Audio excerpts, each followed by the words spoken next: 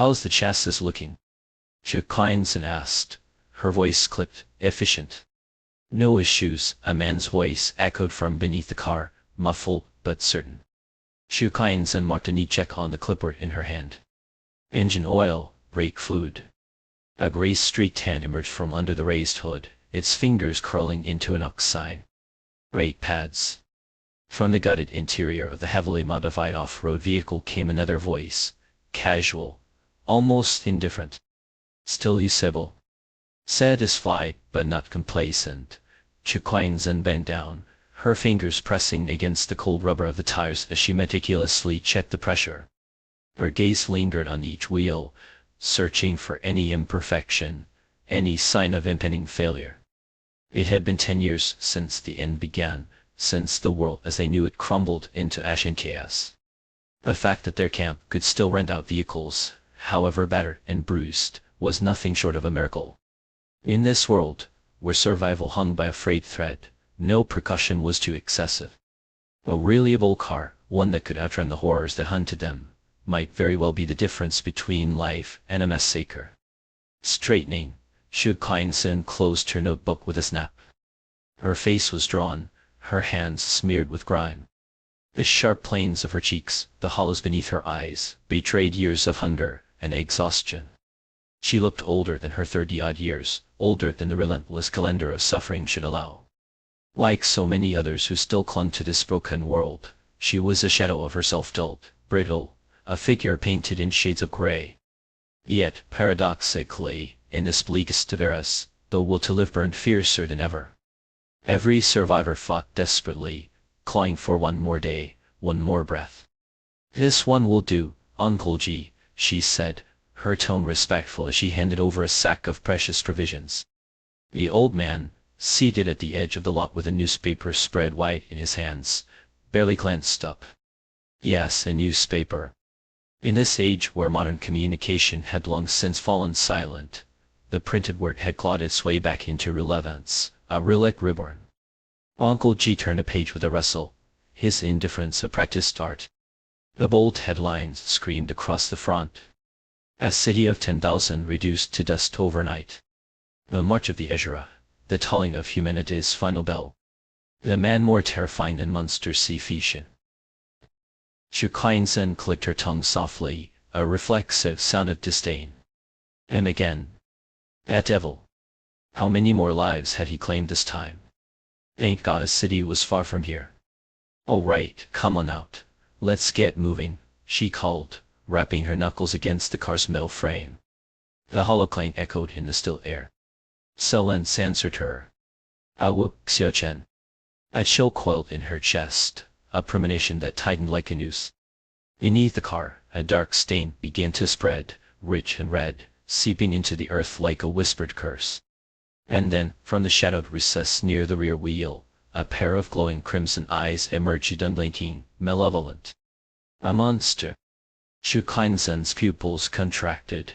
An instinct propelled her backward in a fluid leap, her body tense, coiled like a spring. Her fists clenched, and the air around her seemed to shudder, compressing into twin crescent-shaped blades of wind. A voice, soft and lilting, drifted through the night like a lover's sigh. It was a sound both tender and chilling, as if spoken directly into her ear. Why, it's been so long since I've tasted the flesh of a young woman. In an instant, those blood-red eyes were no longer beneath the car. They were beside her. Every hair on Chu Kleinsen's body stood on end. Terror gripped her, primal and absolute. And done for, she thought, her mind racing even as her body froze. It's too strong. And yet, even now, even after everything, she realized with the pain of desperation she still wanted to live. That was her final thought before the darkness closed in. 10 years since civilization fell, the nights in the camp were usually silent, primitive in their stillness. But tonight, Chu Kleinsen heard something she had in years, a cacophony of sounds, faint yet unmistakable. A car horn blaring in the distance. The rhythmic clatter of fingers on a keyboard. Laughter, light and carefree, from a group of girls. The looping strains of a television theme song. The monotonous repetition of English vocabulary words, recited in a sing-song cadence. The noises wove together, a tapestry of the mundane, and they unsettled her in ways the howls of monsters never could. Her eyes snapped open. She bolted upright, her hand bracing against the edge of the bed. With a deft push, she flipped herself down from the top bunk, landing gracefully on the floor. One hand flat against the ground, her toes poised to spring, she scanned her surroundings, every muscle taut with suspicion. But something was wrong. That simple motion so routine, so ingrained it felt sluggish, weak. Pain flared in her palms and the soles of her feet, a dull ache that shouldn't have been there. Xu Cainsen frowned. She wasn't dead, that much was clear. But she was powerless, and worse, she was somewhere unfamiliar. The room was a dormitory, its layout achingly ordinary. 4 bunk beds lined the walls, their lower halves converted into desks, their upper tiers draped with curtains. And yet, it wasn't entirely unfamiliar. A messy head of hair poked out from behind a cartoonish bed curtain, its owner locking eyes with her. For a moment, they stared at each other, wide-eyed and unblinking. Then, in a voice Xu Cainsen hadn't heard in a decade, the girl muttered, "What the hell, Xu Cainsen? Jumping down like that trying to give me a heart attack." Recognition hit her like a blow. Anxuan. Her old roommate from university. Anxuan had died 10 years ago. Right in front of her. Xu Cainsen turned slowly, her gaze drawn to the window. Beyond the glass, the world was alive. Cars thronged along the streets, their horns punctuating the hum of traffic. Boys on bicycles raced past the campus gates, their laughter trailing behind them. Beneath the willow trees, a couple whispered sweet nothings, their hands entwined. On the desk by the window, a computer screen glowed faintly, its blue light soft but insistent. The screensaver displayed the date in crisp, unassuming digits, March. Xu Cainsen's breath hitched. She was back.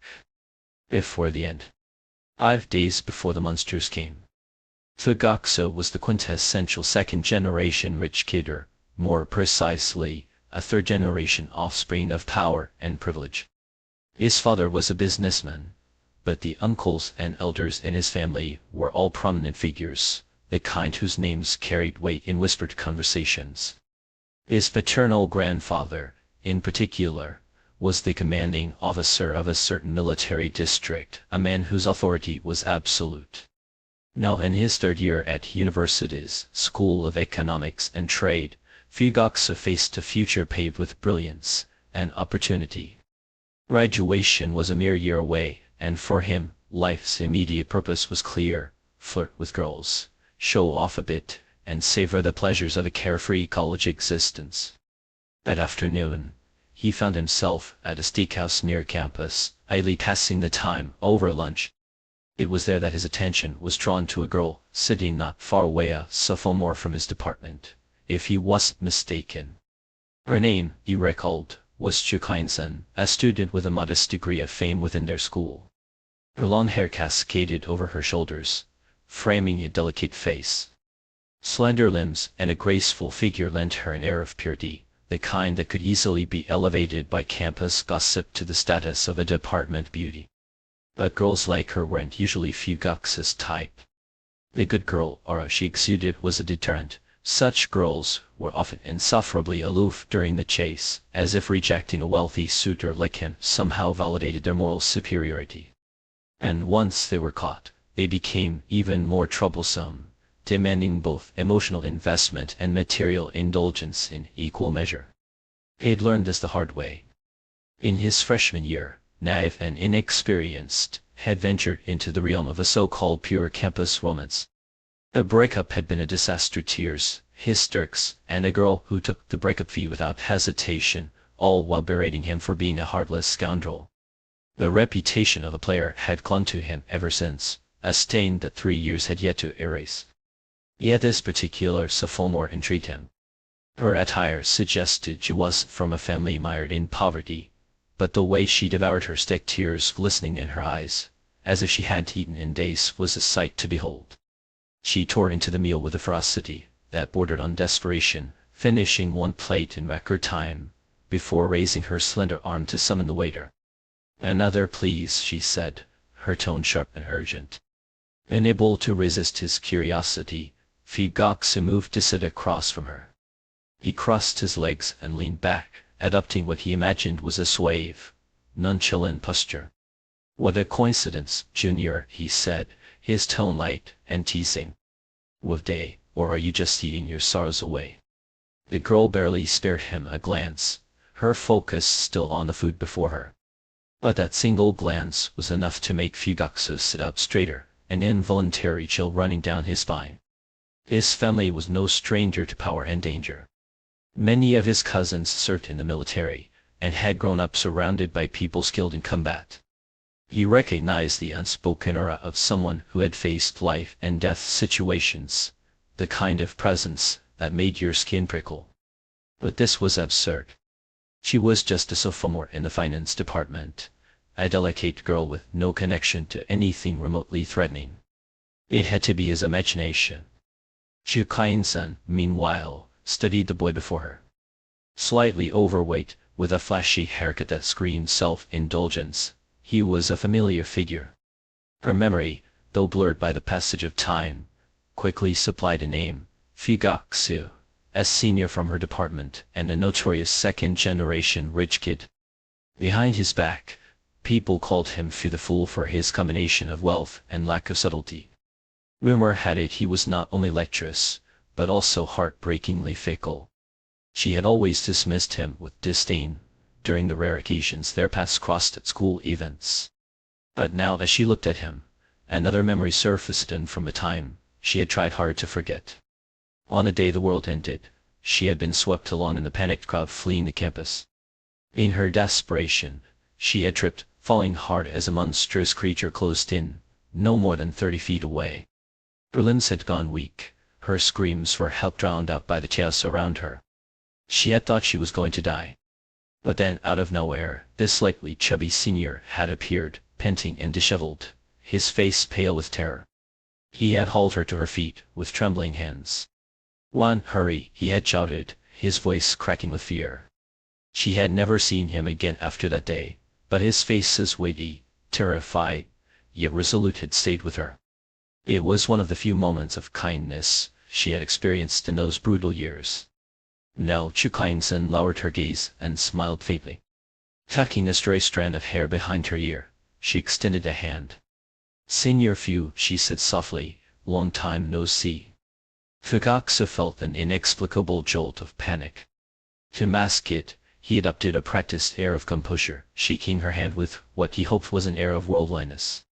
Her hand was small and cool, her grip fleeting, but deliberate, a subtle pressure that sent a shiver down his spine. "What the hell?" he thought to himself. "I've totally misjudged this girl. She's definitely not as innocent as she looks." Across from him, Chukain-san straightened her posture, dabbing at her lips with a napkin before signaling for the waiter to clear her plates. Her brows knit slightly, and her voice, though measured, carried a note of urgency. "I'll get straight to the point," she said. "I need your help. My family's troubling elder is gravely ill, and we're in desperate need of money. Could you lend me some?" Fugaku frowned inwardly, but said nothing. He wasn't as gullible as people thought. Chukain-san reached into her bag and pulled out a red booklet, placing it on the table. "This is the title deed to my family's property, registered in my name. Take a look. I can write you a promissory note and use the house as collateral." Fugaku let out a derisive laugh. "What would I do with your title deed, and not a loan shark? How much do you need?" 10,000, she replied. He hesitated. The amount was just right, large enough to make him pause, but not so much that it was out of reach. It was, after all, within the range of his monthly allowance. The girl's eyes reddened, and she looked at him with an expression so pitiful it tugged at something deep inside him. "And really desperate," she whispered. "Please help me." When Fugaku left the steakhouse, his mind was a whirl of confusion.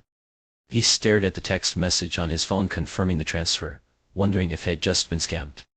Sure, had spent tens of thousands on gifts for girlfriends before bags, watches, the usual. But to lend money to a girl he barely knew. And yet, there was something about her contradiction he couldn't quite unravel. Her innocent face belied a sharpness, a strength that hinted at a life far more complex than her appearance suggested. Intrigued, he decided to wait and see what she would do next. After all, she couldn't just vanish. Shrugging off his unease, he chalked it up to a whim, a small indulgence, and pushed the thought aside.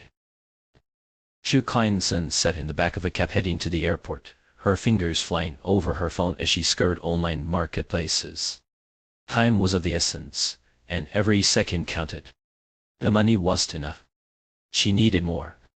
Glancing at her watch, she noted the date March PM. 5 days remained until March.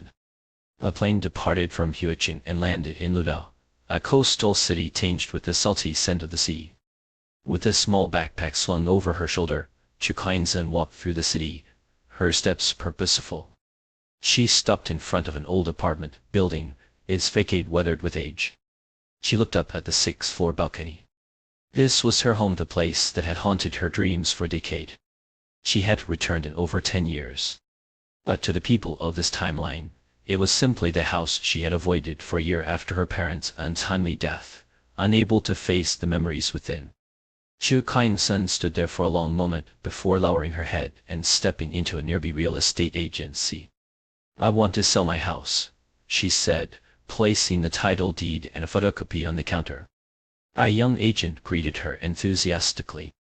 After verifying the authenticity of her documents, his excitement grew. "So, it's a property in this very neighborhood," he said. "Based on recent sales, your 100-square-meter apartment could fetch anywhere between 4 and 4.5 million, depending on the condition of the interior." He deliberately quoted a lower range, hoping to secure an easier deal. "We'll sell it for 3 million, Chu Kleinsen said calmly. The agent blinked, stunned. Sorry, what?" 3 million, she repeated. "But I need 1 million as a deposit. Whoever pays the deposit first gets the deal." The agent stared at her in disbelief. In his years of experience, he had encountered desperate sellers before, but this... "Please wait here," he said, rising to inform his manager. The manager, upon hearing the situation, became instantly alert. "Don't let her leave the store," he instructed. "If she walks up and goes to another agency, we might lose this deal." He quickly made a series of phone calls. "Check the status of her property," the manager told the agent. "If there are no lay-ins or disputes, we'll pull together 1 million right now to secure it. This is a golden opportunity." The real estate market was booming, and the manager knew he could flip the property for its true value within weeks, pocketing a profit of 1 to 2 million in the process. Grinning at the prospect, he set the plan into motion. "Sass, what's gotten into you today, calling your big brother all of a sudden, ha?" So Qingjing's voice, warm and familiar, crackled through the phone, and for a fleeting second, Chu Kleinsen felt her throat tighten, her eyes stinging. She blinked hard, willing the tears away. Returning to her younger body somehow regressed her tear glands as well. She couldn't remember the last time she had truly cried, years at least. The only tears she'd shed in recent memory were calculated ones, conjured up as tools of survival, weaponized in moments of desperation. "Saying Jingji, I need a favor," she said, her voice steadying as she wrestled her emotions back under control. Sure, just say the word, I'm listening." His tone was casual, but she could hear the subtle tension beneath it, like the taut string of a bow. Behind him, the clatter of a wok and the sizzle of oil betrayed his location, the kitchen. A man's voice, her uncle's, filtered through the background noise. "Who's on the phone? Is it Kleinsen? Wife Kleinsen's on the phone." There was a commotion then, the scrape of chair legs against the floor, hurried footsteps. And suddenly, on the other end of the line, silence. She could picture it perfectly, her aunt and uncle huddled around Xinjiang, the three of them pressing close, holding their collective breath, waiting for her to speak. It had been over a year since the accident. A year since her parents' lives had been snuffed out on a rain-slicked highway, leaving her an orphan. At the time, she had been a freshman in college, barely old enough to grasp the weight of the world, let alone the enormity of her loss. Grief had consumed her, twisted her into something unrecognizably creature of bitterness, and suspicion. And she'd lashed out, cruelly and unfairly, at the only people who had truly cared for her, her aunt, her uncle, and her cousin. Her aunt's family was wealthy. They scraped by on the modest earnings from a small aluminum alloy shop tucked into the corner of a residential neighborhood. Her uncle and cousin picked up odd jobs when they could, doing renovations to make ends meet. Her aunt, a housewife, stretched every yuan to keep the household running. After her parents' deaths, they had stepped in without hesitation, arranging the funeral, sorting through the labyrinthine bureaucracy of inheritance. They had done everything for her, expecting nothing in return. And yet, in her grief-stricken paranoia, she'd convinced herself that their kindness was a facade, a ploy to get their hands on the modest inheritance her parents had left behind, a small apartment and a few 100,000 yuan. She had been cold, distant, ungrateful. But they, attributing her behavior to the rawness of her loss, had only doubled down on their care and concern. When the end of the world came, she had been in her dorm room, surrounded by classmates frantically calling their families. She had no one to call. But 2 calls came to her. "Wang Sun, are you safe? Don't be scared, your aunt and I will come get you." "Wang Sun, stay put. Don't move. I'm driving to Yueqing to find you." Her aunt. Our cousin. Those were the last words she ever heard from them. In the chaos that followed, she had clawed her way back to Ludao, only to find their home empty, their fate unknown. It was a loss that had gnawed at her, a wound that never healed. "Wang Sun, are you still there? Where are you?" Shang Jing's voice pulled her back to the present. She tilted her head upward, her gaze fixing on the window of their apartment, where potted plants crowded the sill in a riot of green. "And at school, of course," she said softly. She wanted nothing more than to climb those stairs, to see them, to hold them. But she couldn't. Not yet. She could explain why she had suddenly appeared, why she wasn't in Yueqing, where she was supposed to be. And there was no time to waste. She glanced at her watch. Rush. 8:30 in the morning. 4 days left. Shang Jingji, I have a classmate whose family owns a villa here in Luda. They need some aluminum alloy work done, the security doors, windows. I told them you and uncle could handle it.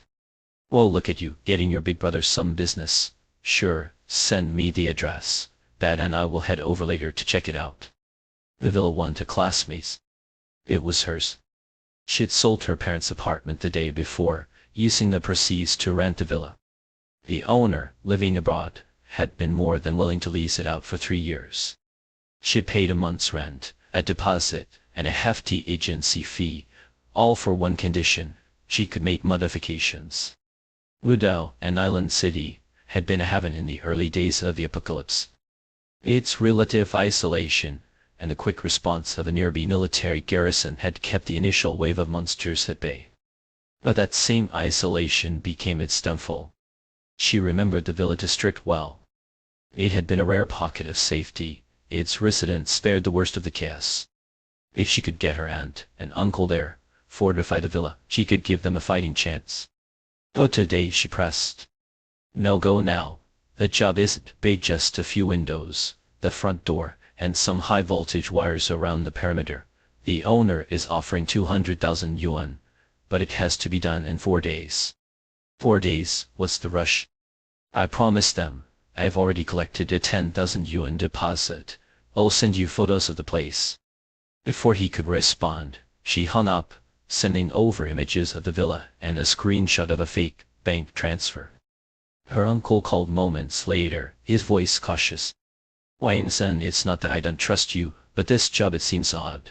The villa's so grand, but they want such plain, sturdy security features, and the money they're paying too much. Are you sure this is safe? She had anticipated his doubts. Uncle, my classmate's family is military, high-ranking. They're just particular about security, nothing to worry about. Her uncle hesitated, then relented. All right, well, get it done.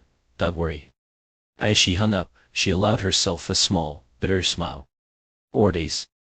4 days to prepare for the end of the world. She watched from the shadows as her uncle and cousin loaded supplies into their truck. Her fingers itched to reach out, to touch them, to reassure herself they were real. But she turned away. There was no time for sentiment.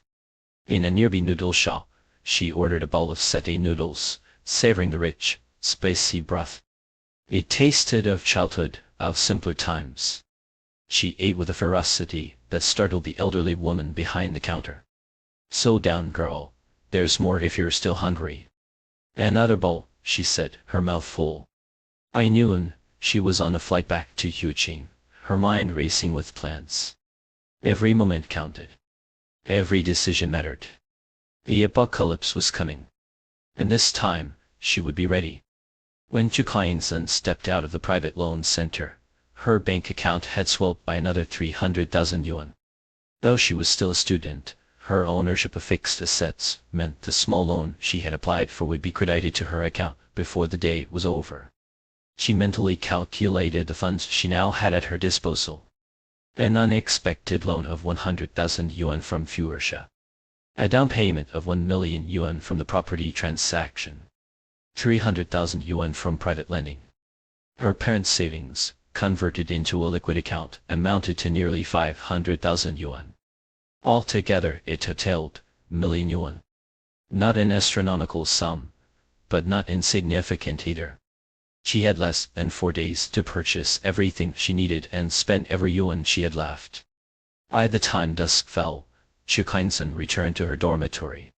The moment she pushed open the door, she was greeted by a taxi of delivery boxes and the shrieks of her roommates. "Son, have you gone mad with shopping? Who was it that saw her last week? She had cut off her own hand if she bought anything else.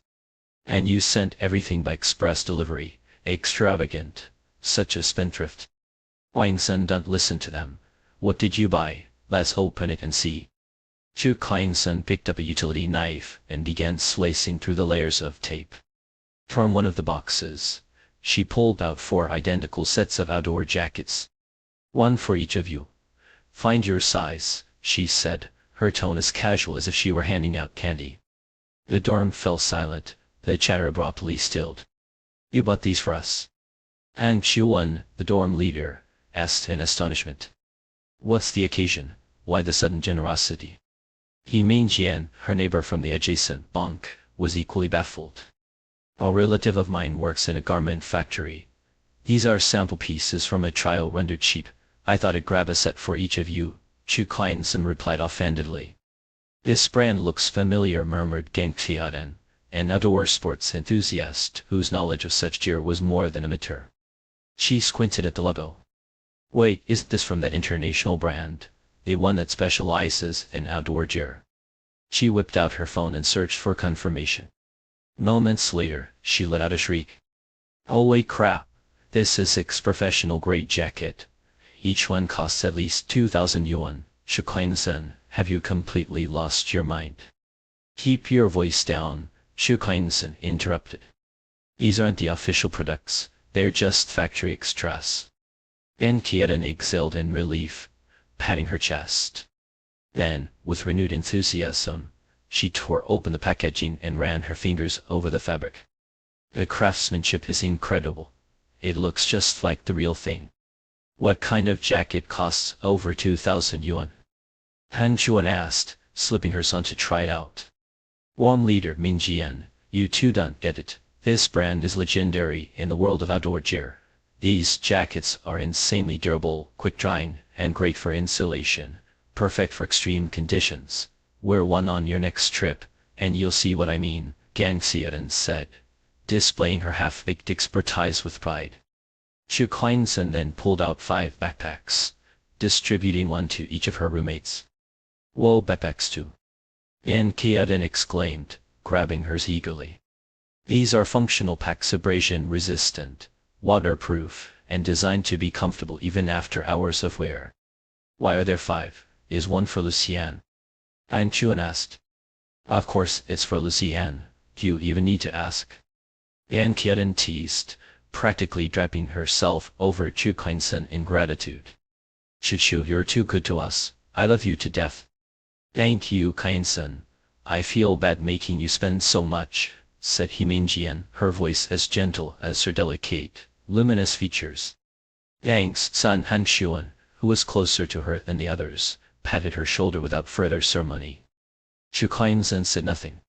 She looked at the three bright, smiling faces around her faces she had once seen lifeless and contorted in grotesque death. This time, she wasn't sure she could save them. But she wanted to do what little she could. The campus in the early morning was fresh and full of vigor. On the track field, clusters of students were out for their morning exercises. A girl jogging along the path drew the attention of several male students. Her skin was pale, her limbs slender, and her ponytail swayed lightly with each step she took. She is stunning. Should we go talk to her? Which department do you think she's from? Don't bother, she's a sophomore in the economics and trade department. Already taken. Their murmured conversation did reach Chu Kuan-Zen's ears. After running about a kilometer, she felt her stamina give out and had to stop. She panted heavily, glancing at her watch. It was on the 3 days left until the end of the world. She headed toward the large supermarket and pharmacy outside the school. When she returned to the dormitory building with a large bag of medicine and food, a man stepped in her path, blocking her way. It took her a moment to recognize him, Lu Jian, the boyfriend she had only recently agreed to start dating. To Chu Kuan-Zen, he was nothing more than a fleeting, unpleasant memory from a decade ago. At this moment, her ex-boyfriend appeared every bit the perfect partner, gentle, considerate, and concerned as he reached out to take the heavy bags from her hands. Kuan-Zen, why haven't you been answering my calls these past 2 days? Your roommates said you went back to your hometown. Did something happen at home? Lu Xian was tall and handsome, his short hair neatly trimmed, his demeanor polished and charming. He looked like the epitome of a devoted boyfriend. But Chu Kuan-Zen knew better. He was nothing but a spineless coward wrapped in a pretty package. When the apocalypse came, Chu Kuan-Zen had been so terrified by the monstrous creatures that she'd lost all composure, reduced to a snuffling, trembling mess. She had instinctively run toward the boyfriend who had sworn to protect her forever. Lu Xian had indeed taken her hand, pulling her along as they fled with the panicked crowd. But when she tripped and fell, reaching out to him in desperation, he had hesitated to let go. He had abandoned her without a second thought, his face twisted with fear as he ran for his life. That moment had taught Chu Kuan-Zen her first lesson in the post-apocalyptic world. If not for few Ursha passing by and pulling her up, she might have perished right there. Chu Kuan-Zen smiled faintly, sidestepping Lu Xian's outstretched hand. Though she had seen far worse examples of human depravity in the later stages of the apocalypse, that did mean she was willing to waste her precious time on someone like him. Sorry, Yan, I don't think we're right for each other, she said. Lu Xian's face twisted. He grabbed her hand. Why? There's no why, Chu Kuan-Zen said, prying his fingers off. Let's part on good terms, Lo, and make this ugly. Lu Xian stood there, his expression dark as he watched her walk away without a second glance. In just a few days, this girl seemed to have transformed into someone entirely unrecognizable. Her demeanor, her presence, was as if she were a different person altogether. Only days ago, he had thought he'd claimed this proud flower for himself. What had caused her to change so drastically in such a short time? Early on the morning of the Xiao Lia, a young employee at the car rental shop, was tasked with assisting a particularly young client. The client was a university student, her driver's license barely a month old. Yet 2 days ago, she had called to reserve a Hummer for 3 days.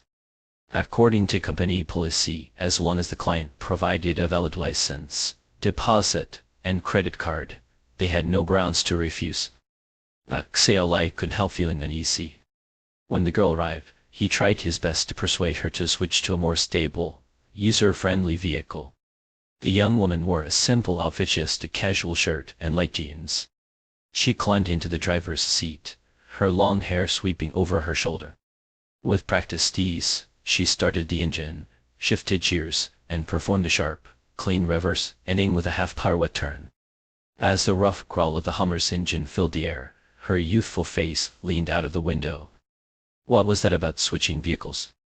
With a roar, the Hummer sped out of the lot, leaving a trail of dust in its wake.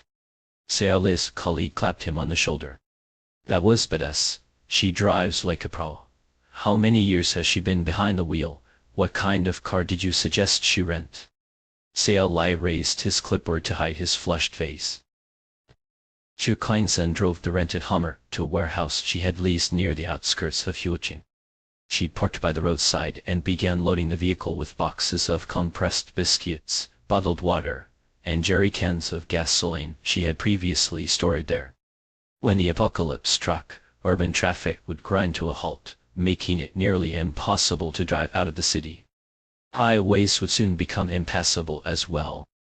Only the national roads, cleared first by the military, would remain marginally navigable.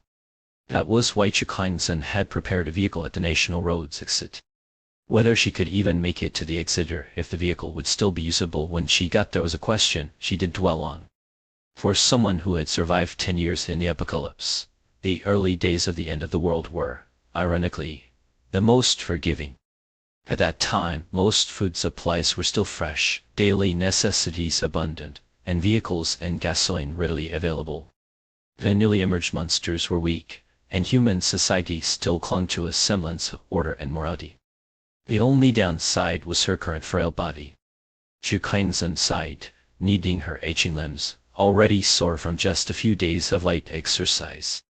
With a body like this, survival would require a fair bit of luck. Her phone rang, pulling her from her thoughts. She answered it, hearing the familiar, slightly paranoid voice of her cousin, Su Qianjing. "Hey, sis," Su Qianjing whispered conspiratorially, crouched in a corner of the villa and shielding the phone's mic with his hand to muffle the high-pitched whine of a power saw. "Is this family loaded or what? They buy everything in person to use, one to toss. What's going on? You won't believe this. This morning, some workers delivered 2 generators, industrial ones like the kind hotels use, one's for installation, and the other's a backup, 20 grand a piece at least. How many blackouts are they planning for?" "The generators arrived. Are they being installed?" "Of course. They sent a whole team of technicians. Paid extra to rush the job too. Man, I just can't wrap my head around the lives of the rich. And that's not all. Since yesterday, delivery trucks have been coming non-stop. Instant noodles, biscuits, blankets, you name it. The stuff's piling up like a mountain. My mom's been busy all day just sending for deliveries." "Cousin," Chu Kleinsen interrupted, her tone suddenly serious. "Once the items arrive, just store them properly and don't talk about it to anyone. My classmate's family is military, there might be some classified matters involved." So Qianjing immediately fell silent. "You're not messing with me, are you? What kind of classified matters? Do you know something I don't? Spill it, sis." "Qianjing, just focus on getting the job done. It doesn't have to look good, but it has to be sturdy, understand?" To Chu Kleinsen, there was so little she could do. In the case of the apocalypse, whether her aunt's family could survive was an open question. Why, classmates' villa has a collection of apocalypse movies and novels. Why not watch a few with aunt and uncle in the evenings? No way. My mom would be scared out of her wits by those monsters. "What's wrong, sis? Why aren't you saying anything?" Fine, we'll watch them. Happy now?" "Cousin." "Yeah. Take care of aunt and uncle. I'll come home soon." At Bem on the there were only 2 days left until the end of the world. By this, the final day before the end of the world. Chu Kleinsen was on the dormitory floor, a yoga mat spread beneath her, her body taut in a plank position. Beads of sweat broke free from her brow and fell, one by one, onto the cold, unyielding tiles. On the desk, her laptop glowed faintly in the dim room, the screen alive with a cascade of download progress bars refreshing incessantly. The files, once downloaded, were being synchronized to 2 newly purchased smartphones with massive storage capacities. When the apocalypse arrived, all satellite communication and fiber optic networks would collapse into silence. Phones would lose their ability to connect, to locate. Yet even in the chaotic aftermath, smartphones would retain their value, a compact, portable repository of information, a personal archive of human knowledge. For when the networks failed, when servers and data centers were obliterated, humanity's collective knowledge would teeter on the brink of extinction. The trivial, ubiquitous information of today would transform into rare, precious relics of a bygone civilization. Chu Kain-sen prioritized downloads of practical knowledge, emergency medicine, chemistry, agriculture, animal husbandry, metallurgy, construction, anything that might prove useful. She meticulously stored them on her phones, ready for immediate reference. The devices were also equipped with detailed maps, essential apps, a car charger, and a power bank. Rising from the yoga mat, she wiped her sweat away with a casual swipe of her hand and picked up her phone. Opening WeChat, she saw an avalanche of messages from Lizian. Without reading a single one, she blocked him. Next came messages from her cousin, Su Xianjiang, punctuated by exaggerated images and photos. Holy hell, little sis, look at this lunatic. They bought 100 boxes of instant noodles, 100. See how neatly I stacked them, all different flavors, color-coded, like a damn art installation. You better demand extra handling fees from the boss for this. Oh, and your classmate, what's their deal? Their house is nothing but doomsday movies. Zombies, demons, watching this crap every night is making me sick, and those books, practical survival manuals for the apocalypse. Never open the door to strangers during the end times. What kind of nonsense is this? Though to be fair, my parents seem to enjoy them. The reinforced doors and windows are almost done. The high voltage wires outside the yard are installed too. Photos attached. Show them to your classmate. Any feedback? Dad says we'll finish up tomorrow. If it's all good, we can get out of here.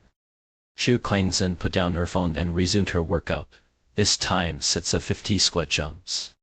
When Han Chuan entered the dormitory, she froze, startled by the sight of Chu Kain-sen mid-exercise.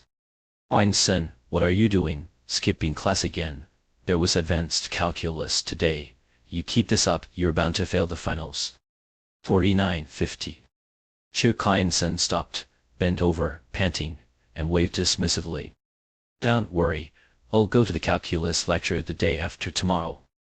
If there was still a lecture to attend, she would go with unbridled enthusiasm. After a quick shower, Chu Kain-sen emerged in fresh clothes, slinging an arm over her best friend's shoulder. Want to hit the spa? My treat. Near university was a modestly priced spa, known for its skilled therapists. It was a favorite among the daughters of affluent families. For Chu Kain-sen and her dorm mates, who came from modest backgrounds, visits were rare indulgences, reserved for promotional discounts. The two of them headed to the spa, where Han Chuan stretched out on a massage bed.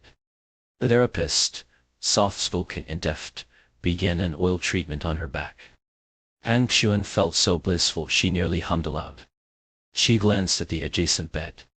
Chu Kain-sen lay there, her long hair wrapped in a pristine white towel, her delicate face resting on the edge of the bed, eyes closed, utterly serene. Yet something about that familiar face seemed different. Kain-sen, Han Chuan asked hesitantly, is something going on with you lately? Chu Kain-sen murmured a questioning mem, without opening her eyes. If something's wrong, tell me. I want to help. Han Chuan's voice was earnest.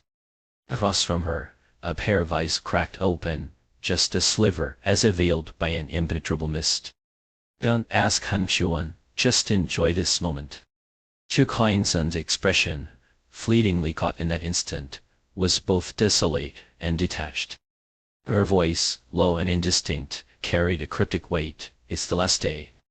Han Chuan shivered, a chill skittering up her spine. Surely she'd imagined it. The ever-gentle Kain-sen couldn't possibly wear such an expression. What's for dinner?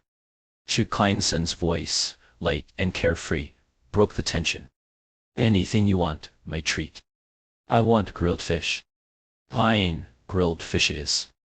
Han Chuan exhaled, relieved. She'd been overthinking. Kain-sen was still the same as always. No matter how much Chu Kain-sen willed time to slow, then arrived, inexorably at noon. The midday sun cast its rays on the campus, illuminating the vibrant green of willow leaves, their brilliance almost defiant. Beneath the dappled shade, students bustled between classes, their chatter filling the air.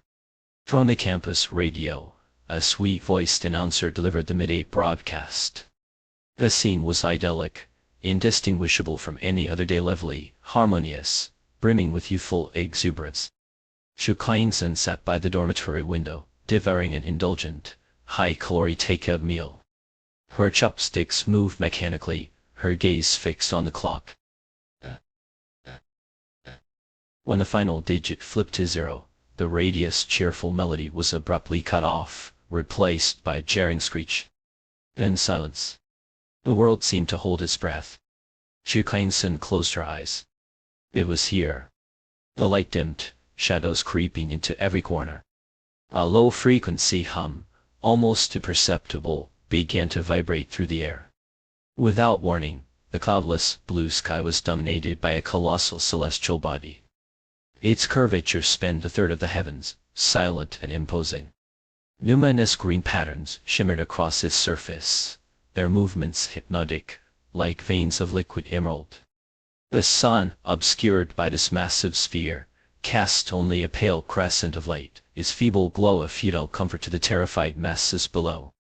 What is that? The moon? Holy shit, no way. Are you stupid? How could this be fake? He come out, don't stay in the dorm, look at the sky. Mom, something's happening at school. Is it the same there? I'm scared. The campus erupted into chaos. Some students were exhilarated, others paralyzed with fear. Screams, frantic conversations, and the incessant ringing of phones filled the air. Chu Kyung-sun stared unblinkingly at the green-hued planet suspended above, her lips pressed into a thin line. Rising to her feet, she extended a trembling hand out the window, palm open. A tiny, jade-like crystal descended from the heavens. Trailing a faint, luminous green streak, it floated gently down, like a seed carried by the wind, and vanished into the earth. And another. And another. Countless emerald crystals rained from the sky, their delicate glow both mesmerizing and foreboding. What are these? They're kind of beautiful. Don't touch them, they might be dangerous, radioactive, or something. Wait, it landed on my shirt and disappeared. Where did it go? The murmurs of uncertainty spread like ripples. In that moment, perhaps, only Chu Kyung-sun understood the significance of what was unfolding. Martian PM. The day of the demon seeds. The massive celestial body, after releasing the crystalline entities later known as demon seeds, vanished as abruptly as it had appeared. Those invaded by the green crystals would, in the hours to come, undergo a transformation. Most would lose their humanity, devolving into monsters driven solely by a ravenous hunger for flesh. But a select few, resisting the corruption, would awaken extraordinary powers to combat the monsters. These individuals revered in later times as saints would become humanity's last hope. Studies conducted in the years that followed revealed that those directly invaded by demon seeds on the first day had the highest survival and awakening rate is nearly 30%. For those infected indirectly, the chances dwindled to almost nothing. A glistening green crystal, its tail a delicate ribbon of light, descended into Chu Kyung-sun's outstretched palm. Her hand trembled, betraying her fear. Only 30%. But she bit her lip, refusing to flinch, her resolve unyielding. She watched as the eerie crystal burrowed into her pale skin, disappearing into her body. Drawing her hand back, she touched her arm, finding no visible trace of the intrusion. The demon seed was inside her now. Within 24 hours, her fate would be decided, monster or saint. No matter what, she was determined to become the latter. She would seize this rebirth, exploiting her foreknowledge to gain strength before others even realized what was happening. The apocalypse had arrived, as promised. But this time, she refused to endure the agony and humiliation of her past life.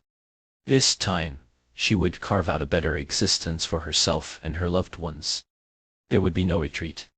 Chu Kyung-sun clenched her fists. Kyung-sun, the world is ending, and you still have the nerve to sit here playing on your computer. An Kyoden and Han Juan burst into the dormitory, each carrying a shopping bag. The latter echoed in the room, as they joked about the apocalypse, though beneath their light-hearted words lay an unspoken thrill, a strange, giddy anticipation that something extraordinary might finally disrupt the monotony of their lives. After all, apart from the enormous moon hovering ominously in the sky and a surreal rain of gemstones, the world had really changed. Not yet. Chu Kleinsen barely looked up. An muted escaped her lips as her fingers flew across the keyboard, downloading files she thought might prove useful later. A phone was wedged between her shoulder and ear, her voice calm and measured as she spoke with her aunt's family. Son, be a good girl and stay put in your dorm. Your aunt and I will come to Huicheng to fetch you right away. Her aunt's voice crackled through the line, the words eerily identical to those from a life Kleinsen had already lived. Aunt, I'll say this one more time, Kleinsen interrupted, her tone steely. Why now immediately, shut all your doors and windows. Draw the curtains, stay inside the house and don't leave, no matter what, and listen to me and open the door for anyone, no matter who it is. Do you understand? I'll come to Huicheng to find you. Son, what nonsense are you talking about? Your cousin Xinjiang is already. Xinjiang, Kleinsen cut him off sharply, don't come here. By the time you arrive, he'll be long gone from school. Stay in that house, protect auntie and uncle. Trust me, he'll make it back to Ludao. As long as you're there, he'll find you. Her voice dropped, heavy with warning. Don't trust anyone. Don't help anyone. And don't let anyone discover your food stores. Wait for me to come home. Son, what are you saying? You're scaring me. She interrupted again, her voice quieter now, but no less resolute. Remember this, in the apocalypse, the most terrifying thing is the monsters, is the human heart. The line dissolved into static, then silence. Kleinsen held the phone to her ear for a moment longer before placing it down with a quiet sigh. Anchuan dropped her shopping bags onto the table. Kleinsen, how are you so calm? Everyone's talking about the end of the world, and you have no idea how insane the supermarket was. Tiaden and I barely managed to grab this stuff. If you go now, I bet there's nothing left to buy. She rummaged through one of the bags, pulling out a pack of instant noodles. Tearing it open, she handed 2 packets to Kleinsen. Here, take these. I nearly got into a fist fight with some anti to get this. And Tiaden grinned, producing a few apples from her bag. And even better, he managed to snag some apples, 2 each. Kleinsen accepted an apple, wiped it on her sleeve, and took a crisp bite. Hey, that's for emergencies when there's no food left. Why are you eating it now? Eat it, Kleinsen said between bites, her tone nonchalant. They're too heavy to carry anyway. She pulled back the curtain around her bed and lifted 4 large bags onto the floor. Everything's the same, 1 bag per person. Pack it up and keep it on you. Don't bring useless junk, you'll just waste your strength carrying it later. Hangshuan and Xiaodan exchanged curious glances before opening the bags Kleinsen handed them. Oh, there's medicine in here, and compressed biscuits. Kleinsen, when did you buy all this? This knife is so sharp you don't even dare touch it. And a blanket too. Kleinsen, you're incredible. While they marveled over the contents, Kleinsen finished her apple in a few quick bites. Without a word, she methodically donned a waterproof jacket, laced up a pair of military boots, and pulled on black gloves. Her long, silky hair was gathered into a ponytail, but she did leave it at that. Picking up a pair of scissors, she snipped off the ends in one decisive motion, leaving a short, stubby tail at the nape of her neck. When Minjian entered the room, Kleinsen was perched on the edge of her bed, tying her bootlaces with practiced efficiency. Kleinsen, why did you cut your hair? Minjian reached out to touch the short ponytail, now resembling a rabbit's tail. You should go to a salon to get it evened out. Did you manage to buy anything? And Tiaden asked her. No, the crowd was insane. I couldn't even get inside, Minjian said, her cheeks flushing slightly as she smoothed a strand of hair behind her ear. Anchuan waved her off. Well, I'll share with you. Kleinsen prepared a bag for everyone. Take it. Oh, no need. Thank you though. Tai Xiaoban said he has plenty of supplies at his place. I'll just pack some clothes and head over there. Mei Yan's face reddened further as she mentioned her boyfriend, a senior with a wealthy family, who rented an off-campus apartment. She stuffed a few items of clothing into a pink embroidered handbag and was about to leave when Kind-sun grabbed her wrist. "Stay in the dorm, Ming-jian. But Xiaoban's waiting for me downstairs," Ming-jian said hesitantly, gently prying Kind-sun's hand away. Wang Sun studied her for a moment before releasing her grip. "Fine, but take this with you." She handed Ming-jian a backpack identical to the others, already packed with supplies. Ming-jian hesitated, then accepted it. "Thank you, Kind-sun. This guy looks so strange and really scared. I'll stay at Xiaoban's for a few days. If nothing happens, he'll come back." "Take care, Ming-jian," Kind-sun said, her voice steady, her hand resting briefly on Ming-jian's shoulder. "When it comes down to it, remember to rely on yourself, and count on anyone else." Though the words were sincere, they struck a nerve. Ming-jian, already feeling self-conscious about leaving to stay with her boyfriend, interpreted Kind-sun's advice as a veiled jab at her dependency. Her lips tightened as she picked up her bag and left. Outside the dormitory, Xiaoban waited for her, tall, handsome, and impeccably dressed. He stepped forward to take her bag with a smile, his presence instantly soothing her nerves.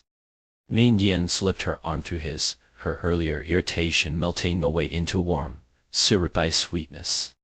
Whatever happened, she thought Xiaoban would protect her. There was nothing to fear. "Are you hungry, Yin?" Xiaoban asked, his voice gentle. "Let's grab something to eat. What are you in the mood for?" "I'll eat whatever you want," Ming-jian replied, her tone demure. "How about Japanese food? In craving sashimi for some reason," Xiaoban said, licking his lips absent-mindedly. Strange. Why was he so hungry? His stomach churned, a gnawing emptiness clawing at him. He glanced at Ming-jian, her cheeks flushed from the cold, and felt an inexplicable, primal urge stir within him, a craving sharp and visceral, like the scent of fresh blood. Beneath the sprawling canopy of a willow tree on campus, a tall boy stood alone. His white shirt clung to him, damp with sweat, and his dark trousers were streaked with dirt. One hand braced against the tree trunk as he panted, his disheveled hair plastered to his forehead. "Isn't that Senior Juan?" whispered one of the two girls watching him from a distance. "Yeah, has the heartthrob from the civil engineering department. So handsome," the other replied. "Do you think he's okay? He looks unwell. Should we go check on him?" After a moment of hesitation, they approached him cautiously. "Senior, are you feeling all right?" one of them asked, her voice soft with concern. "Do you want us to take you to the infirmary?" Slowly the boy raised his head. His face, usually so composed and striking, was blank, his eyes glassy and unfocused. He stared at them, unblinking. Senior, are you okay?" One of the girls waved a hand in front of his face, her manicured nails glinting in the sunlight. What happened next was beyond comprehension. His handsome face began to swell grotesquely, his features distorting as though his skin were a balloon being inflated from within. Cracks appeared down the middle of his face, splitting it open like the peel of an overripe orange. From the fissures emerged fleshy tendrils, writhing and reaching toward the girls. A blood-curdling scream tore through the campus. "What's happening?" Han Xuan stammered, her teeth chattering as she clung to the windowsill. I don't know," Gang Xiaodan whispered, her legs trembling so violently that she slid to the floor. "It has to be a dream. This must be a nightmare." But Kind-sun stood motionless by the window, her gaze fixed on the chaos below. Her voice was low, almost inaudible, but it carried a weight that silenced the room. "It's not a dream. This is our new reality." Han Kuan and Gang Xiaodan, mimicking Kind-sun's meticulous habits, lay fully dressed on their beds, their boots still laced, their jackets zipped up to their chins. Yesterday had been a day of unrelenting fear. The night brought no reprieve. Their nerves frayed further as sporadic screams pierced the darkness of the campus, sharp and jagged as broken glass. They cowered in their dormitory, sleep eluding them until the faintest blush of dawn, when exhaustion finally dragged them into a fitful doze. But their fragile rest was shattered by a deep, resonant rumble outside their window, a sound that seemed to shake the very foundation of the world. Han Xuan bolted upright, her voice trembling. What's happening? Across the room, Kan Xiaodan stared back at her, wide-eyed and pale, her fear a mirror of Han Xuan's own. Neither had an answer, only the shared terror of the unknown. Chu Kuan-Zen, in stark contrast, had already risen. She had slept as she always died in her clothes, boots on, ready for action. Now, she stood at the window, the faint morning light casting her shadow long and sharp against the wall. Pulling the curtain aside, she peered out, her expression unreadable. After a moment, she spoke, her voice calm, deliberate. The militaries mobilized. Eat something, grab your bags, well, follow them out. Across the street from the gates of university, a steep incline led up to a restricted military zone. For years, a weathered sign at the entrance had warned, military area no trespassing. Beyond that slope lay the base of the airborne corps. When the apocalypse descended, the military had been the first to respond, rallying humanity's initial defense against the demonic onslaught. In those early days, the creatures, though grotesque in form, were sluggish and clumsy, their attacks easily repelled by human weaponry. But as the infection spread and the monsters evolved, growing stronger and more cunning, the tide quickly turned. Humanity's armies, once a bulwark of hope, found themselves overrun, their defenses crumbling under the relentless assault. Now, the streets trembled beneath the thunderous advance of tanks and armored vehicles from the airborne corps ground forces. Overhead, the roar of fighter jets sliced through the air like a blade, their shadows flitting across the desolate cityscape. A convoy of transport trucks followed closely behind, their beds packed with soldiers, weapons gleaming in the faint light. Lead stains marred the sides of several vehicles, stark against the dull green of military paint. Yet the soldiers' faces remained stoic, their eyes forward, their resolve unbroken. The city, draped in the eerie stillness of dawn, seemed to stir at the sound of the convoy's approach. Doors creaked open, curtains twitched, and frightened faces emerged from hiding. People, clutching hastily packed bags, began to trickle into the streets. Some walked, others drove, all trailing behind the slow-moving military procession. The trickle grew into a stream, and into a river of humanity, a desperate exodus seeking safety in the shadow of the soldiers. "General, civilians are following us," came a report over the radio to the leading officer. The Major General, a man in his prime, made his decision without hesitation. "Let them follow. We haven't received orders to assist, but we can't abandon them. Allow them to come along. Pay particular attention to the students from the university to protect them as much as possible." His voice hardened. "But if anyone shows signs of demonic infection, eliminate them on sight, no exceptions." In the dim confines of the dormitory bathroom, Chu Kuan-Zen splashed cold water on her face. She straightened, her hands braced against the sink, droplets of water clinging to her skin. The face staring back at her from the mirror was youthful, unmarked by hardship, its innocence almost mocking. But her eyes betrayed her depth, a weight, a soul that had weathered 10 years of torment. In those eyes, the past and the present blurred, the person she had been and the person she had become overlapping like a double exposure. She dried her face, pulled on her gloves, and stepped back into the room. "Are you ready?" she asked, her tone brisk. "We're leaving." Han Xuan and Kan Xiaodan hurriedly finished their food, their movements clumsy with haste. It was the first warm meal they had since the previous day, a simple bowl of noodle soup, consumed more out of necessity than appetite, urged on by Chu Kuan-Zen's insistence. Standing on the windowsill, Chu Kuan-Zen secured a rappelling rope to the frame, testing the anchor with a firm tug. She tossed one backpack to the ground below, the other strapped tightly to her back. The extra pack was meant for someone she hoped to meet along the way, a small repayment of an old debt, assuming events unfolded as they had in her previous life. "Kuan-Zen, when did you buy this rope?" Han Xuan asked, her voice tinged with disbelief. "We're climbing out the window." Kan Xiaodan added, her tone rising in panic. Their dormitory was on the third floor. Chu Kleinsen gestured toward the door, blocked by a desk. Beneath the door, a dark, viscous stain had seeped through, its edges crusting as it dried. The sight of it was enough to silence any further objections. "Unless you prefer to use the door," she said flatly. Both women paled, shaking their heads in unison.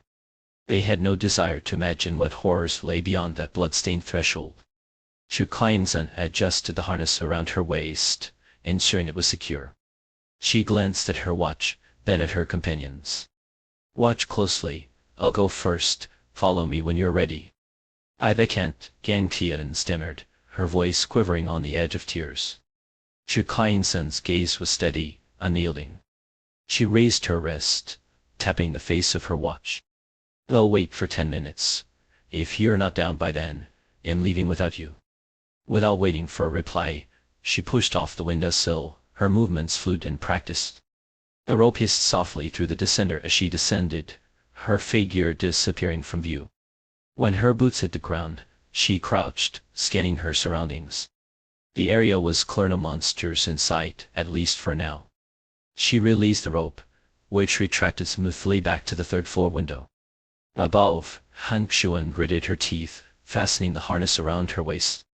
"Xiaodan," she said, her voice trembling, but resolute, "Kleinsen's right, no one's coming to save us. We have to save ourselves." With that, she stepped onto the windowsill, her tears streaming freely as she began her descent. As she passed the second-floor windows, she caught a glimpse inside. The door to one of the dorm rooms was ajar, the floor littered with debris. In the center of the room lay a corpse, a young woman sprawled in a pool of dried blood, her lifeless eyes staring unblinkingly at the ceiling. Han Xuan recognized here a familiar face from the stairwell, someone she had passed countless times without a second thought. She turned away, her tears falling harder. When her feet finally touched the ground, a sudden noise from a nearby window made her jump. From behind the bars of a first-floor security grille, a blood-red hand reached out, clawing at the air. The creature behind the bars was skinless, its exposed muscles glistening obscenely. It gnashed its teeth, its hollow eyes fixated on her. Han Xuan's scream caught in her throat as a gloved hand clamped over her mouth. "Don't be afraid," Chu Kleinsen whispered, steady and calm. "They can't get out." Above, Gang Tian hesitated, her legs trembling as she stood on the windowsill. The height, the monsters, the enormity of the situation, it was too much. Tears streamed down her face as she clung to the rope, paralyzed by fear. Chu Kleinsen looked up, tapping her watch again. She mouthed the words clearly, "We're leaving without you." Gang Tian sobbed silently, her shoulders shaking. Finally, with a deep, shuddering breath, she closed her eyes and leapt. The descender slowed her fall, lowering her gently to the ground, where Han Xuan caught her in an embrace. "Let's move," Chu Kleinsen said, her voice cutting through the moment. She drew her cleaver-like bone-cutting knife, its edge gleaming, and crouched low as she led them toward the campus gates. In the distance, gunfire erupted, accompanied by the thunderous roar of artillery. The military's assault had drawn many of the monsters away, leaving the campus eerily quiet. Other students, emboldened by the relative calm, began to emerge from their dormitories, darting toward the gates in ones and twos. Their numbers grew, coalescing into a makeshift group of survivors. But the fragile order did last. A scream rang out from the rear of the group, sharp and panicked. Several grotesque creatures, drawn by the commotion, shambled out of the shadows, their malformed bodies lurching toward the fleeing students. Chaos erupted. The group surged forward, a tide of bodies, desperate to escape. At the back, a heavy-set girl tripped and fell, sprawling onto the ground. One of the monsters was nearly upon her, its gory, skeletal frame closing the distance with horrifying speed. "Help, please help me," she shrieked, her voice raw with terror. From the crowd, a young man broke away, his face pale but determined. It was Fugaku, his chest heaving as he ran to her side. "Get up," he shouted, grabbing her arm.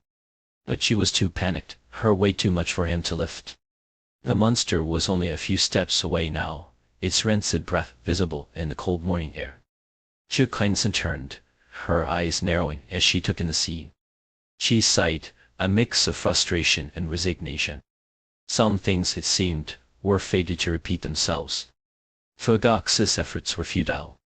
The girl, in her desperation, pulled him down with her, using him as leverage to scramble to her feet.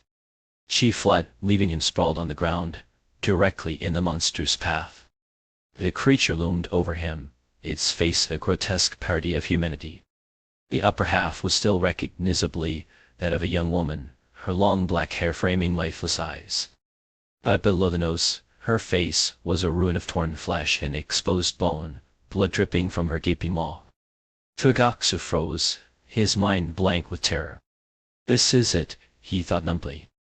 And done for.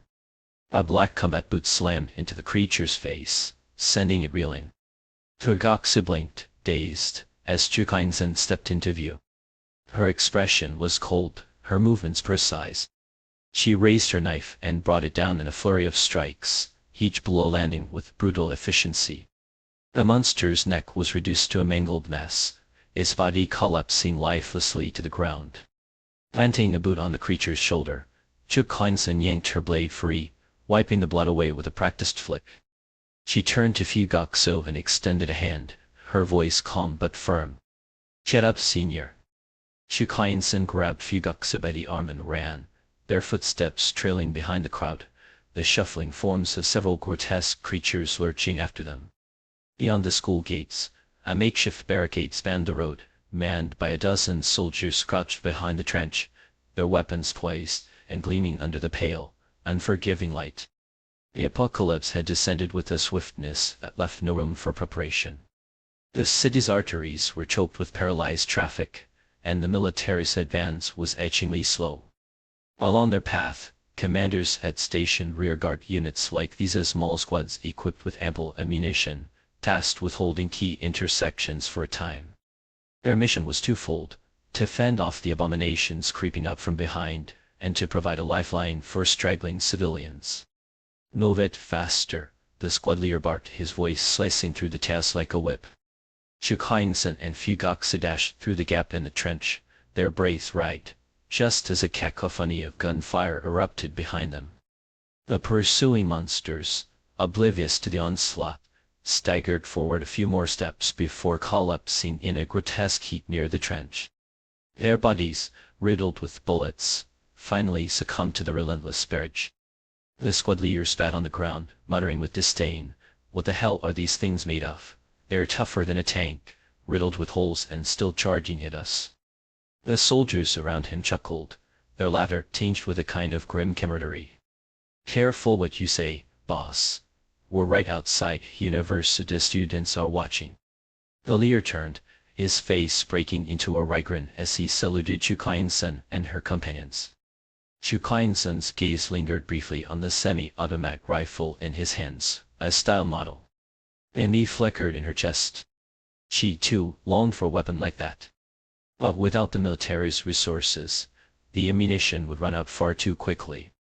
A gun without bullets was nothing but dead weight, a burden she could ill afford. She let the thought go, her pragmatism overriding her desire. Not far from the trench, Han Chuan and Gan Tiaden waited anxiously. When they saw the soldiers dispatch the monsters with ease, their tension dissolved into visible relief. They hurried toward Chu Kleinsen. Taking the backpack Han Chuan handed her, Chu Kleinsen passed it to Fugaku, whose hands were conspicuously empty. "For me." Fugaku blinked, still dazed. He stared at the identical backpacks slung over the three women's shoulders and realized this extra one had been prepared specifically for him. Most of the male students at the university had thought to stockpile supplies. Fugaku, generous to a fault, had shared what little he had: 2 packs of instant noodles and a box of snacks among his dorm mates, leaving himself with nothing. Even the lone bottle of water had carried out in a panic had been lost along the way. Wealth had always insulated him, his friends more eager to take than to give. Yet now, in this moment of crisis, it was a junior had once helped on a whim who extended an unexpected lifeline. The realization left him deeply moved. "There's food, water, some basic medicine, a knife, and a blanket in there, Shu Kainzen said, her tone matter-of-fact. At this point, money won't buy you any of these things. Consider this repayment for the 100,000 you lent me. We're even now. She tossed the bag into his arms. Fugakusa fumbled to catch it, his face a mix of embarrassment and gratitude. Forget about the money, it's nothing. I owe you my life. No, you don't, she thought silently. We're even.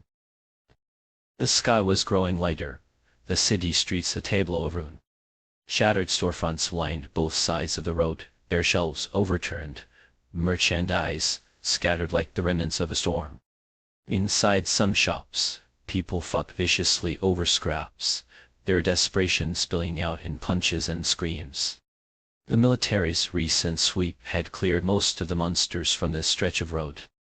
A few stragglers emerged from the shadows now and then, only to be cut down by groups of men wielding makeshift weapons with grim determination. For now at least the chaos seemed manageable. Shu Kainzen and her companions walked in silence, their backpacks heavy against their shoulders, their steps careful as they skirted the lifeless bodies strewn across the pavement. When Kainzen, Han Chuan's trembling voice broke the quiet. She tugged at Shu Kainzen's sleeve, her finger pointing ahead. At the mouth of an alley, a man crouched in shadow, his back to them. He was dressed in fashionable clothes, but the sound he made at the wet, visceral crunch of teeth tearing into flesh was anything but human. On the ground before him lay a woman's body, her figure obscured by the alley's gloom. Only her legs, long and elegant, extended into the sunlight. By her feet, a pink leather purse embroidered with delicate flowers, sat in a pool of blood, eerily still. It was Sima Jian's bag. Is that her? Oh no. Han Xuan clamped a hand over her mouth, her sobs muffled but uncontrollable. Shu Kainzen was silent for a moment, her expression unreadable. Then she spoke, her voice low and firm. Let's go. She pushed Han Xuan and Gang Tian forward. Walk past it, don't stop. As they crossed to the other side of the street, Shu Kainzen's grip tightened on the bone knife in her hand. Beside her, Fugakusa clenched the fire axe had picked up along the way. Their eyes never left the figure in the alley, their bodies tense with the knowledge that whatever turned to face them would no longer be the Xiaoban they once knew. Han Chuan and Gang Tian stifled their cries, tears streaming down their faces as they passed the corpse of their roommate. They did pause, didn't falter. They kept walking, each step carrying them further into the grim reality of their new world. Hours later, they arrived at a gathering point. A temporary barricade had been erected nearby, manned by a small platoon of soldiers who barred further passage. The thunder of gunfire and explosions was deafening here evidence that the main military force was locked in combat with the monsters not far away. The four of them slipped into the crowd, finding a quiet corner to rest. Many of those gathered were students from university, their faces familiar. Wang-san, should we go over there? I think I see some classmates from our department, Gang Xiaodan suggested hesitantly. Shu Kainzen shook her head. No, I'm staying here. If things unfolded as they had in her previous life, it wouldn't be long before the first wonder appeared here. The wonder was a first-tier monster, its speed unmatched. When the apocalypse began, most infected humans and animals transformed into low-level monsters, grotesque but relatively weak. Killing them yielded no rewards. But once the massive celestial object hanging in the sky vanished, the monsters would begin to evolve rapidly. Inside their bodies, crystalline cores would form prized above all else. These crystals varied in size and color, corresponding to the monster's tier. For humanity's emerging elite at the saints, these crystals were both a blessing and a curse, an addictive lure that promised power, but carried the risk of corruption. Consuming a crystal could enhance a saint's abilities, sometimes even enabling them to break through their limits and ascend to a higher tier. But overindulgence, or consuming crystals beyond one's level, often led to madness and transformation into a fallen beings of immense strength and cunning, far more dangerous than ordinary monsters. Despite the risks, few could resist the temptation. Crystals became the new currency of this shattered world, with high tier ones sparking violent conflicts among factions. In her past life, when the Wanderer appeared, Chu Kuan-Sen had fled with the crowd, too terrified to even glimpse the creature. This time, she waited at the gathering point's edge, her resolve unshakable. She would claim that crystal. In the apocalypse's early days, first-tier monsters were rare. But Chu Kuan-Sen's memories of her previous life gave her an edge as she knew where they had appeared. This knowledge was her only advantage, and she intended to use it to grow stronger, to rise to the top among the saints. In a world ruled by chaos, strength was the only guarantee of safety, the only path to true freedom and dignity. Fugaku, parched and famished after their long trek, rummaged through the backpack Chu Kuan-Sen had given him. He pulled out a bottle of water and a pack of compressed biscuits, gulping down the water in relief. Back at university, his wealth and generosity had made him a target for freeloaders. He had minded at first, but over time, their opportunism began to grate on him. They'd even given him a nickname behind his back, Foolish Few. It resolved to cut ties with them after graduation, retreating to his own circle where he wouldn't have to deal with their pettiness. But now he found himself oddly grateful. Foolish Few, he thought with a wry smile. Let them laugh. How many of them are sitting here now with food and water, thanks to a kind-hearted junior? Feeling magnanimous, he offered some biscuits to Chu Kuan-Sen and the others. Chu Kuan-Sen waved him off. She had her own supplies. Not everyone fleeing the apocalypse had been as prepared as they were. Around the square, many sat empty-handed, their eyes hollow with hunger. Some glanced enviously at the four of them, but no one dared to approach. The world had only begun to crumble. Social norms still held, if tenuously. So this is why you dumped me, a mocking voice interrupted. Chu Kuan-Sen looked up to see Lucian, her ex-boyfriend. His disheveled appearance bore no trace of the polished, scholarly charm he once exuded. Mud streaked his clothes, his hair hung in greasy tangles, and his pants were torn at the knee. He sneered down at her, his tone dripping with disdain. Trading up, are we? And for him, of all people, Fat Fu, in a crisis like this, do you really think he can carry you anywhere? Money's useless now. The Chu Kuan-Sen he remembered timid, soft-spoken would have flushed with embarrassment at such an accusation. But this woman only smiled faintly, a smile that didn't reach her eyes. It was the kind of smile a predator might give its prey, a lion humoring a rabbit before the kill. She stopped Fugaku, who had leapt to his feet in anger, with a calm hand. Then, with a subtle twist of her blood-stained knife, she silenced Lucian. A chill ran down his spine, his bravado evaporating. He opened his mouth to retort, but found no words. His hunger gnawed at him, though, and desperation finally overrode his pride. We were together once. Can't you spare me a little food? Chu Kuan-Sen laughed, a sharp, bitter sound that cut through the air. How blind had she been to ever fall for a man like this? Her smile vanished, replaced by cold, unyielding stare. Leave, she said, her voice devoid of emotion. And he did. Lucian, incensed by the scornful get lost hurled at him by his ex-girlfriend, felt his anger flare like a match struck in a darkened room. Hunger gnawed at him, sharpening his irritation until it became a blade. He cast aside his usual pretense of civility, lunging toward Chu Kuan-Sen with a hand outstretched, intent on snatching the food and water she held.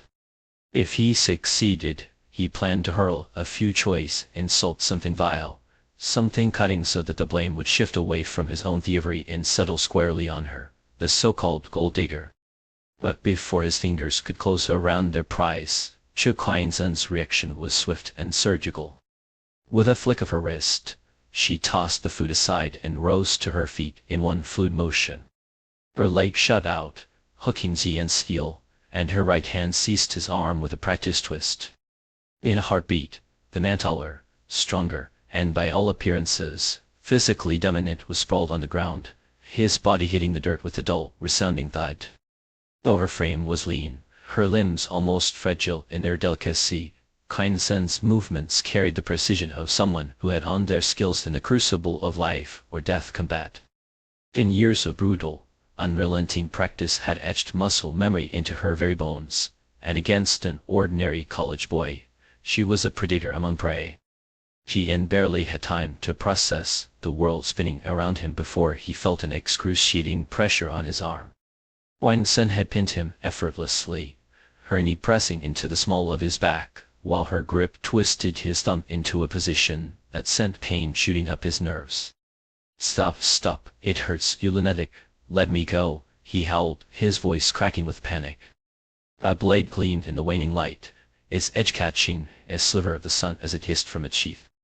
The knife danced through the air, its movements as fluid and deliberate as a calligrapher's brushstroke, before plunging into the dirt mere inches from Xian's face. The cold, metallic whisper of steel against flesh was a promise, one that sent tears streaming down his cheeks. Wang Sun regarded the sniveling man beneath her with a detached calm, as though she were appraising a particularly pitiful insect. After a moment, she withdrew her knife, stood, and delivered her verdict with a voice as crisp and unyielding as breaking ice. "Get lost, and make me repeat myself." This time, Jihan obeyed, stumbling away with a clumsy urgency that bordered on the absurd.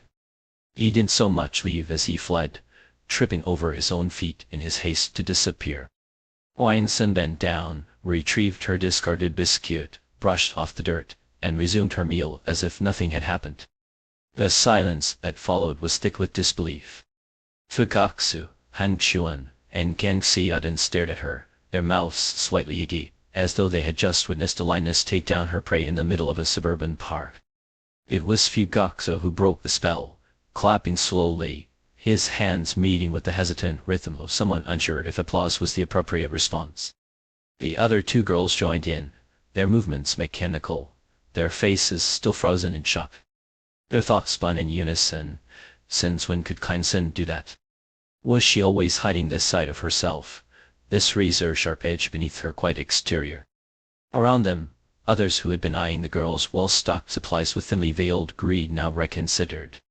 The casual display of violence had a chilling effect, like frost creeping across a window pane, and whatever schemes had been forming in their minds dissolved into the other. Even the soldiers stationed nearby had taken notice. One of them, a rifle slung across his shoulder, nudged his companion and gestured toward the scene. "Len, look over there. That's no ordinary student." The officer, a man named Len, narrowed his eyes, his gaze sharp as a hawk's. "Not just extraordinary," he murmured. "That kind of skill that's forged in real combat. That girl must have some serious connections." Their conversation was cut short by a sudden commotion among the crowd.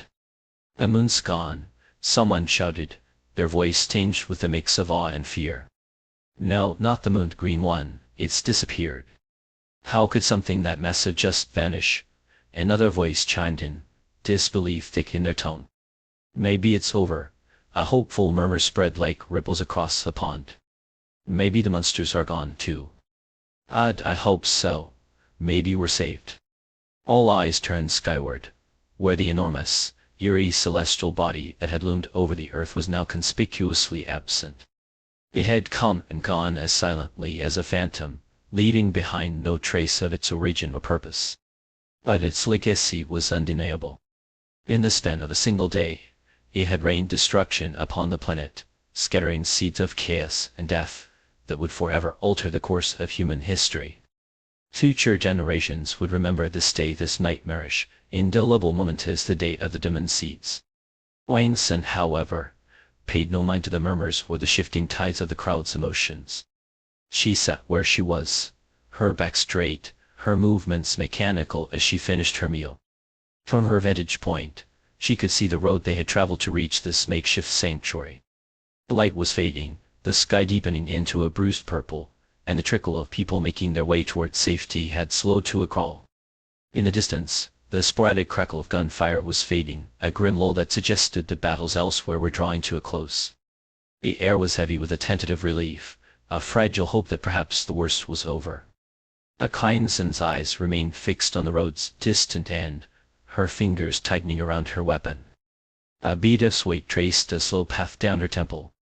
The street before her was eerily still, save for the occasional gust of wind that sent plastic bags skittering like restless ghosts between the abandoned buildings. "Len, something's off," one of the soldiers muttered, his voice low. Sergeant Xu and his squad should have been back by now. There's been no word, no sign of them. Len's expression darkened. "You were right, stay alert. Double the perimeter watch." His tone was clipped, his words a command rather than a suggestion. Qiu Saifeng was one of his best, a soldier with a sharp mind, and an even sharper aim. Len had stationed him near the university gates precisely because he trusted him to handle the task of shepherding the students to safety. And yet, the agreed-upon time for their return had come and gone, and still, there was no sign of him. A knot of unease tightened in Len's chest, a premonition that whispered of loss. The sound of gunfire shattered the stillness. It was sharp, staccato, and far too close. "They're here, prepare to cover them," Len barked, his voice cutting through the gathering tension like a blade. The soldiers sprang into action, weapons raised, eyes scanning the horizon. A small contingent moved toward the crowd, ready to shepherd the civilians to safety if the situation escalated. "Retreat, fall back." The voice was raw, frayed with desperation. It belonged to Xu Saifeng, though he was barely recognizable. His face was a mask of blood and dirt, his uniform torn, and his movements frantic as he fired wildly over his shoulder. A shadow flitted between the buildings, too fast to track, and the soldiers trailing Xu fell one by one, their bodies crumpling to the ground without so much as a scream. Xu's voice broke as he emptied his magazine into the void, his eyes wild with a terror that seemed to consume him. "Cover him, fire at will." Len's voice cracked as he gave the order, his composure slipping under the weight of the unfolding chaos. But the soldiers hesitated, their rifles poised, but unmoving. The enemy was a phantom, a blur that defied their attempts to pin it down. "Stop shooting, Saifeng, get back here," Len shouted, his voice tinged with both authority and desperation. He motioned for two men to retrieve the sergeant, but before they could move, Xu's weapon fell silent. He turned, his eyes meeting Len's across the short distance that separated them. Blood bubbled from his lips as he tried to speak, but the words never came. His body collapsed, lifeless, mere meters from the safety of the crowd. The plaza erupted into chaos. "What's happening? What's going on? Monsters, where are they? There, look." The crowd's collective gasp was like a thunderclap as the creature revealed itself. It clung to the glass facade of a nearby office building, its skin a sickly, mottled green-gray that seemed to absorb the fading light. Its form was humanoid, but grotesque, its limbs bent at unnatural angles like the legs of a spider.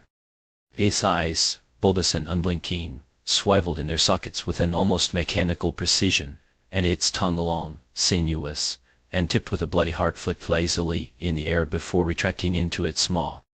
The sound it made was chilling, a low, guttural sigh that resonated with an obscene satisfaction. "Open fire." Len's command was immediate, his voice a rallying cry. The soldiers obeyed, their weapons roaring to life as bullets tore through the air.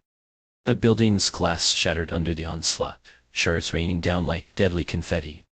But when the smoke cleared, the creature was gone. Panic spread like wildfire. The civilians scattered, their screams a cacophony of fear. Amid the chaos, a lone figure moved against the tide. Wang Sen knelt beside Yu's lifeless body, her movements deliberate and unflinching. She retrieved his rifle, her hands steady as she stripped his vest of its remaining ammunition. With a quiet reverence, she closed his eyes, her fingers brushing away the blood that streaked his face. The creature struck again, a blur of motion that left two more bodies in its wake. "Hold your positions, stay low and avoid crossfire."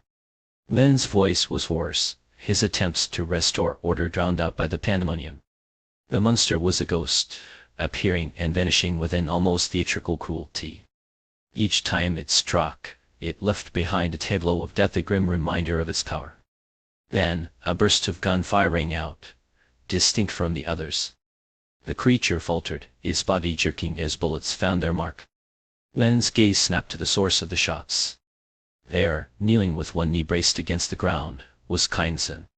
She held the rifle with a precision that belied her slender frame, her posture steady despite the weapon's recoil. Her movements were practiced, almost mechanical, as she fired in controlled bursts, each shot a calculated attempt to corner the beast. Len watched, his mind racing. This was no ordinary girl. Her technique, her composure, she was a soldier in all but name. The soldiers rallied, their firepower converging on the creature's last known location. Under the relentless assault, it was forced into the open, its alien form a stark contrast against the crumbling cityscape. But even as it fled, disappearing into the labyrinth of streets, Lin's attention remained fixed on Kynson. She reloaded her rifle with a deftness that spoke of countless repetitions, her hands moving with the ease of muscle memory. And yet, there was something incongruous about her pale skin, her delicate frame, the faint tremor in her shoulders. This was no battle-hardened veteran. She was a paradox, a mystery wrapped in contradictions. As she rose to her feet, she glanced toward Lin and raised a hand, signaling him to stay vigilant. Her expression was unreadable, but her message was clear: the fight was far from over. The sky, heavy with tension, dimmed gradually as if retreating beneath the collective unease of the crowd. The creature, whether lurking nearby or having vanished into the shadows, had not shown itself again. A sudden burst of orange light cut through the gathering dusk, the high beams of a vehicle piercing the road ahead. Moments later, several rugged military SOs, their paint dulled and scratched from use, rumbled into view. The doors swung open in unison, disgorging a squad of soldiers who moved with the precision of a well-oiled machine. They emerged crouched, rifles at the ready, their movements swift yet deliberate. Each was tall and lean, their faces streaked with camouflage paint, clad in mottled green fatigues and stab-resistant vests. Tactical gloves encased their hands, and night vision goggles perched atop their helmets, giving them the appearance of spectral hunters. Without a word, they fanned out, securing all directions with practiced efficiency. At their helm stood a lieutenant, his demeanor sharp and unyielding. He approached Commander Len, flashing a badge in one fluid motion. "Special Operations Unit, Lieutenant Wu Hao," he stated curtly, his voice clipped but steady. "What's the situation here?" Commander Len, his face lined with exhaustion and worry, snapped to attention. "Sir, we've encountered a creature fast, unnaturally so. Casualties are significant." Wu Hao's brows furrowed deeply. "We engaged a similar entity up ahead," he said, his tone darkening. "Not your average monster. Its height was near impenetrable, its strength overwhelming. It took everything we had to bring it down." He paused, then issued his orders with the precision of a scalpel. "The road ahead is clear. High Command has instructed us to expedite the march, evacuate the civilians here immediately, while cover the rear." Relief washed over Lin's face, and he extended a hand. "We're grateful for your support, Lieutenant." As Lin began organizing his troops to shepherd the panicked crowd to safety, his gaze swept across the sea of faces. He was searching for one in particular, the young woman who had, against all odds, helped fend off the creature earlier. There she was, her figure slight, but her stance steady, a rifle slung low in her hands. Her eyes, sharp and unwavering, met his briefly before she began edging closer to the group. When she reached Wu Hao, she spoke with a calmness that belied the chaos around her. "The creature is fast, with limbs capable of clinging to vertical surfaces. It can scale walls effortlessly. Its defense isn't particularly strong. Standard bullets can penetrate its hide. It's injured, but hasn't gone far. Its weak point appears to be the neck." Wu Hao studied her, his expression unreadable. The girl was slight, her movements unsteady, as if her limbs lacked the strength to bear her own weight. Even the recoil of her rifle seemed too much for her. He noticed the telltale patting of a towel on her shoulder to soften the impact. Inwardly, he dismissed her, a liability. A weakling, he thought, his lips tightening into a thin line. "Students shouldn't interfere, stay out of the way," he said brusquely. The girl's expression didn't change, but in her mind, she labeled him just as swiftly, "idiot." Before Lin could interject, Wu Hao turned to him. There are students from university here, correct? We're under orders to locate a third-year economics major named Fidoxe. Organize a search. The girl, ignoring Wahao entirely, called out into the crowd. Fidoxe. From behind a flower, a pudgy figure hesitantly rose, his round face lighting up with recognition. You called me Junior, what's up? But before he could take a step, her expression turned to ice. In one fluid motion, she raised her rifle, aimed, and fired. The once bustling main avenue, stripped of its radiant glow, now lay shrouded in an eerie, oppressive darkness. On either side of the road, towering buildings loomed silently, their windows black and gaping like the mouths of some grotesque, insatiable beasts. Jagged shards of broken glass clung precariously to their frames, trembling with each passing vibration, occasionally dislodging to crash onto the street below, littered with the twisted remains of lifeless bodies. Behind them, a panicked crowd stumbled in disarray, herded by soldiers desperate to maintain order. Yet, against this tide of chaos, the Special Operations Team moved with grim determination, pressing forward toward the pale, monstrous figure that loomed at the street's end, its grotesque form a chilling specter in the dim light. Under Wahao's sharp command, the team dispersed, melting into the shadows of alleyways and crumbling buildings that lined the avenue. At the mouth of one such alley, Wahao crouched low, his gloved hands steady as he raised his rifle, the barrel aimed directly at the lumbering beast. The creature's height is impenetrable, he murmured to Chukainsun, his voice a taut threat in the suffocating silence. Bullets barely scratch it, its strength is overwhelming. One blow could shatter the concrete walls of a building. But from what we've observed, its abdomen, especially the navel, seems to be its only weakness. Be vigilant. Don't underestimate its slightest movements. Once its weak point is hit, it will explode into a ferocious sprint. Its speed is devastating. Chukainsun nodded, her expression calm yet intent. In the Special Ops unit, strength commanded respect, regardless of age or gender. Those who proved their mettle earned their place. Though she was not a soldier, her earlier display of combat prowess had already garnered admiration. Yet Wahao, ever watchful, kept her close, partly to guide her, partly to protect her. For her part, Chukainsun felt a quiet respect for Wahao. She had survived the apocalypse long enough to understand these creatures intimately. But for him to deduce so much from a single encounter spoke of a soldier's sharp instincts onto a razor's edge. In the suffocating darkness, the team held their breath, rifles trained on the grotesque figure. Under the pale moonlight, the creature's pallid, bloated flesh quivered as it lumbered forward, its layered folds of fat undulating with each step. From its gaping maw came a low, drawn-out moan, a single, haunting syllable. Hungry, hungry. The sound reverberated through the empty streets, a spectral echo that seemed to blur the line between nightmare and reality. Its thunderous footsteps struck the ground with a rhythmic finality, each impact a shudder that rippled through the bones of the soldiers lying in wait. Wahao extended a gloved hand from the shadows, fingers curling into a countdown 3, 2, 1. At his silent signal, the night erupted in a blaze of gunfire. Bullets streaked through the air, converging on the creature's abdomen in a synchronized assault. The beast reared back, a guttural, pained roar tearing from its throat. And with terrifying swiftness, it crouched low, its massive frame coiling like a spring. Fall back.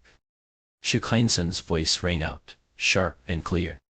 She was already moving, her rifle slung over her shoulder as she darted into the shadows.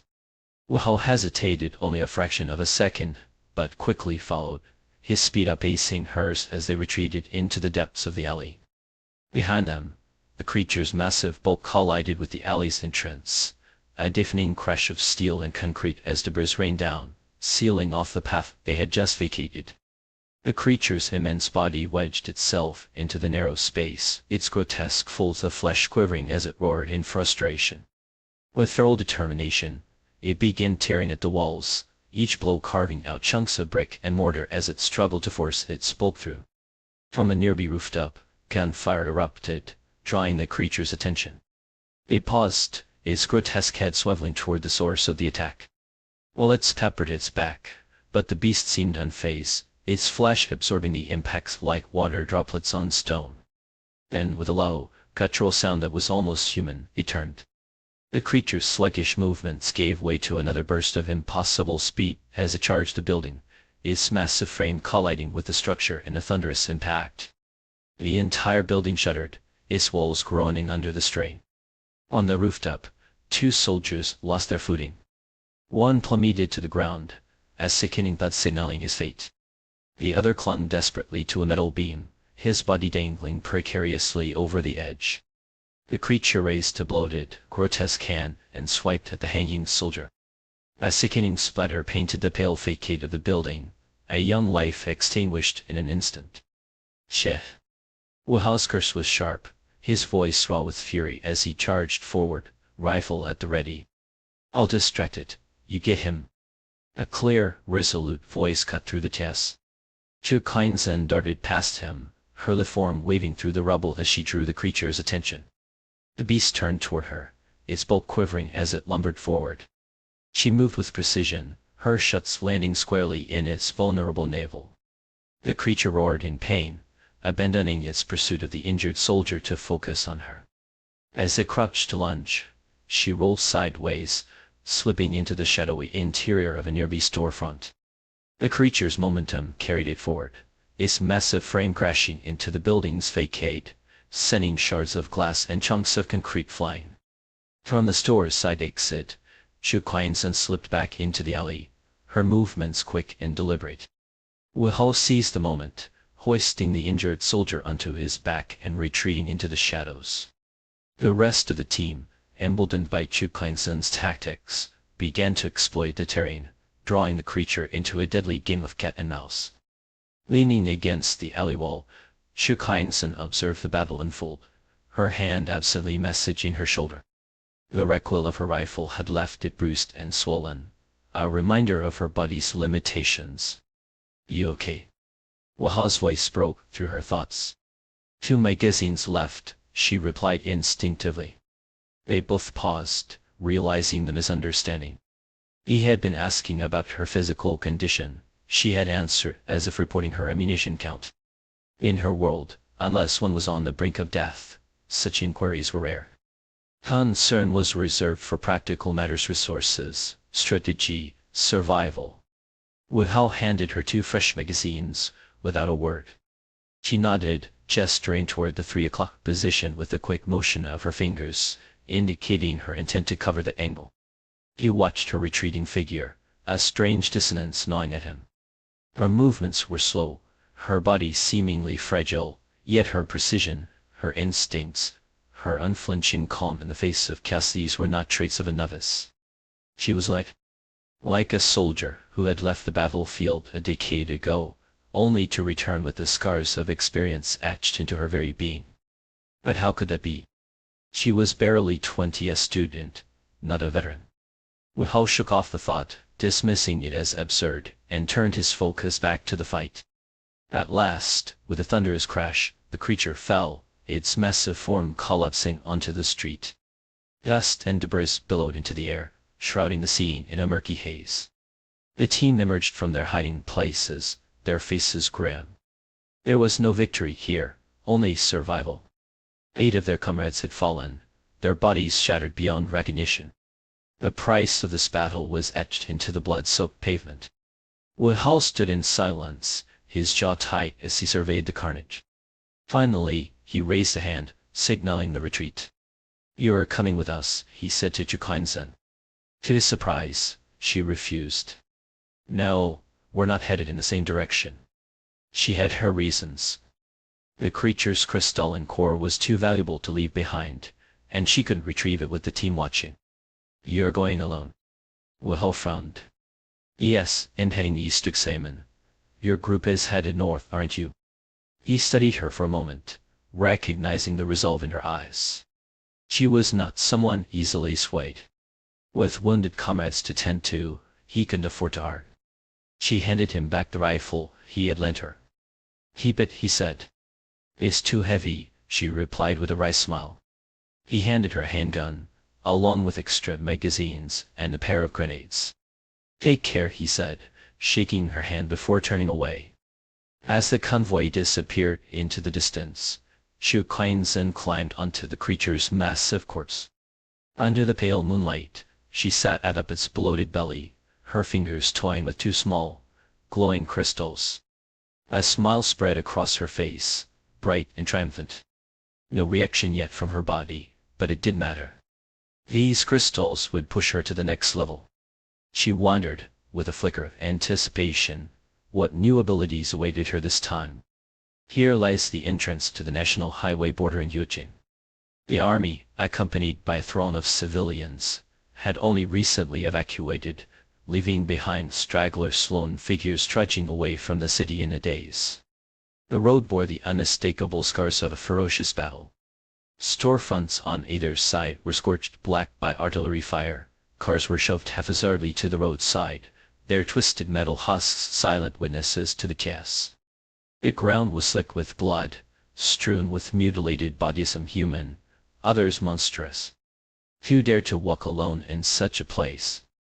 People grouped together in clusters of 3 or 5, stepping cautiously through the lingering haze of smoke, their movements tentative, like shadows slipping through the wreckage of a nightmare. "Hey bro, check out that chick," a young man with a buzz cut said, nudging his companion. The other men turned their heads in unison. A slender young woman, her figure delicate, was walking alone, with a backpack slung over one shoulder. Her pale complexion and refined features gave her a startling purity, untouched by the grime of the world. She looked like someone who had wandered out of a dream, her innocence incongruous with the devastation around her. The men whistled, their voices cutting through the stillness like blades. The woman glanced at them, her gaze sweeping over the group before sliding away again. There was no disdain in her expression, the kind that bookish types might have shown toward these streetwise youths, nor was there the coquettish smile they were accustomed to receiving from other women. Her indifference was unnerving, like a mirror reflecting nothing back. "Man, she's perfect. I'm gonna give it a shot," the buzzcut youth said, rolling up his sleeves. "Don't," a man in his 30s, wearing a thick gold chain, grabbed his arm firmly. "She's not someone you can mess with." He held back not just the buzzcut youth, but the entire group, deliberately slowing his pace to put more distance between them and the woman. "Look closer," the man muttered to his companions. "See what she's carrying? That's a gun in her hand, not standard police issue, but high grade, and that knife at her waist, it's seen blood, who knows whether it was human or monster, and the stains on her clothes. That's not that's Monster Iker. This is no ordinary woman. You'd better tighten your belts and stop causing trouble or you're going to get us all killed." The buzzcut youth shrank back, shoulders hunched, swallowing his retort. Meanwhile, Shu Kuanzhen continued her solitary walk. This stretch of road marked the epicenter of the fiercest fighting. The air reeked of death, and the ground was littered with the corpses of soldiers, their bodies twisted in grotesque final poses. But the monstrous entity responsible for the carnage of the hulking, slow-moving creature known as the Bloodwalker was nowhere to be found. Its absence was telling. Only the military had the resources to remove such a massive corpse in its entirety. They would undoubtedly dissect it, their scientists poring over its anatomy in search of secrets. Perhaps this would be the breakthrough that unlocked the mysteries of these alien creatures. No wonder, Shu Kuanzhen thought, that in the years to come, the most powerful saints of superhumans who emerged to combat the monsters would predominantly hail from military ranks. In the aftermath of global governmental collapse, a patchwork of camps had sprung up in the ruins, and the fragmented remnants of military power had evolved into various factions. The largest of these camps, armed with deadly weaponry and a monopoly on saints, dominated the early days of the apocalypse. It was until the rise of independent research organizations, like the enigmatic Divine Love Group, and the emergence of elite mercenary collectives, that this balance of power began to shift. But even those who dared to challenge the status quo were overshadowed by one name, Yipishun, the human demon. His name alone was a storm cloud on the horizon, his power a harbinger of despair. With his apocalyptic sandstorms, he obliterated entire cities under Divine Love's control, leaving nothing but desolation in his wake. By the time Chu Kaiensen had been reborn into this world, the Divine Love Group had nearly succeeded in spreading its influence across the Central Plains, cloaking its ambitions in the guise of altruism. Even now, the mere thought of Yipetian sent a shiver crawling down her spine. It's fine, she told herself. His domain is in the north. As long as I steer clear of him, it'll be safe. Her path led her to an unassuming warehouse. After confirming that the padlock remained undisturbed, she rolled up the metal shutter and slipped inside. The interior was dim, the air heavy with the scent of dust and oil. A rugged Hummer sat in the center, its engine silent but ready. The trunk was packed with supplies, practical items, carefully chosen. Chu Kaiensen flicked on her flashlight, sweeping the beam across the room to ensure it was secure. Satisfied, she locked the shutter behind her and climbed into the back seat of the vehicle. There, cocooned in the darkness, she waited. The last time she had been in this exact situation, something extraordinary had happened. Exhausted and desperate, she had discovered an uncanny ability to manipulate the air around her palms. Her limbs, once laden with fatigue, had surged with newfound strength. Her senses had sharpened, her vision piercing, her hearing acute. The memory of that moment, equal parts terror and exhilaration, was etched into her mind. Now, as time passed, she felt it again, the slow, steady restoration of her body. The ache in her arms and legs ebbed away, replaced by a vibrant energy. Every fiber of her being seemed to hum with vitality. Yet, unlike before, there was no feverish heat, no tangible manifestation of power.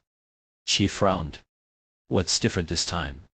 Normally, the awakening of a superhuman ability, the so-called gift, was accompanied by physiological symptoms: fever, nausea, dizziness.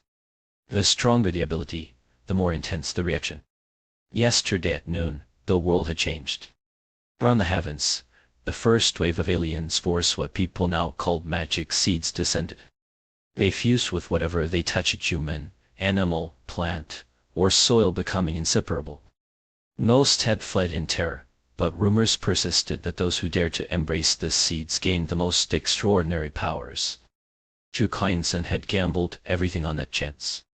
She had stood beneath the alien sky, her hand outstretched, and caught one of the first seeds to fall.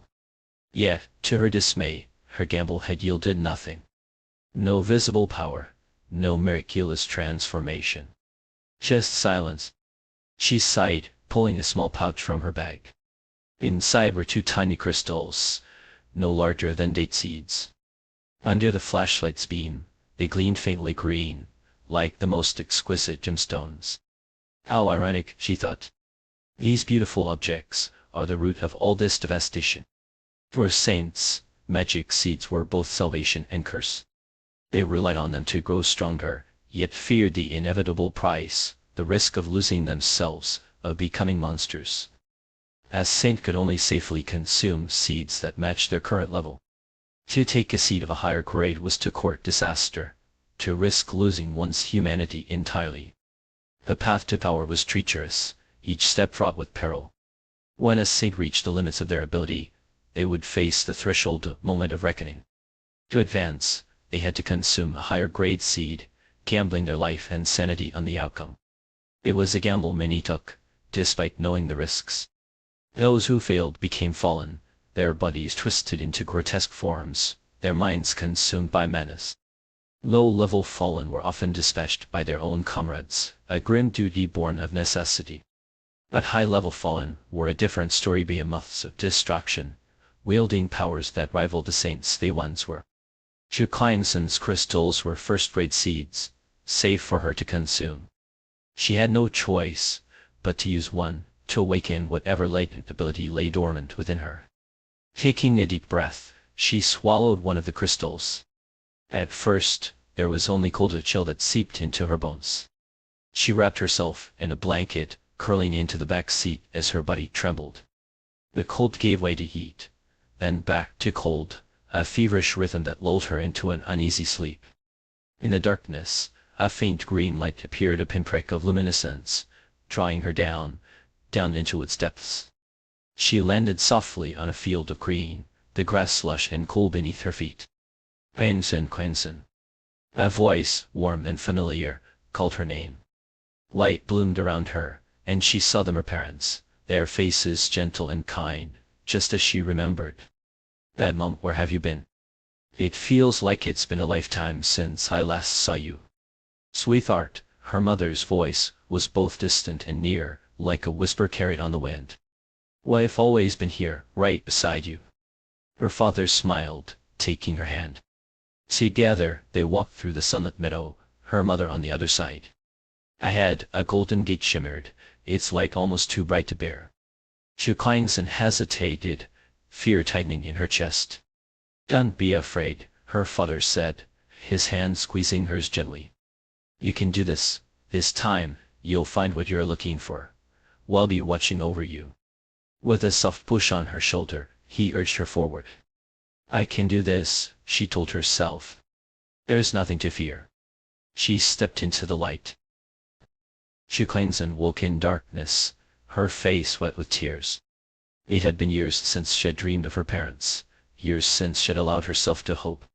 But their presence lingered, their encouragement a balm to her weary soul. They are watching over me, she thought. No matter what power I've been given, this time, I'll make it count. She opened her hand. A faint, golden glow encircled her palm. A prayer circle. She stared stunned. Of all the abilities she could have awakened, this was the most useless. The sun rose, gilding the sky with the soft blush of dawn. Chu Kleinsen drove down the tree-lined avenue, her car slicing through the morning stillness like a blade. As the cityscape of Yuqing faded in the rearview mirror, the towering skyscrapers and bustling throngs gave way to a serene expanse of emerald fields and boundless blue skies. The world outside her window blurred into a retreating tapestry of green, while the open road stretched endlessly ahead. Inside the car, Chu Kleinsen gripped the steering wheel with white-knuckled intensity. Her eyes, rimmed red, betrayed the storm of emotions churning within her. Her lips pressed into a thin, trembling line, and her foot bore down on the accelerator, as if speed alone could outrun the weight of her thoughts. The car's speakers thundered with the sweeping strains of two steps from hell's strength of 1,000 men. The music, vast and mournful, seemed to echo her own turbulent resolve, filling the air with a grandeur that felt almost mocking. A sudden screech of brakes shattered the rhythm. Her rugged self skidded to a halt at the roadside, its abrupt stillness as jarring as a scream silenced mid-cry. Chu Kleinsen yanked the hair tie from her ponytail, her fingers raking through her hair with a violence that mirrored her frustration. She leaned forward, resting her forehead against the steering wheel, and closed her eyes. She had been granted another chance in another life. This time, she had vowed to be stronger, to claw her way out of the mire of weakness and despair that had defined her previous existence. She had sworn not to live as she had before, shackled by mediocrity, drowning in humiliation and pain. But fate, cruel and capricious, had handed her the most useless of abilities, prayer. A power so feeble, so laughably impotent, it felt like a cosmic joke. Was she destined, then, to live an even more wretched life than before? To cower in the depths of a fortress, reliant on the charity of others, devoid of dignity or purpose?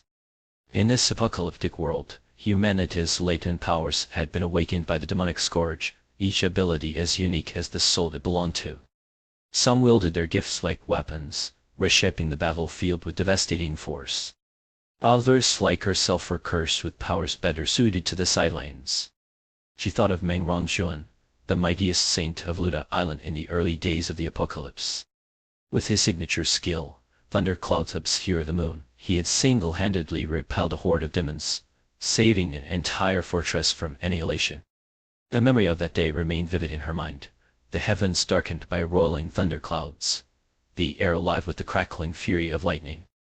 And then there was Yipetian, the infamous human demon, whose sense of burial could transform 100-mile radius into a hellscape of death and desolation. A freak of nature, Yipetian's dual abilities of sand manipulation and immortality made him a force of unparalleled destruction. Hated by countless people, hunted relentlessly by the Divine Love Consortium, he had nonetheless carved a path of chaos through the world, untouchable and unrepentant. In this brutal era, strength was everything. The strong could save cities or annihilate them. The weak, however, were condemned to obscurity, their lives dependent on the mercy of those more powerful. While auxiliary abilities like healing, control, or domestic skills were relegated to the shadows, their wielders rarely venturing beyond the safety of the fortress walls. These saints were not without value, but their progression was agonizingly slow. Denied the chance to battle high-level demons, their abilities stagnated, and their potential remained forever capped. It was a grim reality. Saints who relied solely on consuming demonic essences to advance could ascend no higher than the fourth tier. For healers and artisans, this was sufficient. As long as the fortress walls held, they could live in relative peace. But Chukainzan's prayer was the most useless of all. Her sole ability was to emit a faint holy light capable of stabilizing a saint's emotions during breakthroughs, reducing their chances of succumbing to demonic corruption. On paper, it sounded useful. In practice, it was a cruel joke. To be effective, a prayer saint needed to be at least 2 tiers higher than the person they were aiding. But with no combat capabilities and a hard cap at the 4th tier, a prayer saint like her could barely assist a 2nd-tier saint, let alone anyone stronger. In the early days of the apocalypse, when resources were scarce and survival was paramount, no one would waste precious demonic essences on nurturing a prayer saint. Such individuals, if they existed at all, were doomed to perish before they could make their mark. Chukainzan clenched the steering wheel, her frustration boiling over. She would rather die again face the abyss head-on than endure this humiliating fate. Even the wind blades of her previous life, mediocre as they were, would have been 1,000 times better than this. The wheel cracked beneath her grip, a small fissure snaking across its surface. She froze, startled by her own strength. It was a reminder, however small, that she was no longer the person she once was. Even at the 1st tier, her physical abilities far surpassed those of an ordinary human. Saints, after all, were more than their abilities. Their bodies, too, evolved with each tier, strength, speed, senses, and recovery all heightened to superhuman levels. She had already consumed 1 demonic essence and survived 2 battles. In this fragile dawn of the apocalypse, her physical prowess placed her above the average person. The car rumbled back to life, its engine purring as she eased it onto the road. Though she had cursed her fate in a moment of anger, the truth was she cherished this second chance. No matter how dire her circumstances, life was infinitely preferable to death. With one hand on the wheel, she reached into her pocket and fingered the last demonic essence she possessed. Her mind churned with thoughts, calculating, strategizing. Most demons had yet to evolve. Even the rare 1st-tier demons were still in their infancy, no stronger than she was. She had no offensive abilities, but her body, honed by experience and desperation, was a weapon in itself. If she pushed herself, she could hunt the demons of this early stage, claim their essences, and grow stronger. Speed is everything, she murmured, swallowing the essence in one swift motion. I have to stay ahead of the demons of the others. My survival depends on it. The car sped on, the road blurring beneath her wheels. Eventually, she began to pass scattered groups of people, their weary figures trudging along the highway. The military convoy had long since left them behind, its pace too swift for those on foot to match. A man in his 30s stood by the roadside, cradling a small girl in his arms. His face was lined with desperation, his voice hoarse as he waved at passing cars. The child, no more than 5 or 6, nestled against his chest, her cheeks flushed with fever. Most drivers ignored him. In these times, few dared to risk aiding strangers. Chukainzan slowed her car and rolled down the window. Miss, my daughter's sick, the man pleaded, his words tumbling out in a rush. Do you have any water? Just a little anything you can spare. She unlocked the doors, tilting her head toward the back seat. Get in. The man hesitated, stunned by her unexpected kindness. Thank you, he said at last, his voice thick with gratitude as he climbed into the car. Thank you so much, Infeng Junli, and this is my daughter, Feng Kainqian. She's burning up, and I don't know what I would have done without you. Chu Kainsen handed him a bottle of water and 2 fever pills. And Chu Kainsen, she said simply. What happened to your car, and why don't you have any supplies? Feng Zhenli's face darkened. It's a long story, he muttered, his voice tinged with shame. As he recounted his tale, Chu Kainsen listened in silence, her mind drifting to the past. She remembered this man and his daughter. In her previous life, they had crossed paths during those chaotic early days. He had been the one to offer her a ride when she was lost and terrified, stumbling along the same road in the dead of night. She had never forgotten their kindness. And now fate had brought them together again. This time, she vowed, she would let them down. The car had been on the road for half a day when Feng Kainqian's fever finally subsided. She stirred in Feng Zhenli's arms, her delicate little hand reaching up to touch the rough stubble on her father's chin. Daddy, I dreamed about Mummy, she said, her voice a fragile whisper, as if it might shatter under its own weight. Feng Zhenli's eyes reddened, the grief he had carefully tucked away threatening to spill over. He bent his head and pressed a sorrowful kiss to his daughter's forehead, his mind involuntarily conjuring the image of his wife, gone now for 2 long years. Without warning, the metal chain of the necklace hanging around his neck began to rise, defying gravity with an eerie calmness. Slowly, almost ceremonially, it drifted away from him and settled into Feng Kainqian's small hand. She opened the locket dangling from the chain and gently touched the photograph of her mother inside. Mummy, she called softly, her voice imbued with a longing so profound it seemed to echo in the confines of the car. The little girl was too young, too immersed in her own yearning, to realize the magnitude of what she had just done. Feng Zhenli, however, was not. He stared at his daughter, his heart caught between awe and bewilderment. What had just happened? This sudden, inexplicable display of what could only be described as a supernatural ability left him speechless. From the driver's seat, Chu Kainsen glanced back, her expression unreadable, but her teeth clenched in a silent pang of jealousy. If only such abilities had chosen her instead. The Hummer roared past the scattered pedestrians along the roadside, its engine growling like a predator on the hunt.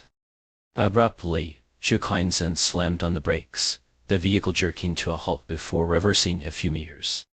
She pulled over next to a girl crouched by the side of the road, her face streaked with tears. The girl looked up, and upon recognizing Chu Kainsen, broke into sobs. Kainsen, oh thank God.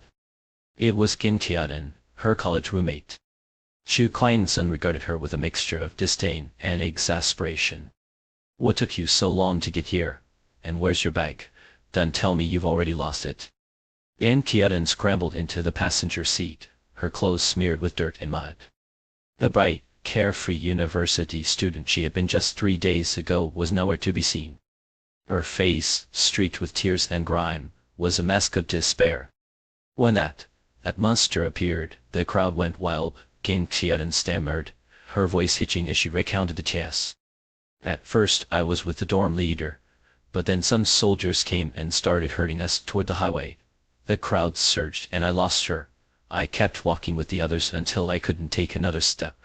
I sat down to eat something, and that's when 3 men came out of nowhere. They grabbed my bag and pushed me into a ditch. Her voice broke into sobs once more. Chu Kainsen shot her a sidelong glance, her tone biting. Stop crying. Anyone who doesn't know better might think something worse happened to you. Qin Qiaodan swallowed her tears, cutting to silence. Since the apocalypse began, the once gentle and considerate Chu Kainsen had transformed into someone unrecognizably unyielding, decisive, and even a little ruthless. But perhaps it was this metamorphosis that had kept them alive. Seeing Chu Kainsen now, Qin Qiaodan felt a semblance of stability return, as if she had found an anchor in a storm-tossed sea. If it had been for Kainsen forcing her to climb out of the dormitory window and escape with the others, she might still be trapped on that monster-infested campus, clutching a few apples and waiting for the inevitable. Ahead, the roadside began to fill with parked vehicles. Chu Kainsen pulled over as well. A loud growl echoed in the car, unmistakably emanating from Genkiaden's stomach. She glanced at Chukainsen, embarrassment coloring her dirt-streaked face, but she said nothing. Even after just 2 days and 1 night of fleeing, she understood that food was no longer the trivial commodity it once had been among friends. In the back seat, little Feng Kaintian clung to her father's neck and murmured, "Daddy, I'm hungry." Chu Kuan-sen maneuvered the car into the shade of an inconspicuous tree and stepped out. Though she had prepared well, she did place much value on the food stored in the vehicle. The journey from Huiqing to Ludao spanned nearly 1,000 kilometers, and the roads were rife with potential dangerous traffic jams, landslides, or worse. No matter how good the car, it wouldn't get them far. Eventually, it would have to be abandoned. The supplies in the car, no matter how abundant, could not all be carried on foot. For now, resources were still relatively plentiful. Having survived the scarcity of the apocalypse's later stages, Chu Kuan-sen wasn't overly concerned about her short-term survival. She returned to the car with a large bag of provisions, and distributed a self-heating meal box and a bottle of water to each person. They tore open the meal boxes, activated the heating packs with water, and soon the car was filled with the comforting aroma of hot food. In these times, no one cared about preservatives or artificial flavors. Even the most derided junk food had transformed into a delicacy.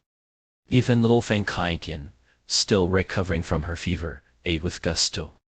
Chu Kuan-sen handed her a bottle of milk and a bar of chocolate. Feng Kaintian glanced at her father, seeking permission. Only after he nodded did she accept the offerings, her soft "thank you," Sister Kuan-sen melting into the air. Chu Kuan-sen reached out to tussle the child's hair. A father too kind-hearted for his own good and a child so pure and obedient abilities or not, they were ill-suited for survival in this new world. But that was none of her concern. Chu Kuan-sen's thoughts were cold, detached. She had her own path to walk, her own life to safeguard. Apart from her aunt's family, she owed no one anything. At most, she would lend a helping hand or offer a ride, but she would not expend undue effort for others. She would not stop for anyone. Turning her attention back to her food, Chu Kuan-sen ate with meticulous care, leaving not a single grain of rice behind. No matter how much food she had stored, the habit of cherishing every morsel was etched into her very being.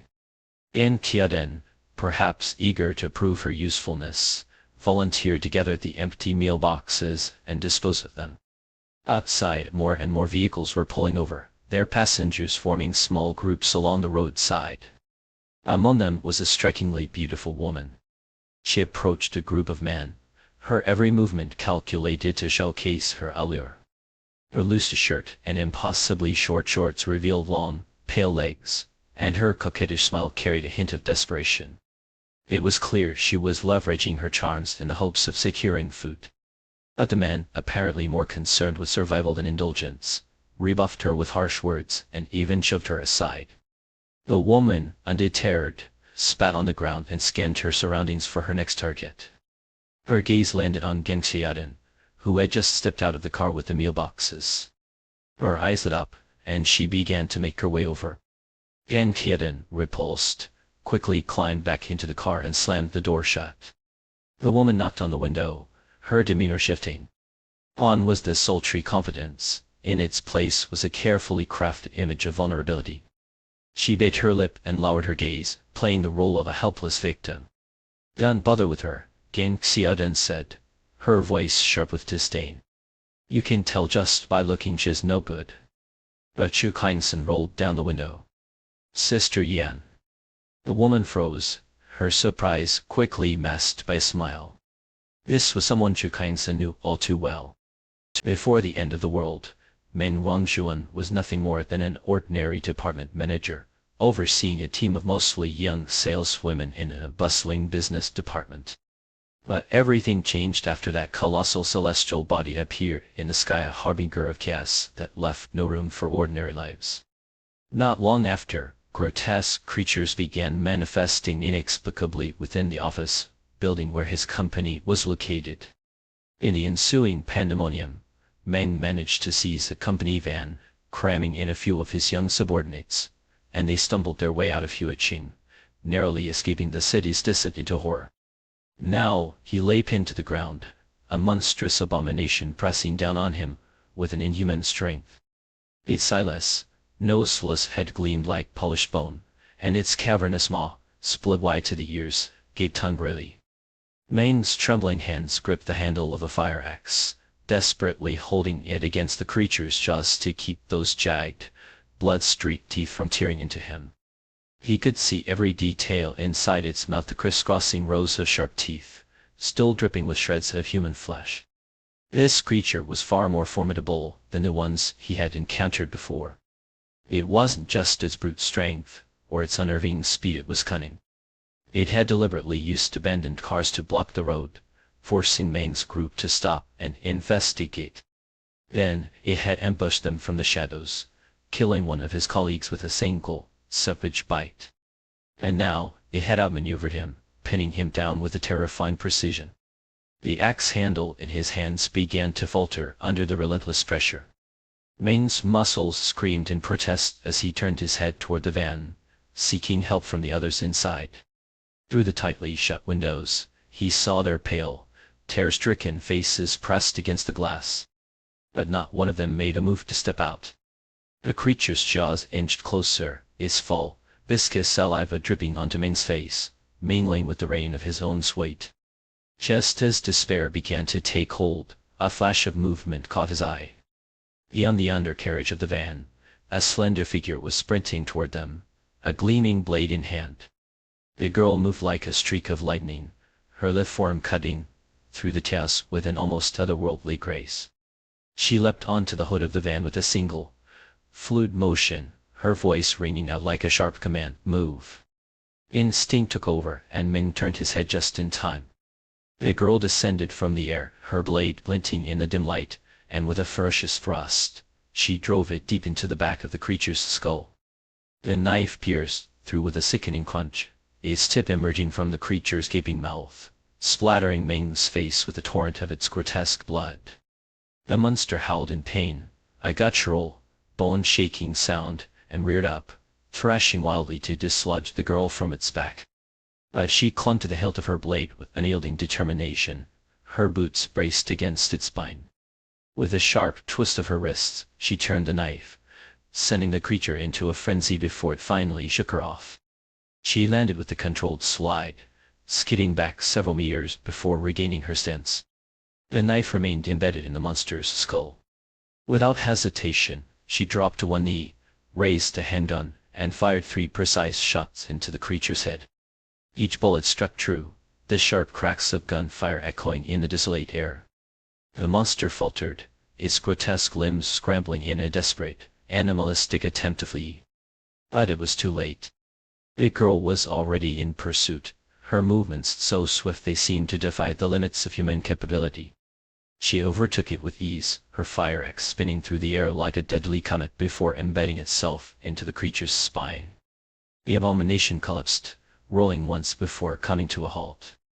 The girl was upon it in an instant, pulling a dagger from her thigh holster. She parried the creature's flailing claws with practiced precision, her body moving like a dancer's fluid, deliberate, lethal.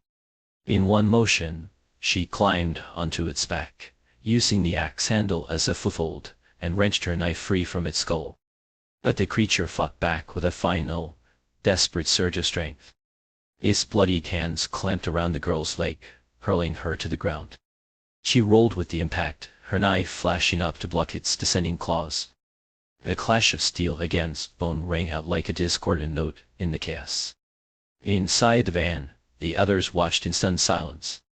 Through the rain-streaked windows, they saw their diminutive companion locked in close combat with the towering monstrosity, her movements a blur of agility and ferocity.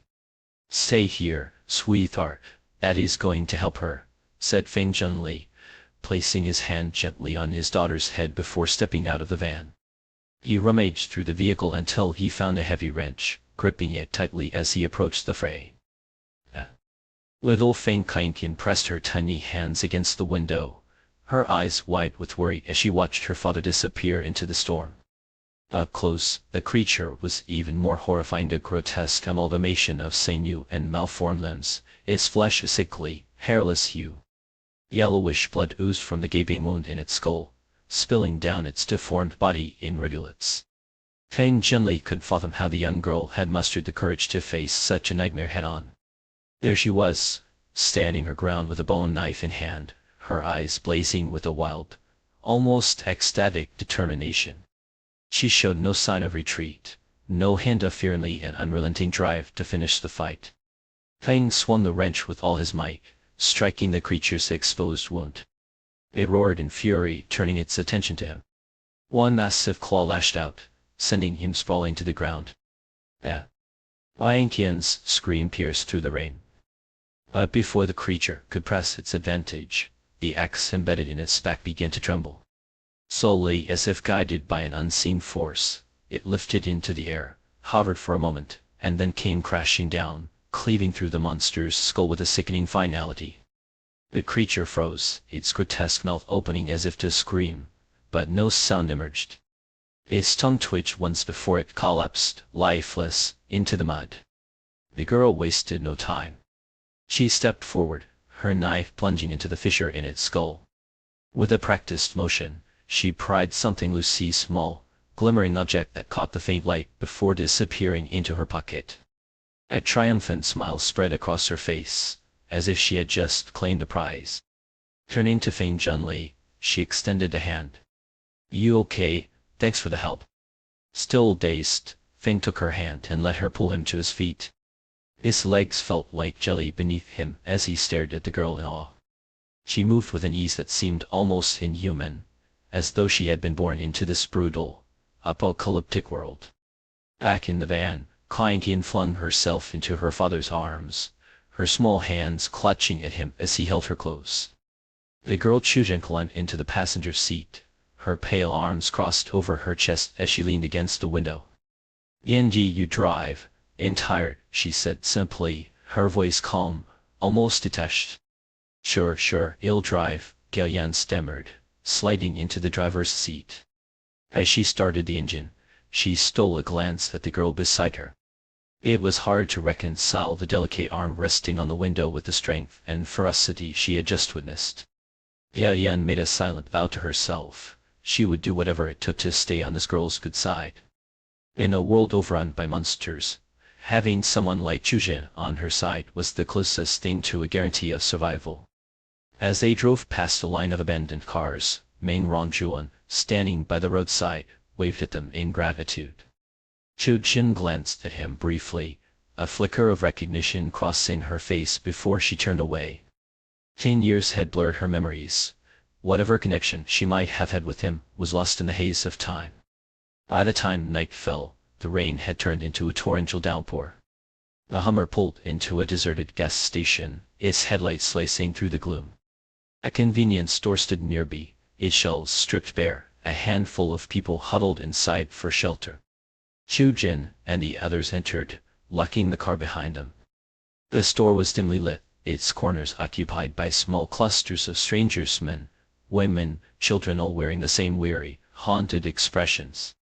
They found a spot near the wall, spreading out a thin blanket for Liang Qian. Chuzhen wrapped herself in her own blanket, her knife resting on her lap, and leaned against the wall, her eyes closing as she drifted into a light, guarded sleep. The night deepened, the sound of rain mingling with the murmurs of quiet conversation and the occasional snore. But the uneasy peace was shattered when headlights cut through the darkness, and a group of young men and women burst into the store, carrying an unconscious man. "He's burning up, lay him down," one of them shouted, panic thick in their voices. "He was wounded by one of those creatures, it's getting worse." From the shadows, a burly man in a black tank top stepped forward, a cigarette dangling from his lips. His voice was cold, annihilating. "You can't stay here." "What? You can't be serious," one of the young women snapped, her voice trembling with anger. The man took a drag from his cigarette, exhaling a plume of smoke. "You've seen the movies. You know what happens next. If he turns, we're all dead." The store fell silent, the weight of his words settling over them like a shroud. And one by one, the young man's companions faltered, their resolve crumbling. They carried their unconscious leader back into the storm, leaving him in the rain as the door slammed shut behind them. Inside, the others sat in silence, their faces pale, their eyes avoiding one another. The rain outside continued to fall, a relentless, mournful rhythm that seemed to echo the quiet despair of those huddled within. When the name Meng Rongxuan reached Chu Kainson's ears, a flicker of recognition sparked in her mind. At last, she remembered where she had seen this man before. It was in her previous life, roughly a year after the descent of the demonic plague. She had managed, after countless tribulations, to return to Egret Island. By then, the name Meng Rongxuan had already echoed across the entire island, a name that once carried the weight of hope, a name exalted to a pedestal like that of a hero. But heroes, as she had learned, are fragile things. He was betrayed, smeared by his own brother's hand, dragged from the altar of reverence into the muck of disgrace, and met his end in a manner so ignoble it bordered on tragic. At the time, Chu Kainson had been weak, a mere speck in the grand scheme of things. The disputes of powerful men had nothing to do with her. Yet she remembered that day vividly, the day when colossal demonic beasts crossed the strait and laid siege to Egret Island. She had cowered in a damp, shadowy corner of the fortress, trembling as she gazed at the monstrous heads looming over the high walls outside. She had prayed, fervently, desperately, for the hero standing atop those walls to prevail. The sky that day was choked with dense storm clouds, lightning slashing through the heavens like silver serpents. The guttural, otherworldly growls of the beasts reverberated through the city, a sound that seemed to seep into one's very bones. From her hidden vantage point, Chu Kainson had looked up and seen Meng Rongxuan standing tall on the fortress wall, his profile illuminated by a sudden flash of lightning. In that moment, he was the city's sole beacon of hope. She had only seen him that once. Not long after, news came of his death, betrayed and slain by his own brother amidst their infighting.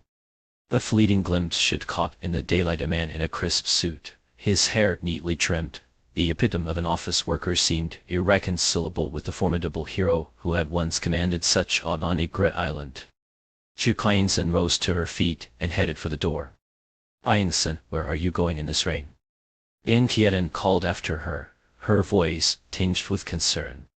"Don't worry about me," Chu Kainson replied, her figure disappearing into the curtain of rain. Though she and Meng Rongxuan had no personal connection, he had once been a guardian of the city, a protector of countless lives, including her own. She couldn't, in good conscience, leave him abandoned on the rain-soaked roads, at least, not if it did endanger her own safety. Even his enemies, after taking his life, had dared not desecrate his body. They had given him a grand funeral, a reluctant acknowledgment of the man he had been. Venturing into the rain-drenched night, Chu Kainson found Meng Rongxuan lying by the roadside, far from the convenience store. He had been discarded beneath a feeble shelter that offered no reprieve from the downpour. His body was submerged in water, his consciousness lost. When Chu Kainson returned to the convenience store, carrying Meng Rongxuan on her back, the people inside were visibly startled. She ignored their reactions, bypassing Gang Xiaodan and Gao Yan, and instead laid the unconscious man in a corner far from the crowd. She sat down beside him, her expression unreadable. In the dim light, the glow of a cigarette briefly illuminated the man's displeased face. He gestured with his eyes, and two men rose, striding toward Chu Kainson. "Hey girl, don't stick your nose where it doesn't belong. Brother Wei said this guy isn't allowed in here," one of them said, his tone laced with warning. "You're pretty strong for someone your size," the other added, flipping a butterfly knife in his hand with practiced ease. "How about you carry him back to wherever you found him, and well let this slide?" Chu Kainson said nothing. She pulled out a handgun, spinning it deftly between her fingers before snapping off the safety with a sharp click. "I can." The two men instinctively took a step back, exchanging uneasy glances. After a moment's hesitation, they retreated to the man with the cigarette. "Brother Wei, that girl's got a gun. A real one." Brother Wei took a long drag, his expression darkening. He stubbed out the cigarette on the floor with deliberate force, exhaling smoke through his nostrils. "Leave it, Let's see how this plays out. A middle-aged woman, stylishly dressed, despite her years, approached Chu Kaisen with a conciliatory smile. Young lady, we're not being unreasonable here. What you're doing is just not right. If that man turns into a demon, all of us could be in danger. Her words were met with murmurs of agreement from the others in the store. She's right. You can't risk everyone's safety for one person. If you want to play the hero, go take care of him outside. Young girl like you, carrying around a grown man's desk. Emboldened by the support, the woman reached out to grab Chu Kaisen's arm. Listen dear, and only saying this because I care. You should really. Her words froze in her throat as the cold barrel of a gun pressed against her forehead. Chu Kaisen's gaze was icy, her silence more chilling than any words could have been. The woman's hands, adorned with red nail polish, fluttered in panic. This isn't right, this isn't right, please, don't be angry, he'll leave. She stumbled back to her companions, her earlier bravado extinguished. The convenience store fell into an uneasy silence, the cacophony of voices snuffed out like a candle in the wind. The space around Chu Kaisen cleared as people hastily gathered their belongings and moved away. She remained unbothered, shedding her damp jacket and wrapping herself in a blanket. With her gun resting in her lap, she leaned against the wall and closed her eyes. Meng Rongjuan lay unconscious beside her, his body soaked and feverish. Occasionally, incoherent murmurs escaped his lips. His temperature was so high that faint wisps of steam rose from his drenched clothing. Chu Kaisen adjusted her blanket, her expression indifferent, though jealousy gnawed at her. A fever this intense surely meant he had gained some powerful ability. What luck! Pity he was such a fool, squandering his potential so miserably. Hopefully, this time around, had managed to live a little smarter. Not that it mattered to her. By morning, they would part ways. She had no intention of entangling herself with figures like him and burdened with grudges and enmities. Her plan was simple: steer clear of trouble, avoid dangerous people, and live a quiet life with her aunt's family. As dawn broke, Meng Rongjuan stirred, his consciousness clawing its way back from what felt like a journey through hell. One moment, he was engulfed in molten agony, the next, he was plunged into an icy abyss. His soul seemed forcibly wrenched from his body, leaving him acutely aware of every excruciating moment. There had been a brief interval of fleeting, almost euphoric reprieve from the torment. In that moment, a primal hunger had surged within him, an overwhelming craving for fresh, blood-soaked sustenance. The thought had terrified him, and he had fought to suppress it, only to be dragged back into the depths of pain. His body felt as though it had been dismantled and reassembled countless times. When the torment finally subsided, he opened his eyes. An ant crawled across the ground before him, its black-brown body marked with faint patterns. Its 6 legs moved in perfect synchronization, its antennae quivering delicately. In the stillness of the rain-washed morning, the chirping of insects and birds reached his ears with startling clarity. His senses felt unnaturally heightened, as though the world had sharpened around him. He turned his head and saw her, the girl who had carried him through the storm, who had shielded him from the hostility of the crowd. She was younger than he had imagined, her figure slight, her demeanor unassuming. As if sensing his gaze, the girl opened her eyes. In the pale morning light, her pupils glinted like shards of ice, piercing and detached. The gratitude swelling in Meng Rongjuan's chest caught in his throat. You're awake? Chu Kaisen's voice was cool, devoid of warmth. She noticed faint arcs of electricity flickering across his damp skin. A faint smirk tugged at her lips. A big shot is still a big shot, she thought. Everyone's abilities seemed to have carried over from the last time, everyone except me, the weakest of the weak. She pulled a bottle of water from her bag and set it in front of him before rolling up her blanket and standing. Get up, we're leaving, she called to Gang Taeyeon and the others. The convenience store stirred as its occupants roused themselves. Some glanced at Meng Rongjuan, now awake and unharmed, their expressions tinged with embarrassment. The middle-aged woman who had insisted on expelling him muttered under her breath, the other day, when the green moon appeared, the boy next door had a fever. When it broke, he grew scales all over his body and ate his own father. Terrifying. I was wrong to be cautious. Sighed, shook hands and sat in the passenger seat of a Humvee, stifling a yawn. He had spent the night on high alert, unable to truly rest. Now exhaustion weighed heavily on her. She instructed Feng Zhenlei and Gao Yan to take turns driving, intending to catch up on sleep during the journey. A knock on the window startled her. Rolling it down, she found herself face to face with Meng Rongxuan. The young man, stripped of the aura of heroism he would one day wear, looked almost bashful.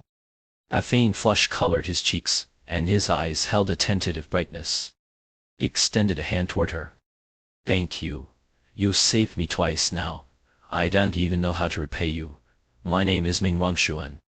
She climbed and shook his hand briefly, her grip firm, but impersonal.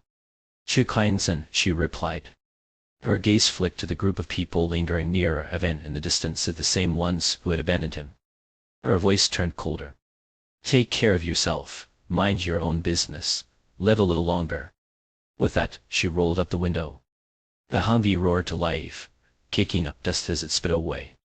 Meng Rongxuan watched it disappear, a sense of loss settling over him. He had wanted to ask if he could join her group, but the words had died on his lips. Behind him, his colleagues jostled one another, shoving a young woman to the front. She was the same girl he had risked his life to save, the one who had nearly been dragged from their vehicle by marauders. A new hire, she had been under his guidance for only a short time. The girl stepped hesitantly toward him, her expression a mix of guilt and vulnerability. Brother Main, I'm so sorry, she began, her voice trembling. We were scared, the people in that store were so fierce, and we didn't know what to do. Her eyes reddened, and she tugged at his sleeve, as if she were the one who had been wronged. Please forgive us, Brother Main. Yeah, we're sorry, forgive us. We were just scared you'd turn into a demon. It won't happen again, we promise. The group chimed in, their voices overlapping in a chorus of contrition. Meng Rongxuan had always been the most approachable manager in the department, the kind of leader who would overlook mistakes as long as apologies were sincere. Surely, they thought, this time would be no different. He studied them in silence. Some of these people had worked under him for years, others were newcomers. He had taught them all, guided them, shouldered responsibilities that weren't his to bear. They had called him Brother Main with such affection, and he had taken it upon himself to protect them. But now he saw them clearly. Ash was no excuse. It was in moments of life and death that a person's true nature revealed itself. The girl who had saved him last night wasn't she even younger? As Chukain-sen had walked away, her expression had carried a trace of disdain, as if she pitied his naivety. The thought stung. Gently, he freed his sleeve from the girl's grasp. The car is yours. Take care of yourselves. Without another word, he turned and walked away. Who does he think he is? Still acting like a manager, someone muttered behind him. Good riddance. More space for us. We'll be fine without him. Their voices faded as Meng Rongxuan strode forward, the bottle of water clutched in his hand. For the first time in years, he felt unburdened, as though he had shed a weight he had realized he was carrying. And with that lightness came a new resolve.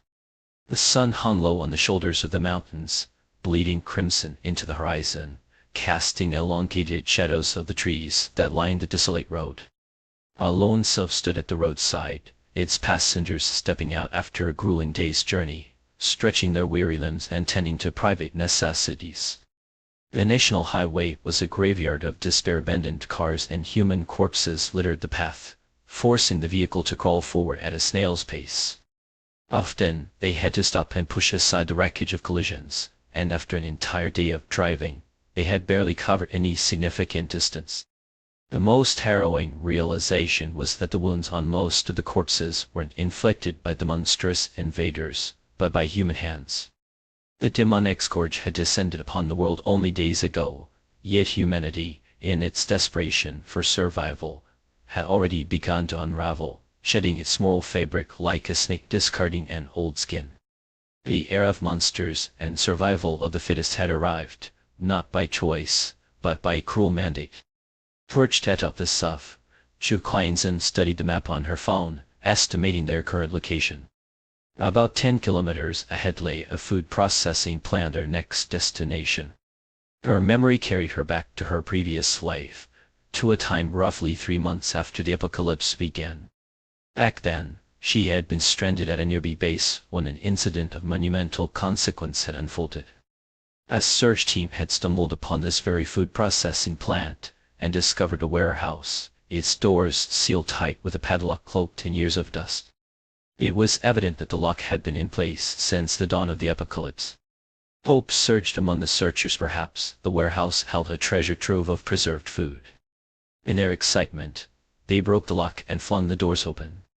What emerged from the darkness was beyond their worst nightmares: 2 fourth-tier monsters. At the time, most of the demonic creatures encountered were still low-level, first or second tier. Even third-tier monsters were rare. The sudden appearance of 2 fourth-tier beasts was catastrophic, obliterating the search team. Only 2 gravely injured survivors managed to stagger back to the base. But the nightmare didn't end there. The monsters tracked the wounded back to the base, and the unprepared settlement nearly fell to their assault. It was only through the intervention of the allied fighters from the Divine Grace group, who paid a heavy price in blood, that the base was ultimately saved. Just as humans could accelerate their evolution by consuming the cores of monsters, these creatures too evolved faster by devouring humans or high-level saints. How 2 such powerful monsters had come to exist in the confined space of that warehouse remained an unsolved enigma. After the battle, rumors spread that the Divine Grace group had dispatched researchers to investigate the warehouse. Whispers claimed that they had uncovered vital scientific clues within its depths. Not long after, the group announced the development of a miraculous recovery serum called Holy Blood. They proclaimed it a divine gift, a sacrifice of the gods' flesh and blood to alleviate human suffering. Hyperbole or not, the serum was undeniably effective. It could snatch a person from the jaws of death, healing even the gravest injuries with a single dose. Holy Blood became a coveted commodity on the battlefield, its exorbitant price no deterrent to those desperate to survive. The Divine Grace group rose to prominence with astonishing speed, transforming from a religious research organization into a formidable power. Chu Kleinsen's thoughts sharpened. If she could reach that warehouse now, before the events of her memory unfolded, she might not obtain the formula for Holy Blood, but the 2 high-tier monsters, if they were already there, could provide her with invaluable resources. Of course, they wouldn't yet be at the 4th tier, but even at the 1st tier, their cores would be immensely useful. A smile tugged at her lips. She had already consumed 3 crystal cores and fought her way through countless monsters, brushing against the threshold of a breakthrough. With 2 more 1st-tier cores, she could potentially breach the boundary.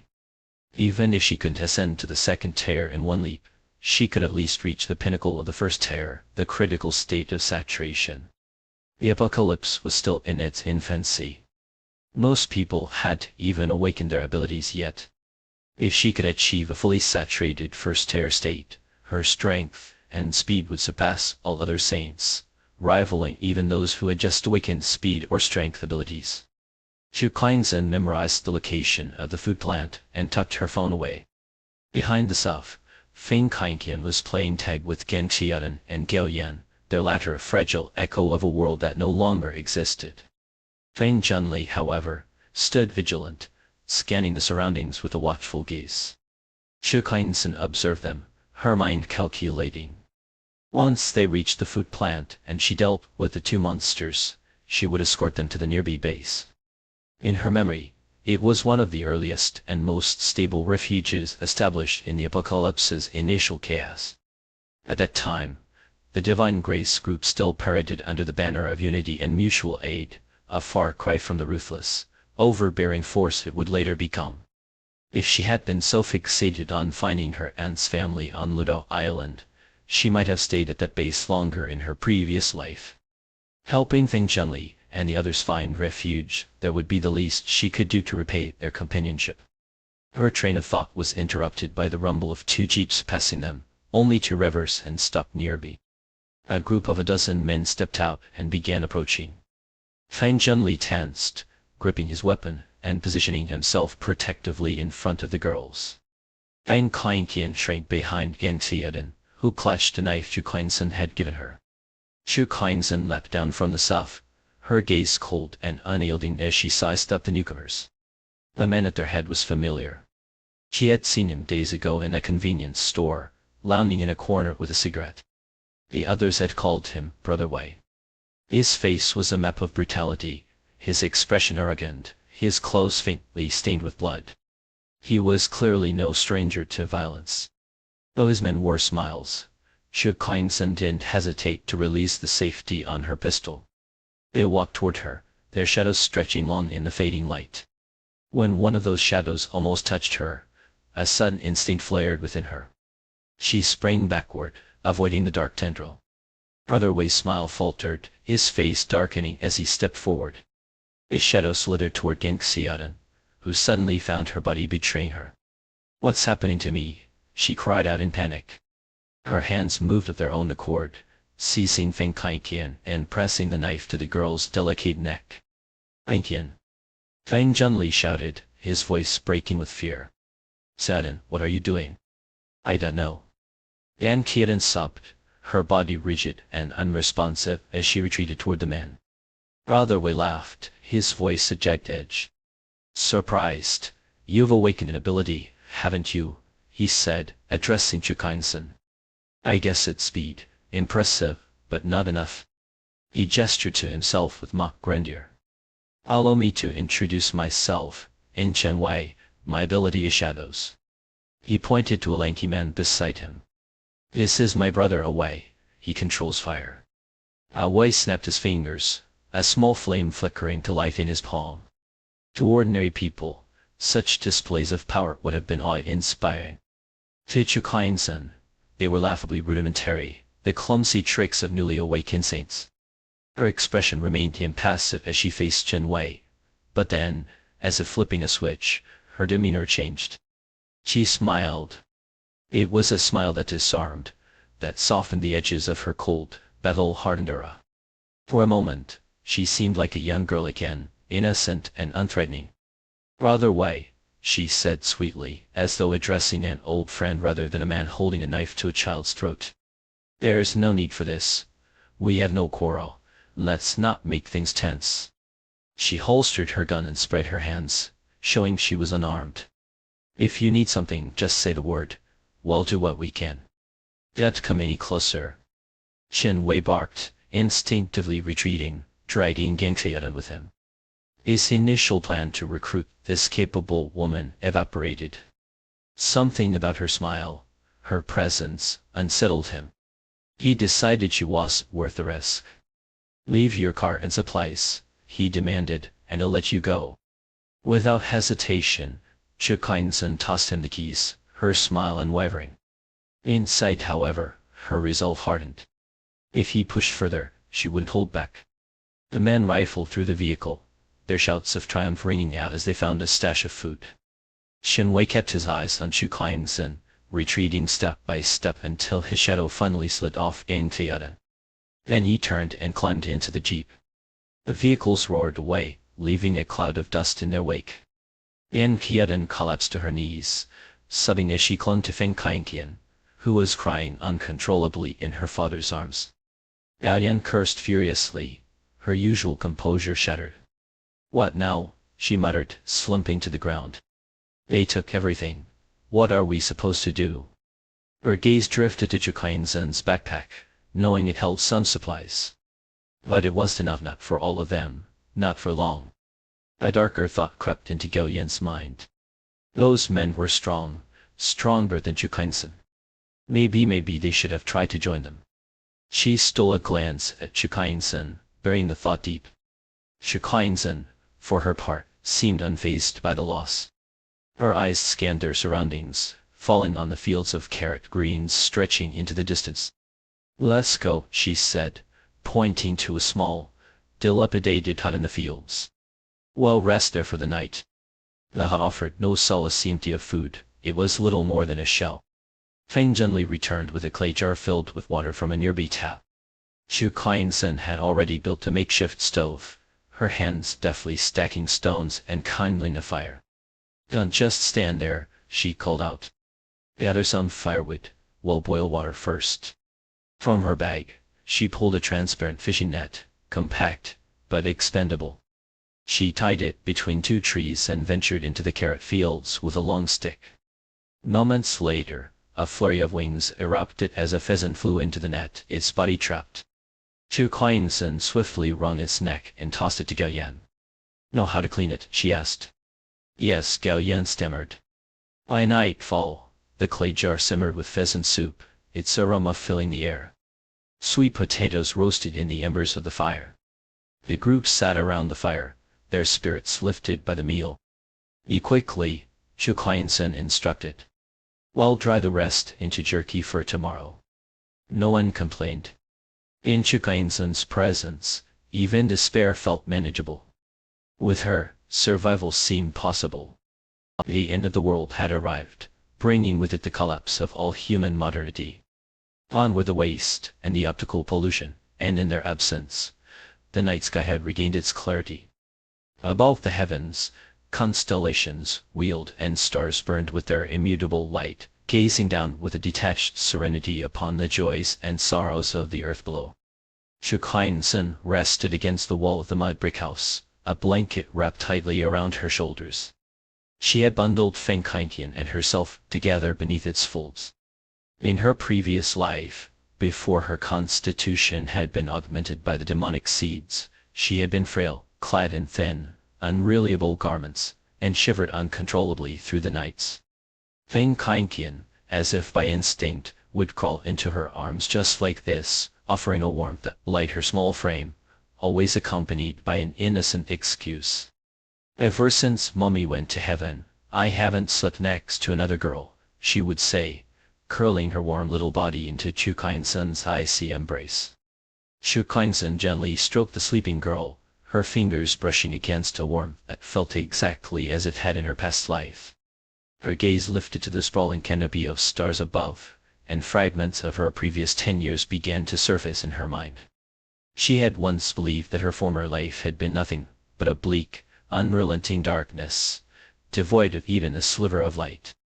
Yet now as she sifted through those memories, she found that the moments that lingered most vividly were the fleeting, delicate instances of warmth.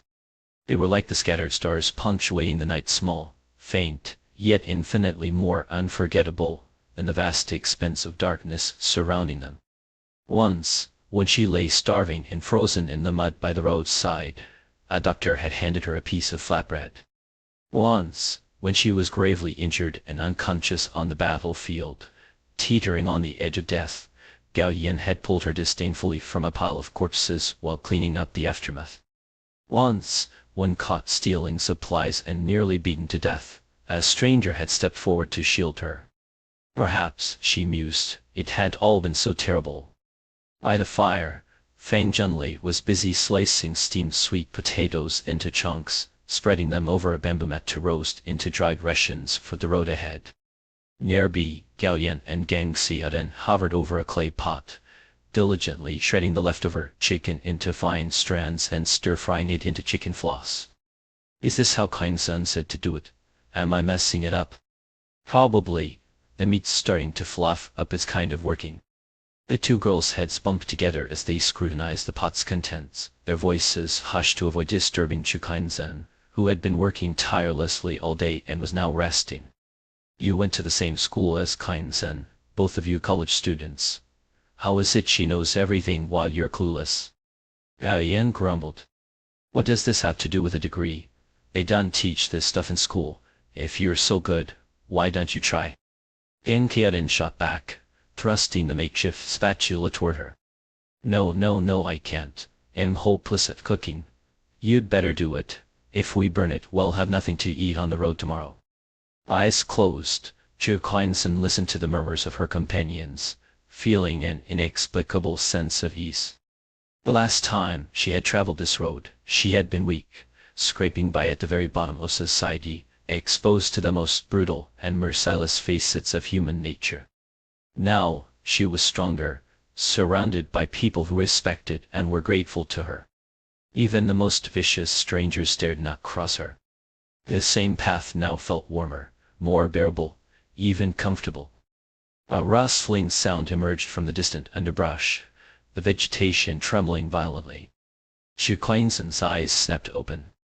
She gently handed the sleeping Feng Kainqian into Feng Zhenlei's arms, grabbed her blade, and cautiously approached the source of the disturbance.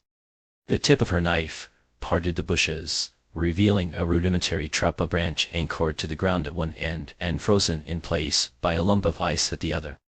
The ice had melted, releasing the branch, which had sprung back and rustled the foliage.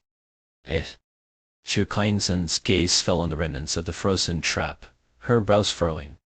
She turned back toward the firelight, only to see a small, wary figure dart out from the shadows of a boy, no older than 14 or 15, his lean frame a blur of motion. He raised his hand, and 3 sharp icicles shot forth, aimed directly at the group by the fire. Feng Zhenlei reacted swiftly, deflecting one icicle with the flat of his blade, shattering it against the ground. Gao Yan sidestepped another with practiced agility. Yan Qiaden, slower to respond, was struck in the arm. The impact stung briefly, but the ice splintered harmlessly, leaving her more startled than injured. Seizing the moment of confusion, the boy snatched 2 roasted sweet potatoes from the ground and bolted toward the bushes. But Gao Yan was quicker, grabbing him by the collar. "Not so fast, you little thief, you think you can just waltz off with the food I worked so hard for." The boy retaliated without hesitation, sinking his teeth into Gao Yan's hand. She yelped and let go, her hand now marked with a bloody crescent of teeth. The boy, nimble and wiry, darted back toward the underbrush, but not before Xu Kuanzhen intercepted him. With one hand, she twisted his arm behind his back, with the other, she clamped down on his neck, forcing him to the ground. "Teach him a lesson, Kuanzhen, this brat's no good." Gao Yan spat, clutching her injured hand. The boy threshed violently, his eyes alight with a feral defiance. Xu Kuanzhen's grip tightened instinctively. In this apocalyptic world, she rarely hesitated to eliminate those who posed a threat, regardless of whether they were child or elder.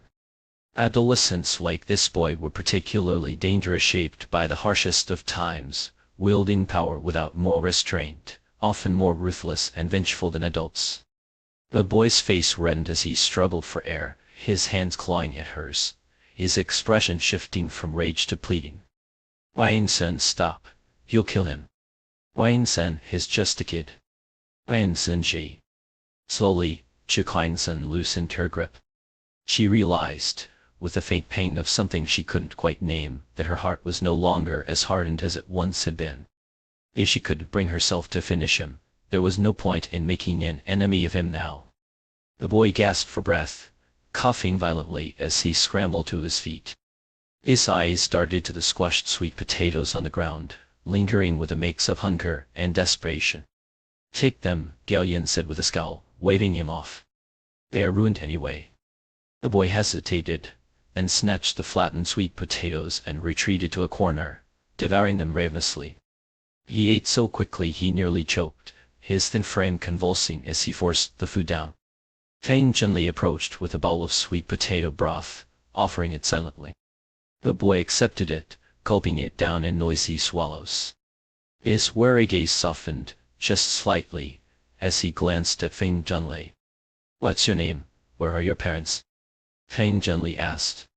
"Xiaojai, Zhang Xiaojai," the boy replied, his voice hoarse. "My dad, he was a gambler. When the green moon rose, he wouldn't leave the table. His opponent turned into a monster and tore him apart." "And your mother?" Feng Kainqian piped up from her perch on her father's back. "Do you not have a mummy like me?" The redness in Zhang Xiaojai's eyes seemed to dim, replaced by the dark circles of sleepless nights. He spat on the ground. "That woman did care about me. When the apocalypse came, she ran off with her lover, didn't even look back no matter how much I screamed after her." Feng Zhenlei, who had raised his daughter alone, couldn't fathom such neglect. Feng Kainqian rummaged in her pocket and produced half a piece of chocolate. Her small, pale hand extended toward him. "Here, Jij, Kuanzhen Jai gave this to me. It's really good. If you eat it, you won't miss your mummy anymore. King Xiaojai's gaze flickered between Feng Zhenli and Feng Qingqian before he snatched the chocolate and retreated to his corner once more. The next morning, the group ate their makeshift breakfast of steamed sweet potatoes and broth, packed their dried provisions into the clay pot, and prepared to set off. Feng Zhenli, spotting Jiang Xiaojai watching from a distance, broke his last piece of sweet potato in half and handed it to the boy before they departed. As they returned to the highway, Jiang Xiaojai trailed them at a distance, silent but persistent. "That little thief's following us," Gao Yan muttered. "We barely have enough to survive ourselves, we can't afford to feed him too." Feng Qingqian clung to her father's hand, glancing back repeatedly, but saying nothing. She was mature for her age, her mother's absence having forced her to grow up early. Xu Qianzhen found a minivan abandoned by the roadside. After some tinkering, she managed to unlock it and remove the long-dead driver from the seat. The vehicle had 7 seats, spacious enough for the group, with room to take turns sleeping in the back. As the engine roared to life, the others climbed in, their faces lighting up with relief. "Qianzhen, you're amazing. Is there anything you can do?" Gao Yan exclaimed. Through the rearview mirror, Gan Qiadan noticed Jiang Xiaojai running after the car. "What's he doing? Does he want to come with us? Seriously, clinging to us already.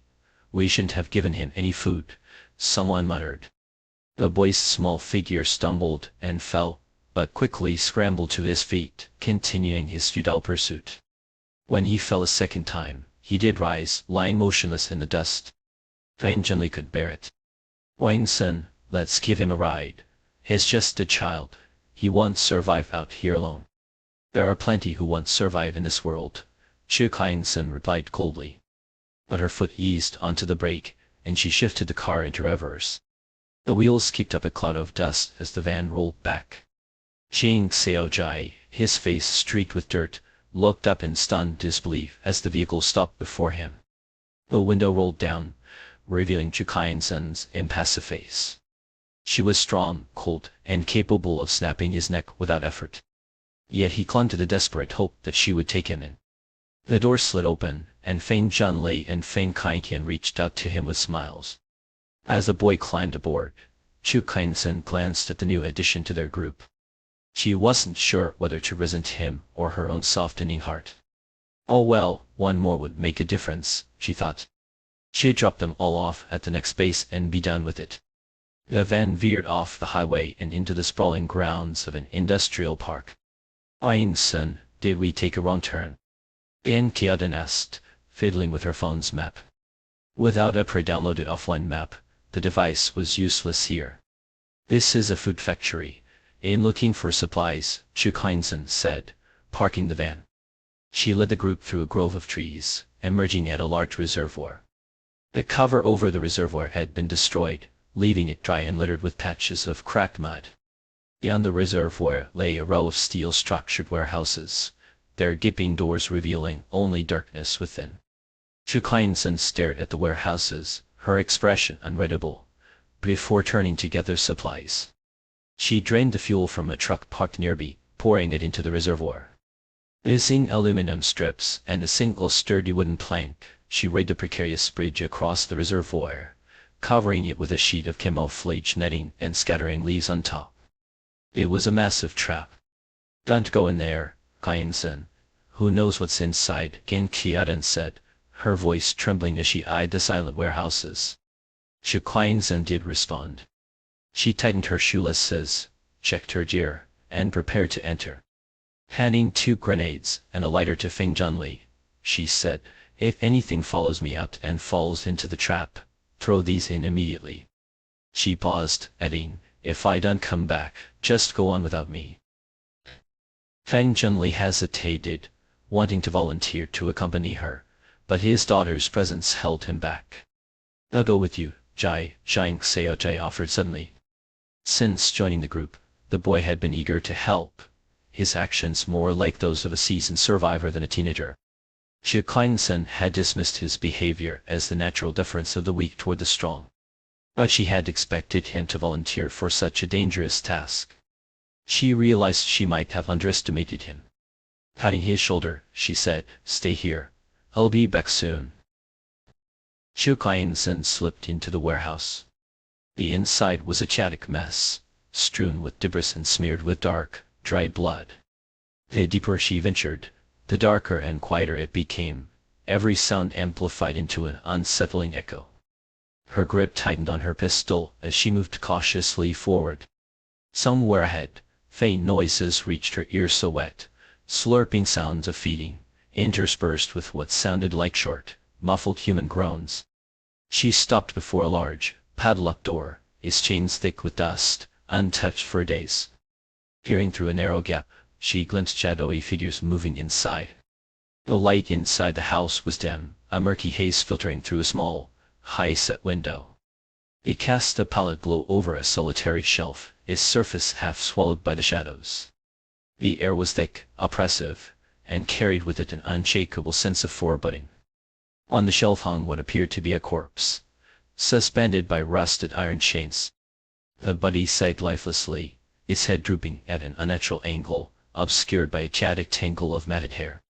Gender, identity, everything human about it was lost beneath the grotesque shroud. In the surrounding darkness, faint rustling sounds broke the silence. Two creatures, monstrous and feral, scrabbled beneath the shelf, their gnashing teeth tearing into something unseen. The dimness was suffocating, the outlines of the room blurred and indistinct. Only the nauseating sound of chewing echoed through the cavernous space, a sickening rhythm that seemed to reverberate in the bones. Chu Kai-Zen frowned, her instincts prickling with unease. Something wasn't right. Monsters, as she knew them, were not scavengers. They craved vitality, the warmth of fresh blood and the pulse of living flesh. A corpse, cold and inert, should hold no allure for them. Yet here they were, ravenous, their focus unwavering on this decaying body. Her gaze shifted to the door, its surface warped and scarred, a testament to repeated blows from within. The lock, crusted with layers of grime, had clearly been untouched for a long time. Why then did the creatures remain? What tethered them to a corpse that should have long since lost its appeal? Wraithing shellily, she edged closer to the cracked door, her movements precise and deliberate. Through the narrow gap, she peered inside, her eyes scanning for clues to the monster's nature and rank. The corpse, pale and skeletal, seemed beyond salvation. Its bones jutted sharply, a macabre outline against the dim light. And suddenly it moved. A faint twitch, almost imperceptible, followed by a low, guttural sound. Chu Kai-Zen's breath caught, her body stiffening in reflex. She shifted slightly, the faintest whisper of sound escaping here enough to betray her presence. The monsters froze. In unison, their heads snapped toward her, their crimson eyes glowing like embers in the dark. Bloodstalkers, she cursed silently, her mind racing. Second-tier monsters. In a world where even first-tier creatures were becoming rare, the presence of two second-tier bloodstalkers in the same place was nothing short of extraordinary and terrifying. What was this place? Without hesitation, she turned and bolted. Behind her, the door shuddered under the force of a monstrous blow. The chains securing it rattled violently, their metallic clamor ringing out like a death knell. Another crash, then another, each strike more ferocious than the last. With a final, deafening roar, the door gave way, collapsing in a cloud of splinters and dust. From the gaping maw of the warehouse emerged two creatures, their bodies stripped of skin, glistening with raw, exposed muscle and blood. Their tongues, long and serpentine, flicked out, tasting the air before retracting with a wet, slurping sound. They moved with unnatural speed, their clawed limbs propelling them forward in a frenzied pursuit. Even the walls offered no barrier, their sinewy forms scaling the vertical surfaces with ease. Chu Kai-Zen didn't look back. She ran, her focus singular, her movements fluid and relentless. The warehouse receded into the distance as she crossed the road, her strides carrying her toward the water reservoir. Her speed defied human limits, her figure a blur against the desolate landscape. Behind her, the creatures followed, their shrill cries slicing through the air.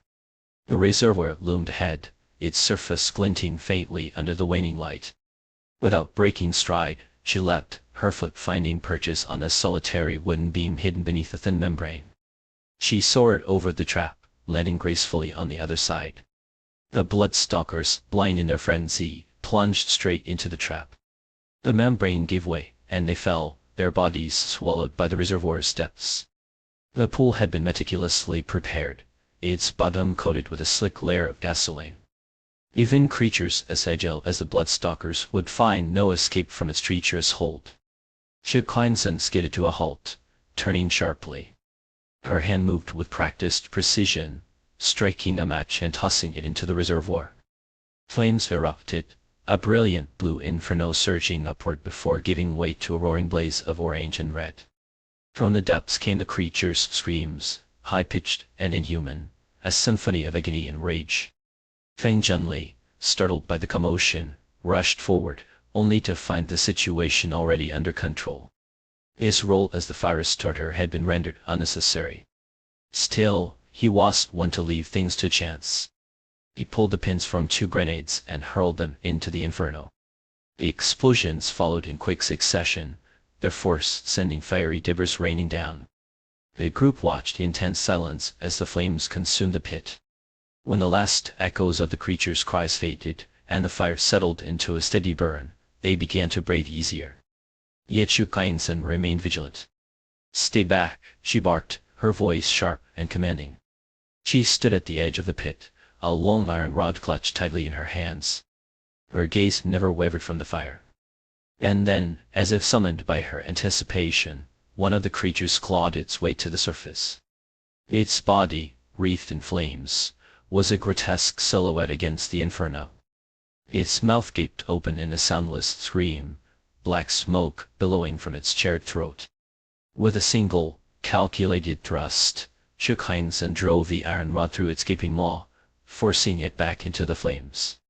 But even as the first creature fell, the second emerged, its body steaming as the fire licked at its flesh. This one was different. Its regeneration was unnervingly fast, its wounds sealing before the flames could claim them.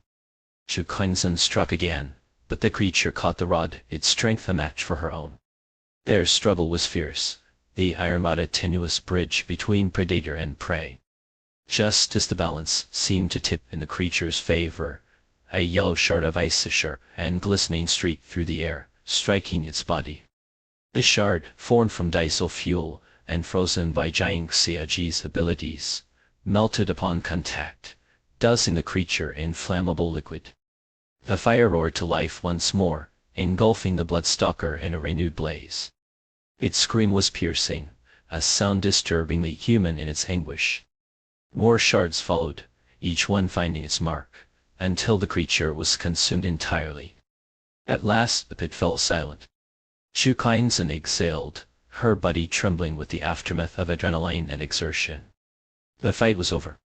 But as she looked at the faces of her companions, young, inexperienced, yet eager for her approval, she felt a flicker of warmth in her otherwise cold, unyielding heart. The fire burned well into the afternoon, its embers glowing faintly as twilight descended. When the flames finally died, Shu Kleinson descended into the pit, her movements cautious but determined. Amid the ashes and charred remains, she found what she had been hoping for, 2 small, green crystals, no larger than seeds. She held them aloft, their surfaces catching the fading light. "These," she said, her voice steady, "are second-tier magic seeds." Her companions stared, their eyes wide with a mix of awe and curiosity. The seeds were rare, their value immeasurable. To Shu Kleinson, they represented a chance leap forward in a world where survival was dictated by strength. As she pocketed the crystals, she felt the weight of her ambition settle over her once more. She would rise. She would endure. And she would not falter. Whose city, a sprawling metropolis with a permanent population exceeding 5 million, thrived with economic vigor, its jurisdiction dotted with expensive, newly developed industrial parks. But after the world fell into chaos, one such industrial park near Gu City, sparsely populated and fortified by towering walls, became an unlikely sanctuary. It drew throngs of refugees, transforming into one of the earliest and largest survival bases. Over time, this base was fortified and expanded, its walls rising into formidable ramparts that loomed over the desolation. It earned a name whispered with equal parts awe and dread, the Goose City Fortress, a bastion of the apocalypse's brutal early days. Situated between Flower City and Egret Island, the fortress was a waypoint in Chukainzen's plan. On her way to Egret Island, she intended to escort Gao Yan, Feng Kaitian, and the others to the relative safety of Goose City. A gesture, perhaps, to honor the bonds of the past. From there, she could continue eastward, her mission twofold and efficient. The distance between Flower City and Goose City was less than 200 kilometers. A journey that, even with pauses and delays, should not have taken long. Yet, since the moment Epetian had inadvertently joined their group, an unspoken tension had gripped the air. Chukainzen's urgency, once steady and deliberate, now seemed fevered, her calm unraveling into something sharper, more insistent. But the closer they drew to Goose City, the denser the surrounding towns and counties became, their roads choked with the wreckage of abandoned vehicles. Progress slowed to a crawl as they navigated the chaos. Can't go any further. Bet out, Chukainzen commanded abruptly, halting the vehicle with a sharp screech.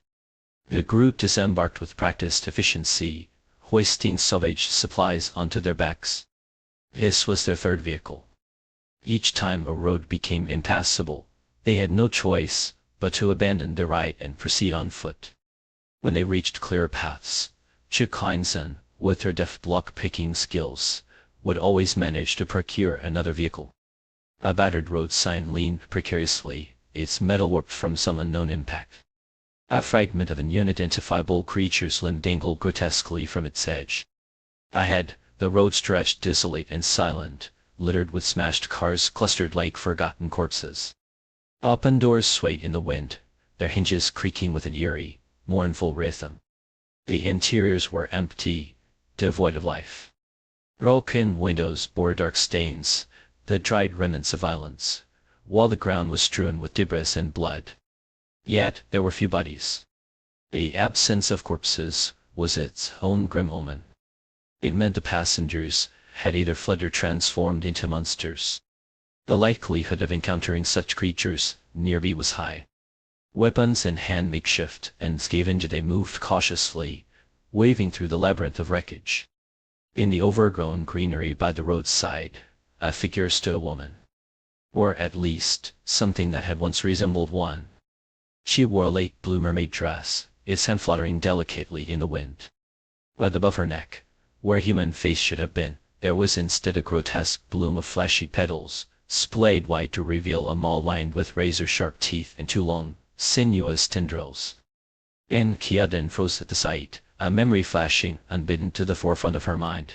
The day the monsters descended, the image of one of these creatures feasting on human flesh outside her dormitory. She staggered backward, her breath hitching in terror. Chukainzen's hand steadied her shoulder. Don't be afraid, it's just a common monster, not yet evolved. Its speed and strength are limited, you can kill it. Chukainzen no longer intervened in encounters with ordinary monsters. She believed in honoring her companions' abilities, pushing them to confront their fears.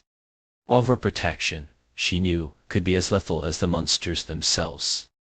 Zhang Xiaoji stepped forward eagerly, a grin tugging at the corner of his lips.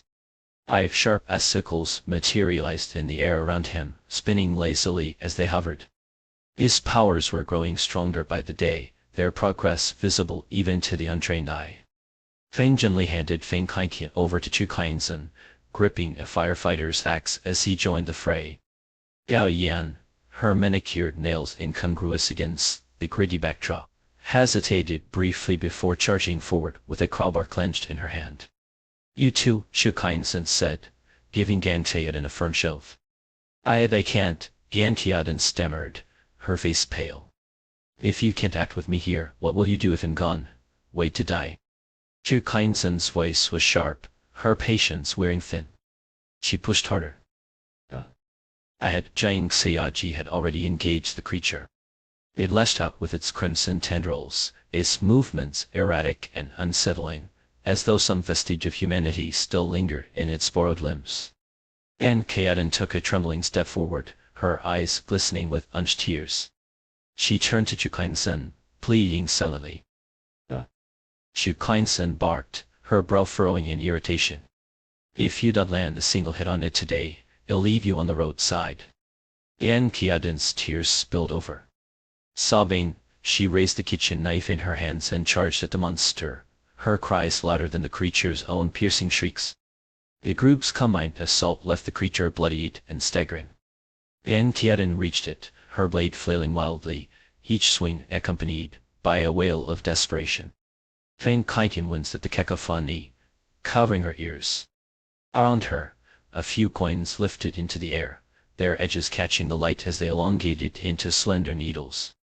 With a sharp whistle, the needles shot forward, piercing the monster's fleshy petals and exciting through its chest. Chu Kleinsen observed the one-sided battle with a detached gaze. Ordinary monsters, she mused, were weak. Conquering them was merely a matter of overcoming fear. Her attention shifted to Yipetian, who stood silently at the periphery, making no move to join the fight. She did care. If anything, she preferred his reluctance. His power growing too quickly would only make him more dangerous. Then came the sound of heavy, rhythmic thud that reverberated through the air. A colossal figure emerged at the end of the road, a blond strider, his slumbering form unmistakable. This was no ordinary foe. A first-tier monster had arrived. Chu Kleinsen drew her blade, her body coiling like a spring before she launched herself forward, a shadow streaking toward the massive creature. Among their group, she alone had the strength to face such a threat. But then, another figure followed her. Her speed, honed to near perfection, was matched only by the man trailing just steps behind. "I'll help you," came a low, succinct voice. "Be careful," she warned, her tone clipped. "It's fast, strong, and its weak spot is the navel." Fighting alongside Yipetian was not something she had ever imagined. Yet here they were, their movements synchronized in the chaos. The battle was fierce, relentless. The blunt strider's massive hands swung with crushing force, its grotesque body lumbering with surprising agility. But Chu Kleinsen was faster, darting around it like a shadow, her blade striking with precision. When the creature's vision was obscured by a sudden swirl of sand, she seized the opportunity, leaping onto its knee and driving her weapon into its vulnerable abdomen. The monster roared, a guttural sound that shook the ground. It crouched low, preparing to charge. Her heart sank. Its trajectory was aimed directly at Zhang Xiaji and the others. But before it could move, the earth beneath its feet shifted. Two massive hands, formed from compacted sand, rose and clamped around its ankles. Yipetian stood a short distance away, his hands raised in concentration, sweat streaming down his face. The sand hands held for only a moment before crumbling, but it was enough. The monster stumbled, its colossal body crashing to the ground with a resounding thud. It flailed, toppling trees and crushing signs as it rolled. Chu Kleinsen pursued relentlessly, her blade finding its mark again and again. At last, after what felt like an eternity, the beast lay still. Then, Zhang Xiaji and Fang Kaikian had long since exhausted their abilities, slumped in exhaustion. Only Yipetian remained at her side, his control over sand weak, but resourceful, his assistance precise. Standing atop the creature's corpse, Chu Kleinsen extracted the green core from its abdomen, its glow faint, but unmistakable. She looked down at Yipetian, who was bent over, his breath ragged, his face pale. Reluctantly, she acknowledged the truth. Whatever his past, whatever his potential for danger, Yipetian was undeniably a prodigy in battle. The sun dipped below the horizon, the world sinking into twilight. Later, as the group settled for the night, Chu Kleinsen took the first watch. Sitting atop the vehicle, she consumed the core, feeling the faint stir of power within her. She clenched her fists. The sensation was fleeting, but it was there she was on the brink of something greater. Yet she hesitated. The leap to the next tire was perilous, the risk of succumbing to corruption ever present. Her gaze drifted downward. The night was dark, starless, and the men below were already lost to sleep. Only one pair of eyes remained open, staring blankly at the sky. "You're not sleeping again?" she asked softly.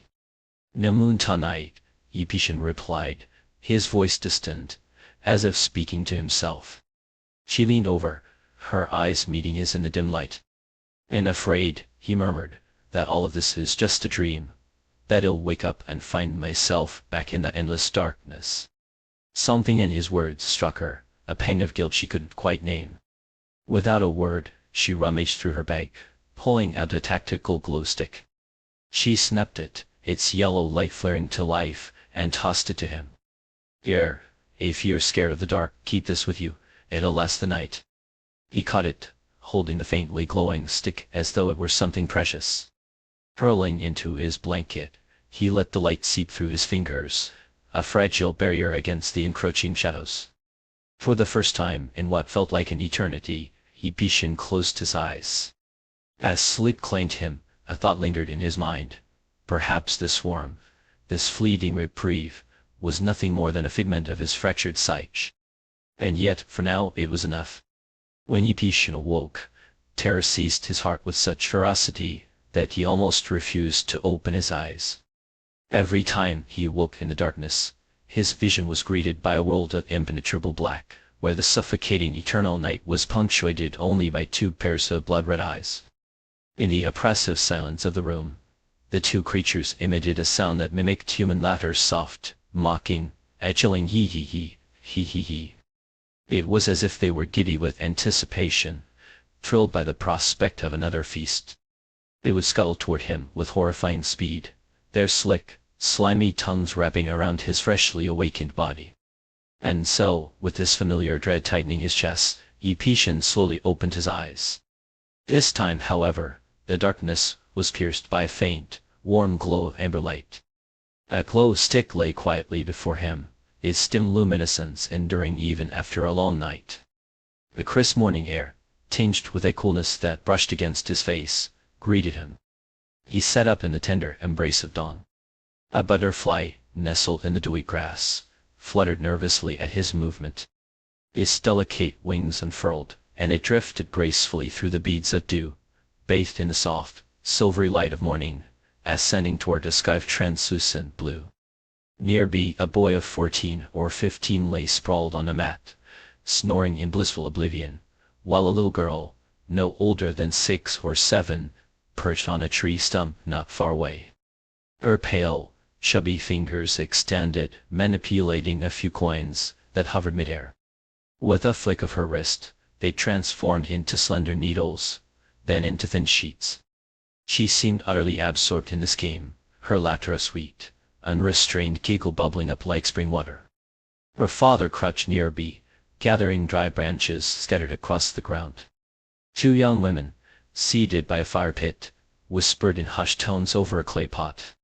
"Is this snake meat? Are we really going to eat it?" "Of course we are.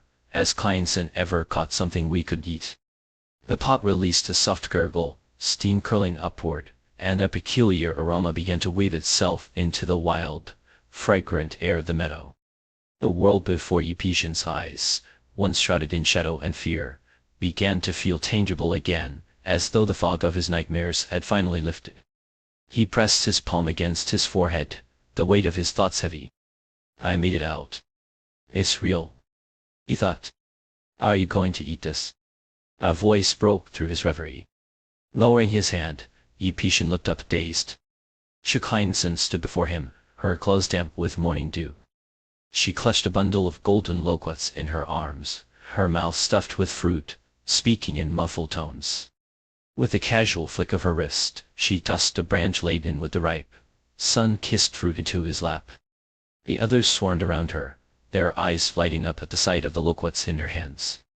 After days of surviving on biscuits and dried sweet potato slices, the promise of fresh fruit was an irresistible luxury.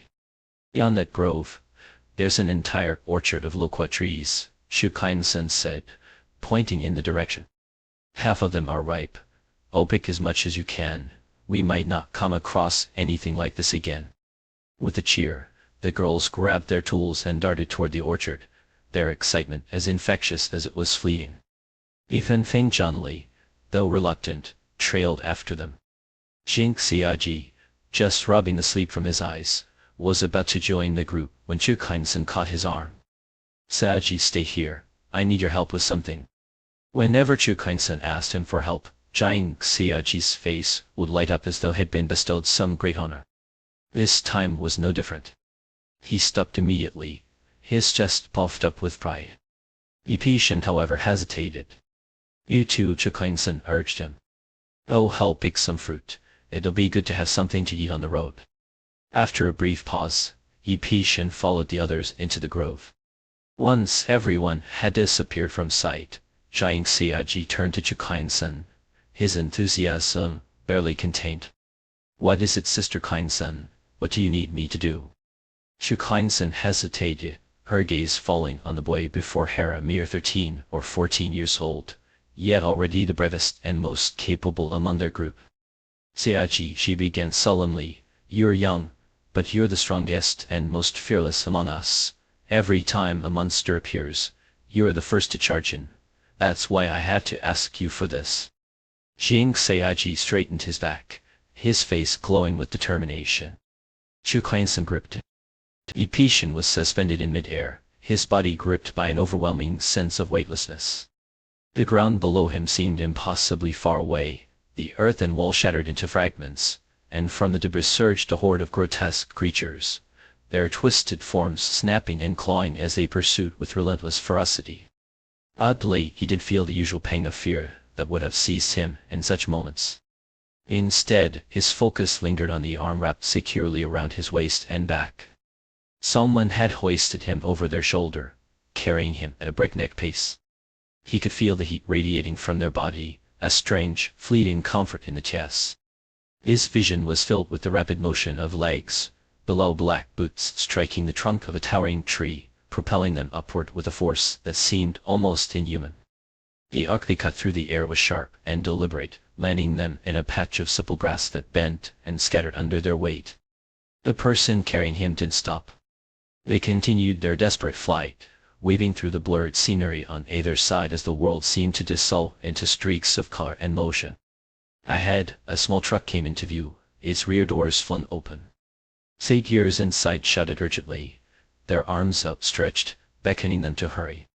In the disjointed flashes of the present, Yi Pishan's mind drifted back to the beginning of the apocalypse. Back then, he had thought himself already dead.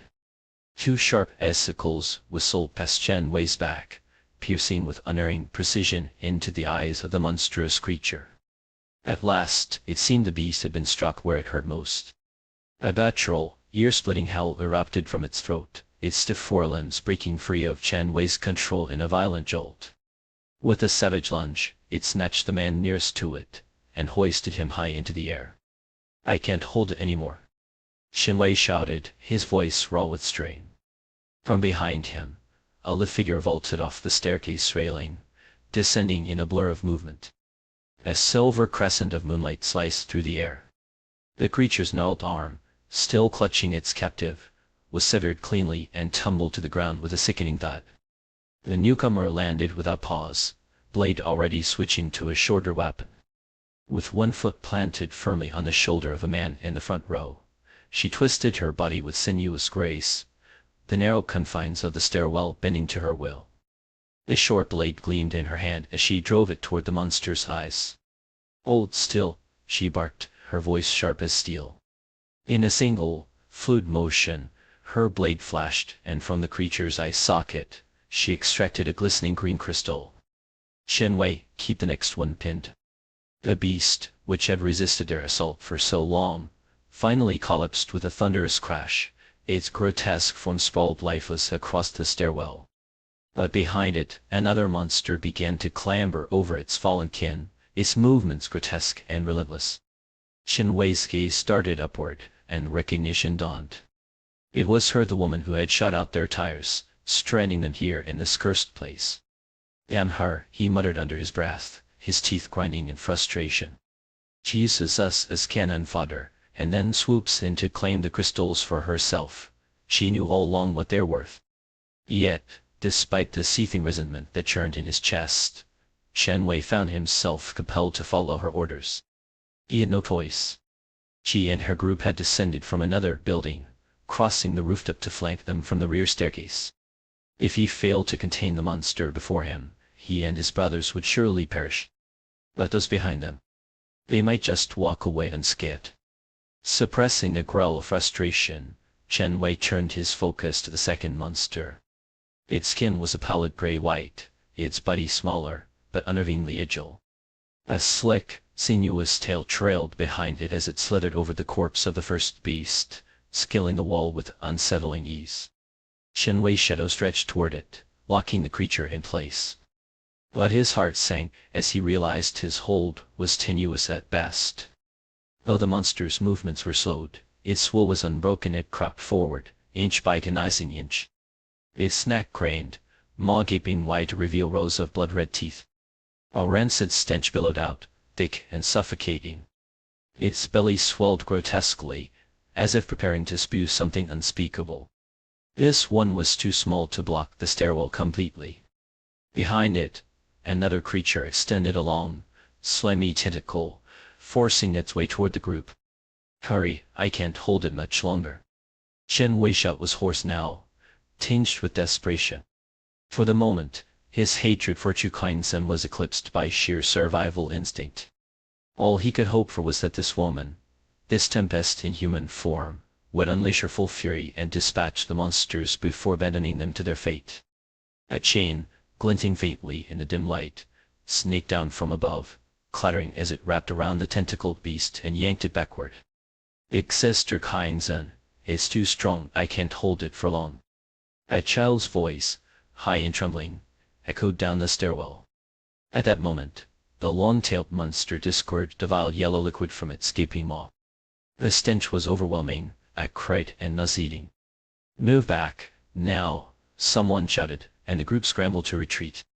A sudden gust of golden sand rose in the air, swirling together to form a barrier that intercepted the false spray. The liquid hissed and sizzled as it met the sand, bubbling and corroding it into nothingness. The men exchanged uneasy glances, their faces pale. If that acid could dissolve even sand, what horrors would it wreak on human flesh? They turned toward the source of the sandstorm, a young man standing at the top of the stairs. His face was ghostly pale, a stark contrast to the white bandages wrapped tightly around his shoulder. One hand gripped the stair railing for support, while the other extended outward, steady and unyielding, his power commanding the sand to shield them. "Arnid's tail." Chu Kainsen's voice cut through the chest, sharp and authoritative. "All right, me." Ao Wei, the fire wielder, snapped out of his daze.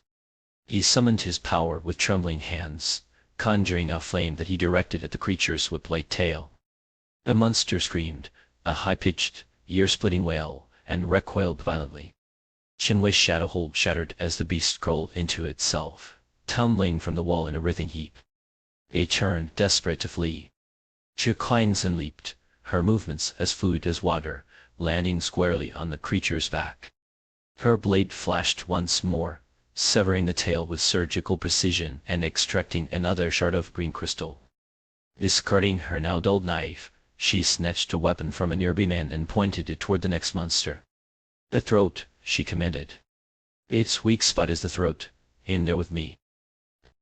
At the end of it, 5 formidable monsters lay dead, their corpses strewn across the blood-soaked stairwell. Chen Wei collapsed where he stood, his energy utterly spent. His chest heaved as he surveyed the carnage, a mixture of awe and lingering fear tightening his throat. Brother Wei, Ao Wei, equally drained, slumped beside him, his voice low and conspiratorial. "They took all the crystals." Chen Wei let out a bitter laugh, pulling a cigarette from his battered pack and lighting it with trembling hands. "And what would you have me do about it? Fight them?" "Hell no," Ao Wei said, shaking his head vehemently. "And not stupid enough to pick a fight with her." His gaze flicked toward Chu Kainsen. She moved with a predator's grace, her every motion exuding a cold, lethal efficiency. Ao Wei shivered. This one, just a woman, she was a force of nature. They'd stumbled upon a secret. Certain powerful monsters carried within them green crystals that could amplify their abilities. Since learning this, they'd scoured the land, hunting these rare creatures. But today, their efforts had been for naught. All their planning, their struggles, had merely paved the way for someone else's victory. Chu Kuan-Zen pocketed the crystals without hesitation, her expression unreadable as she turned to her companions. "You've all improved," she said, her voice softer now, almost warm. She ruffled the hair of a young boy, Jiang Seiji, who beamed under her praise. Guiding another girl, Feng Kaikian, by the hand, Chu Kuan-Zen prepared to leave. "Wait," Chen Wei called after her, stubbing out his cigarette. "We were in the wrong last time, but now we fought side by side. Let's call it even, yeah." Chu Kuan-Zen paused, her gaze sweeping over him, his injured man, the bodies littering the stairwell. She flicked a crystal toward him, the small green shard landing at his feet. A token gesture, nothing more. At first her crystal was of little use to her now, and soon they'd have more than they could carry. Still, it was enough to save face. As the night deepened, Chu Kuan-Zen and her group found shelter in an abandoned building. The scent of freshly cooked rice porridge wafted through the air, a rare luxury in these desolate times. Later, as her companions slept, Chu Kuan-Zen sat alone in the dimly lit room, turning a remaining crystal between her fingers. Her gaze drifted toward Yi-Pishin, his pale face barely visible in the faint glow of a makeshift lantern. "Are you still awake?" she asked softly, crouching beside him. "Here, take this, it'll help." Yi-Pishin's eyes widened in surprise. For a moment, he hesitated, then shook his head. "No, I don't need it." "Don't be ridiculous. Everyone gets a share." She pressed the crystal into his hand, her fingers brushing against his. They were too cold. "You've done enough," she said, her voice quieter, almost gentle. "Rest now." And as she turned away, leaving him, with the crystal and a faint smile, the shadows of the night seemed to draw closer, heavy with unspoken truths and lingering doubts. For the sake of safety, the room they had chosen as a temporary refuge was modest in size, its confines almost suffocating in their intimacy. Chu Kuan-Zen's hearing was unnervingly sharp, and in the stillness of the night, she could discern the subtle variations in breath that emanated from every corner of the room, some shallow and erratic, others deep and steady. Near the floor, not far from the sofa, a small, warm yellow glow flickered faintly. At first, it wavered intermittently, like the hesitant pulse of a dying ember. But soon it stilled, casting a quiet radiance in the corner of the dim living room, where the sound of slow, even breathing finally emerged. He had fallen asleep at last. The infamous Yi-Pishin, the man whose name struck fear into countless hearts, afraid of the dark.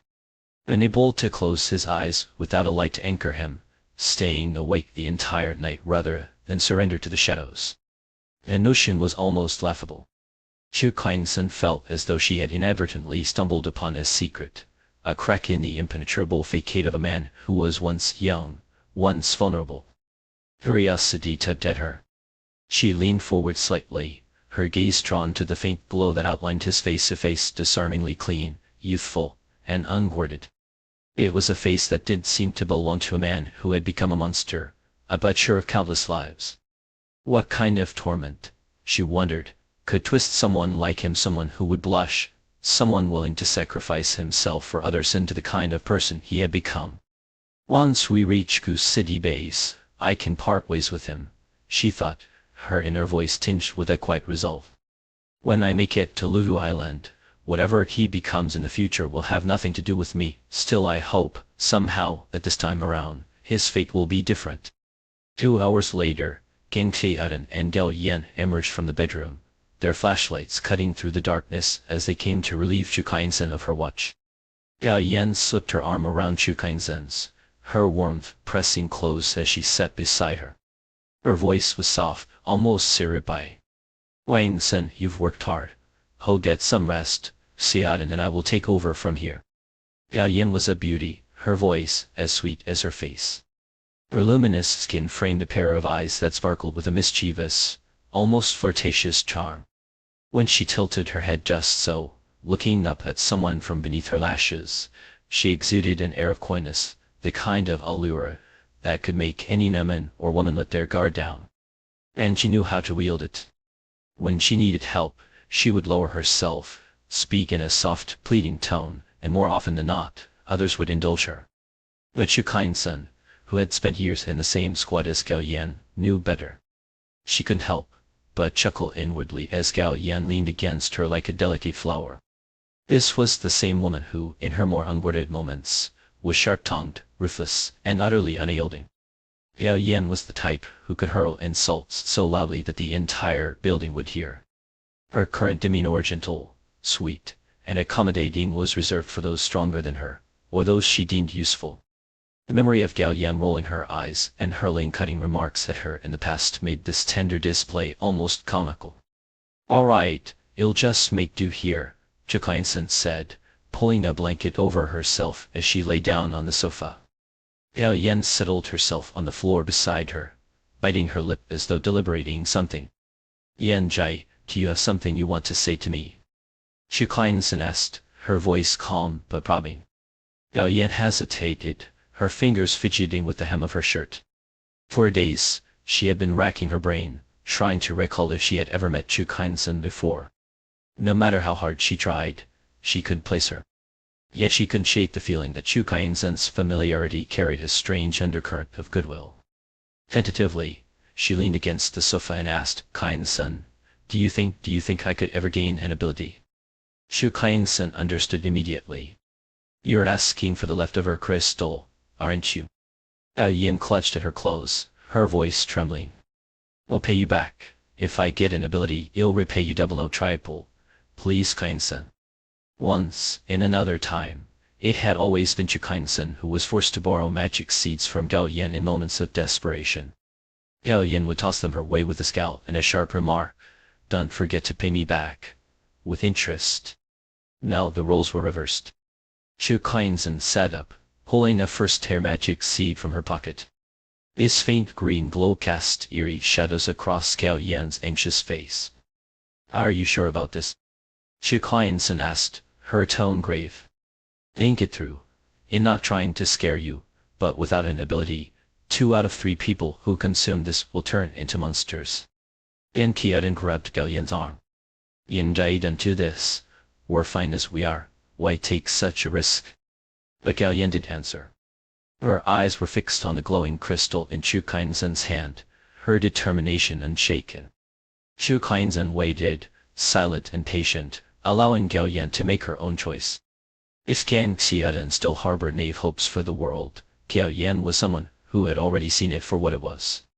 She understood, better than most, that even the most beautiful woman could only really own herself to survive in a world overrun by monsters. In her past life, Chu Kai-sun remembered, Gao Yan had paid a steep price for her first crystal. This time, she knew, Gao Yan would still choose to take the risk. Trembling, Gao Yan reached out and took the magic seed from Chu Kai-sun's hand. In the apocalyptic days before, she had once had a boyfriend, a man who, though wealthy, was a scoundrel who delighted in petty acts of cruelty. Yet when the end came, he had remembered her. He had come for her, grabbing her hand in a desperate bid to escape together. She had watched with her own eyes as he lost his humanity, transforming into a grotesque, flesh-eating monster. "Will I end up like him?" Gao Yan's chest heaved, her breath ragged. Then, with a sudden, reckless resolve, she shoved the crystal into her mouth. Yan Qian gasped, her hands flying to her mouth in horror. "Yan Jai, your face, your face!" she shrieked, her voice cracking as she scrambled away, her flashlight clattering to the floor. The commotion roused the others. One by one, they lit torches and gathered around, their faces pale with fear. Gao Yan doubled over, clutching the sofa for support as her body convulsed. Her once beautiful face swelled grotesquely, green veins sneaking up her neck and spreading toward her head like a web of corruption. Is she turning? Jing Xiaoji gripped his knife tightly, his knuckles white as he turned to Chu Kai-sun. "Stay strong, Yan Jai," Chu Kai-sun said firmly, her hands glowing faintly as she pressed them to Gao Yan's face. You can get through this, just hold on. The green lines began to recede, retreating inch by inch until Gao Yan's features returned to their natural state. She collapsed into unconsciousness, her fevered body limp on the sofa. Chu Kleinsen wiped the sweat from her brow, her voice steady despite her exhaustion. She is fine now. Oh, back to sleep. I'll watch over her. In the corner of the room, Yi Pishin lay silently, watching Chu Kleinsen as she sat by Gao Yan's side, her hand resting gently on her shoulder. A faint yellow glow in her palm lit up. The van rumbled forward, its tires crunching over debris-strewn asphalt as the number of pedestrians along the road began to swell. Less than a fortnight had passed since the apocalypse descended, and yet humanity seemed to have stumbled, almost overnight, into an uncharted epoch. They were nearing Goose City, a sprawling metropolis whose towering modern edifices loomed on either side of the broad avenue. Once symbols of ambition and industry, the buildings now stood hollow and mute, their sleek facades marred by dangling, tattered billboards that swayed forlornly in the wind. The street below was a chaotic tapestry of Refusa shredded paper, broken glass, and the occasional plastic bag caught in an errant gust, spiraling upward like a ghostly kite before vanishing into the gaping black windows of the abandoned skyscrapers. Civilization, that intricate tapestry woven over centuries, had unraveled in mere days. The people they passed wore garments that hung in tatters, their faces smeared with grime and weariness. Some had taken to improvising armored, jagged creations cobbled together from scavenged materials. One man carried a weapon that was nothing more than a rusted iron rod affixed with a monstrous fang, while another gripped what appeared to be the serrated limb of some grotesque creature, its base wrapped in a makeshift cloth handle. Humanity, ever resourceful, had begun repurposing the remains of the monsters that now roamed their world, crafting crude tools of survival from the remnants of their enemies. Shikinson observed it all with a detached clarity, her mind already leaping ahead to the inevitable. As traditional industries crumbled, she knew there would soon emerge specialized groups dedicated to weaponizing monster parts, forging an entire economy from the carcasses of the beasts. In time, the most powerful of these monsters, those of the second tier and above, would become coveted prizes, their rare components fetching fortunes. And though such creatures were formidable, terrifying even, there would always be hunters willing to gamble their lives for the promise of wealth and renown. "This is the sanctuary?" someone asked, the question tinged with both hope and disbelief. "No," another corrected, their voice tinged with a cautious optimism. "This is the base. Chen Wei mentioned it before, remember, Goose City Base. A lot of survivors live here." The group in the van stirred, their earlier weariness giving way to subdued excitement. Since leaving Flower City, they had traveled through desolation, empty roads, crumbling towns, and the ever-present specter of death in the form of mutilated corpses and prowling monsters. The sight of other humans, so many of them in one place, was a balm to their frayed nerves. Human beings are social creatures. Prolonged isolation breeds a peculiar kind of menace, and the sudden reappearance of community, however tenuous, inspired a fragile sense of comfort. Ahead, a high wall came into view, encircling what had once been a newly constructed industrial park. The wall, an incongruous blend of utilitarian function and faux European ornamentation, had originally been a mere aesthetic flourish. But in the wake of the apocalypse, its towering presence had transformed the area into a natural stronghold, drawing survivors like moths to a flame. Over time, the park had evolved into a fledgling settlement, a nascent bastion of human resilience. From a distance, Shikinson could see the wall bristling with activity. Scaffolding clung to its exterior as workers labored to reinforce and extend its height. At the gate, a trench had been dug, and armed guards, makeshift soldiers cobbled together from the remnants of society, stood watch, their eyes scanning the trickle of newcomers with wary precision.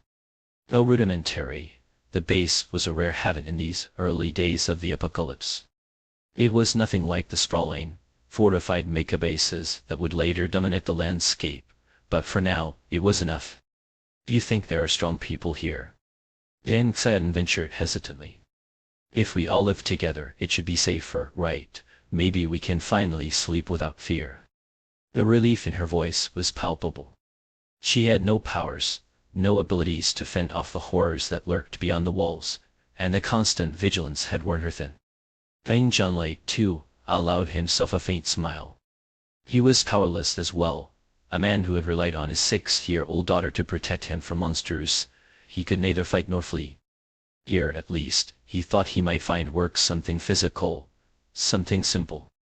A way to reclaim his role as a father and a provider. There will be people with abilities here, Chickinson said evenly, her voice carrying through the small space. Living inside will be safer than wandering outside, but don't get your hopes up too high. In the apocalypse, nowhere is truly safe. The weight of her words settled over the group. Zhou Yan, seated closest to her, glanced over, her brow furrowing. Kinson, you're not planning to stay, are you? Where will you go? My family is in Egret Island, Chickinson replied, her tone measured. I still have a long way to go to reach them. I'll rest here for a few days, but after that, we'll part ways. In truth, she would have left immediately if not for the timing. She knew what was coming. In just a few days, this base would face an assault, a horde of monsters that would test its flagging defenses. Though the base would ultimately survive, the cost would be steep, especially with the appearance of a second-tier monster among the attackers. And Chickinson needed that monster. Second-tier creatures were still rare at this stage, and she couldn't afford to let any opportunity slip through her fingers. I don't want to stay here, Jing Xiaoji blurted suddenly, his voice rising with youthful defiance. I want to go with you. Chickinson turned, her lips curving into a faint smile. You want to follow me? Think carefully. The road ahead won't be easy. The monsters will only grow stronger. She reached through the small window separating the cab from the rear compartment, ruffling Jing Xiaoji's unruly hair. Despite herself, she was pleased. A capable companion, someone she could trust, would make the journey less lonely. I want to go too, a hesitant voice murmured from the corner. Chickinson's gaze shifted, and her expression faltered. Ye Beiqin. Of all people, she had expected him to speak up. He must have noticed her hesitation, the flicker of rejection in her eyes. His lips pressed into a thin line as he swallowed the rest of his sentence, his shoulders stiffening under the weight of her unspoken refusal. She doesn't want me here. The thought stabbed at him, sharp and unrelenting. The awkward silence between them was mercifully cut short as the van rolled to a halt before the base's gates. The guards, their uniforms mismatched and their weapons a hodgepodge of scavenged gear, conducted a cursory inspection. Satisfied that no one was feverish or gravely injured, they waved the group through with little fanfare. The vehicle, however, was deemed too large to enter. Chickinson rented a flat cart from one of the guards, paying the modest fee with a single piece of candy. In this new world, currency had lost all meaning, food was the only true wealth. Inside the base, the streets were a chaotic tableau of human desperation. A large white tent had been erected near the entrance, staffed by medics and volunteers wearing armbands emblazoned with angelic wings. They moved with quiet efficiency, tending to the injured and handing out pamphlets that extolled the virtues of unity and faith. Chickinson spared a glance at the banner strung across the tent, Holy Angel Charity Organization. The name stirred no memory. Likely, it was one of the countless small religious groups that had sprung up in the wake of the apocalypse, most of which would vanish as quickly as they had appeared. The end of the world had not just shattered cities and lives, it had upended humanity's understanding of itself. In the face of such existential uncertainty, people clung to whatever offered solace, however fleeting. As they pushed the cart deeper into the base, the atmosphere grew darker. Makeshift stalls lined the streets, their proprietors hawking goods in a cacophony of voices. Some groups unfurled banners, recruiting for teams or offering protection for a price. Others, less fortunate, sat slumped against walls, their eyes hollow and their bowls empty. In the shadows of narrow alleyways, violence simmered. Scuffles broke out over scraps of food, and the occasional scream pierced the air, a sharp, haunting reminder of the fragility of order. Chicken-san's cart, laden with supplies, drew unwanted attention. Blankets, jars, food, and even fresh loquats gleamed in the sunlight, a treasure trove in a world starved of plenty. Predatory eyes followed their every step, the whispers growing louder. Women and food. Look at them, fresh, not like the ones here. The group stiffened as a gang stepped into their path. At their head was a wiry man with a cruel glint in his eye, his body inked with tattoos that snaked from his neck to his arm. Beside him clung a strikingly beautiful woman, her wary gaze darting between Chicken-san and her companions. Newcomers, huh? A heavy-set man stepped forward, his tone dripping with mockery. First rule of the base, pay your respects to Brother Hoyo. Didn't anyone tell you? He rapped his knuckles against the cart's handle. Half the food, and you'll of you come with us, we'll make sure you're taken care of.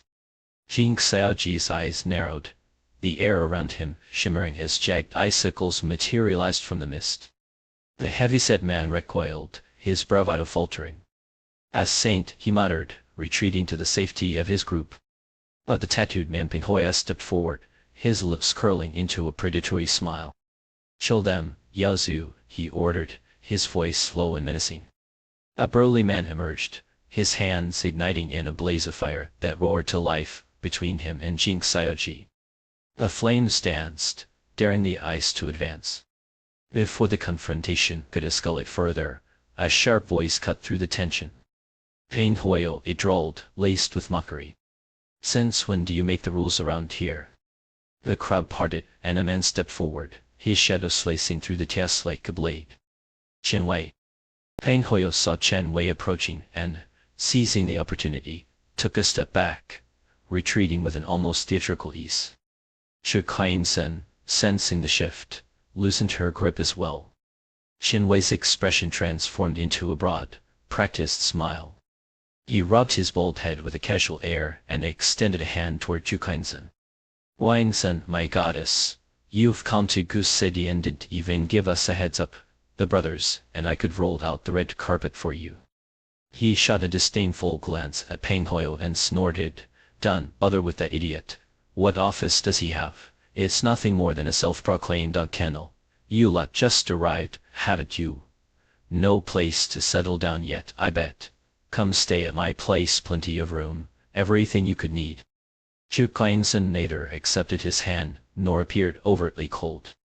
She smiled faintly, a polite yet impenetrable shield. Thanks for the offer, but we'll find our own place. Chen Wei's grin didn't falter, but inwardly he spat. This woman, young as she seemed, was slippery as an eel, impervious to both charm and pressure. He had hoped to win her over while she was still unfamiliar with the area, but it was proving more challenging than anticipated. Peng Hoyo, meanwhile, was kicking himself. The base was rife with factions, big and small, each vying for influence. He and Chen Wei were evenly matched, their groups often at odds. When Peng had discovered that 3 of the newcomers were ability users, had immediately seen an opportunity to recruit them. Now with Chen Wei stealing the spotlight, Anise nodded him. Watching Chicken-san reject Chen Wei, Peng Hoyo quickly adjusted his demeanor. He extended his hand toward her, his face now a mask of sincerity. There seems to have been a misunderstanding earlier, but as they say, no fight, no friendship. He reached into his pocket and pulled out a sleeve adorned with a winged insignia, slipping it onto his arm. We're part of the Holy Angel Public Welfare Organization, tasked with maintaining order in this area. Earlier, we were just trying to get to know our new neighbors. Peng studied the group's attire, piecing together their likely backgrounds. They seemed like decent, law-abiding folk, ordinary citizens thrust into extraordinary circumstances.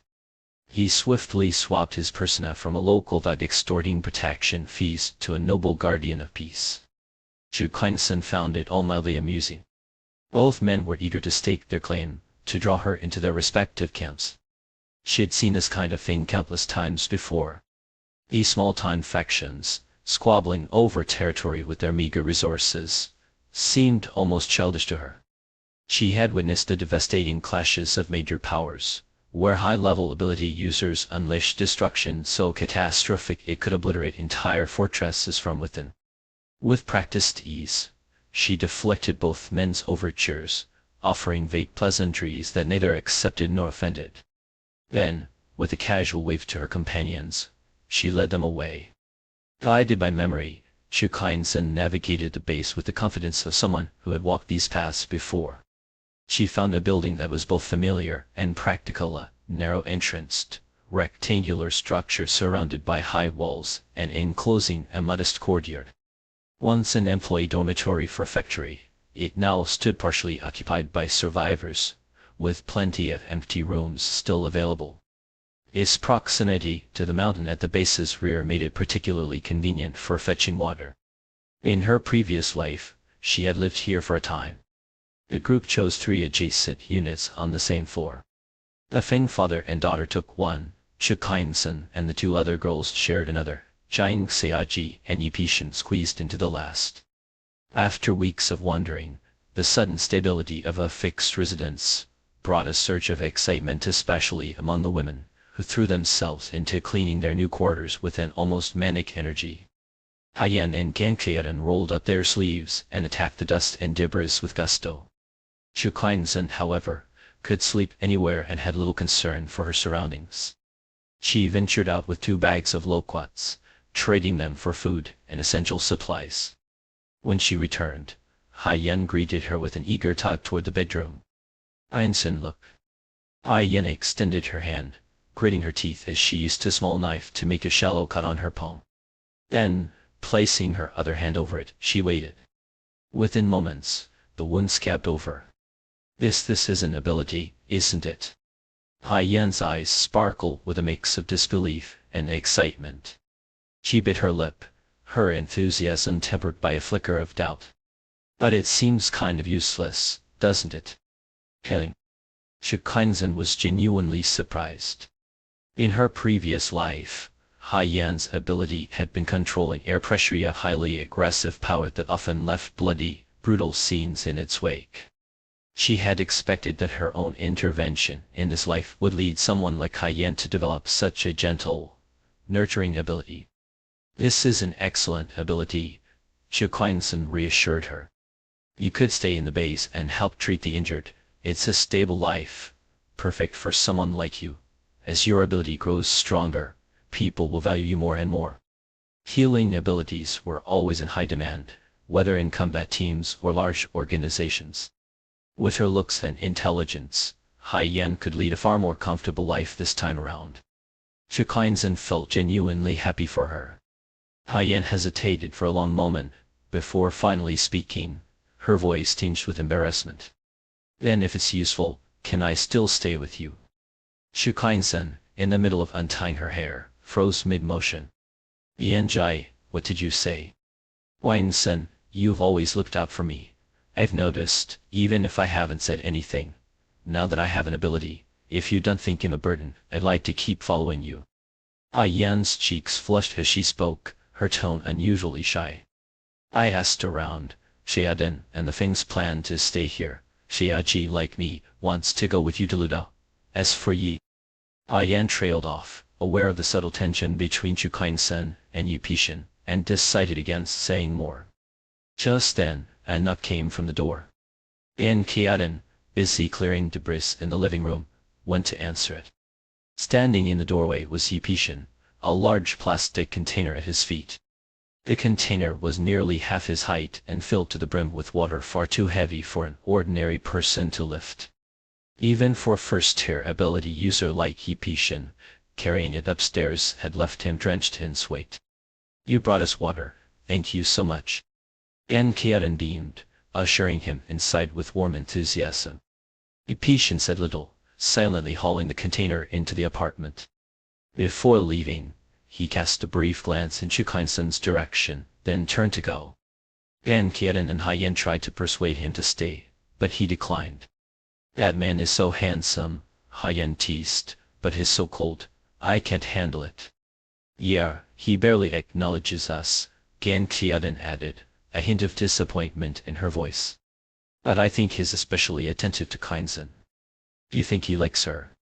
Qiadan nudged Chu Kainsen playfully. Chu Kainsen almost jumped.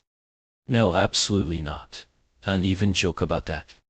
Well, this much water is enough for all three of us to take a bath, Hai Yan interjected, steering the conversation away. Wang Sen, do you want to go first? Qiadan and I are planning to explore the base and see if we can find some clean clothes to change into. After the others left, Chu Kainsen was finally alone. She took out the remaining second-tier magic seed and consumed it. Even for someone of her level, it was wise to overuse such resources in a short period, so she had carefully spaced out the consumption of the 2 seeds. A familiar sensation coursed through her body as her abilities advanced once more. Still, the journey to the 3rd tier was a long one. The higher the level, the harder the climb. Besides consuming magic seeds, close combat with monsters and the repeated use of abilities in life or death situations were also effective ways to grow stronger.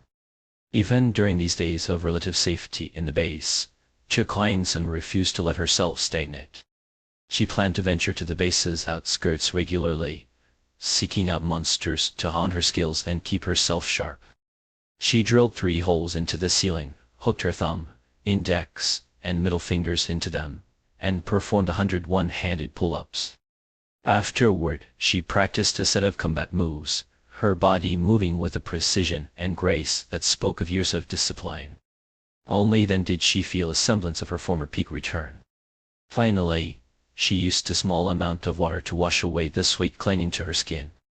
The water, drawn from the nearby mountain, was clear and refreshingly cold.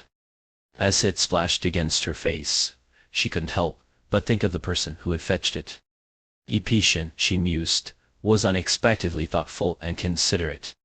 The realization left her momentarily dazed. Even Hai Yan's ability had changed in this life. Perhaps Epetian, too, might find a new path for himself. Over the next few days, the group became more familiar with the base's dynamics. The largest organization here was the Holy Angel Church, the same group they had encountered at the entrance. Based in an industrial park's medical research center, the church had risen to prominence after the apocalypse. Its medical staff and researchers had stepped forward to aid and shelter refugees, earning widespread respect. With their rallying cry of unity and mutual aid, they had attracted a significant following. Among their ranks were over a dozen ability users, making them the de facto leaders of the base. Even independent groups like Chen Wei's and Peng Hoyas generally complied with the church's directives. It was thanks to the church's efforts that the base's security, though tenuous, had not completely deteriorated. News of magic seeds, powerful items found within high-level monsters, had begun to spread through the base, sparking a surge in hunting expeditions. Every morning, the parking lot outside the base gate buzzed with activity as teams of various sizes set out, their vehicles kicking up clouds of dust. By evening, some returned triumphant, their spoils in tow. Others limped back, battered and bereft, mourning lost comrades. And some never returned at all. One evening, as Gang Xiaodan returned laden with supplies, she was startled to find Chu Kainsen at the door, her face streaked with blood. Wang Sen, what happened? Are you hurt? Chu Kainsen, who had been vanishing at dawn and returning in disarray, waved off the concern. It's nothing, just a scratch. Gang Xiaji, trailing behind her, looked on the verge of tears. It's all my fault. I insisted on going with Kainsen to hunt monsters, and I ended up being a burden. Chu Kainsen ruffled his hair without a word. In time, he would have to grow accustomed to injuries. They were an inevitable part of this life. Her gaze drifted to the bags in Gang Xiaodan's hands, filled with food, clothing, and even a weapon. Such items were precious commodities now. While Chu Kainsen could trade her stockpile of magic seeds for them, Gan Xiaodan's acquisitions were undoubtedly hard-won. Gan Xiaodan's face flushed. I ran into Brother Hoyo a few times, the guy who stopped us on the first day. She shifted nervously, eyes downcast. He's actually really nice. He's been looking out for me, and even said he was wrong that day. He asked me to apologize to you on his behalf. From the bag, She pulled out a long knife and handed it to Chu Kainsen. He asked me to give this to you as a token of his apology. The blade had been crafted from the sharp appendages of a monster, with a handle and sheath meticulously fashioned from leather. Compared to the easily dulled weapons most people used, it was a significant gift. Chu Kainsen frowned. Hai Yan emerged from her room, her hair still damp from a recent shower. Kainsen, you're hurt. She pulled Chu Kainsen inside and sat her down, retrieving a first aid kit to tend to the wound on her head. My ability is so weak, Hai Yan lamented. I can only use it a few times a day before it's completely drained. You told me to practice more, so I went to help at the Holy Angel Church's medical tent, but after treating just 2 people, I was completely spent and drenched in sweat. Now I can't even help with your injury. It's fine, Chu Kainsen reassured her. And an ability user, I heal quickly on my own. Hai Yan relaxed slightly, but continued to apply the medicine with meticulous care. Remembering the earlier conversation at the door, she turned to Geng Xiaodan. Xiaodan, stay away from those people. Chen Wei and Peng Hui are no good. They're only interested in Kainsen's abilities and are trying to use us to get to her, and get involved and cause trouble for her. Geng Xiaodan pressed her lips together, saying nothing. Chu Kainsen knew the warning had fallen on deaf ears. Everyone was their own person, with their own choices to make.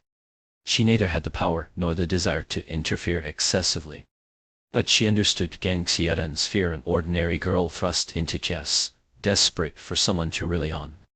Xiaodan, Chu Kainsen said seriously, when he Mingjin left with Xie Xiaoban, I tried to stop her. I couldn't. Now I hope I can stop you. Those people can't be trusted.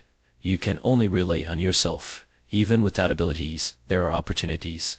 The repair station is hiring mechanics, and the hospital needs nurses. You should consider those options. Geng Xiaodan's eyes reddened. She opened her mouth as if to argue, but ultimately said nothing. Instead, she nodded quietly. You're right, Kainsen. I'll listen to you. Xiaodan, let's go to the aid station at the gate tomorrow, Hai Yan suggested, patting her shoulder.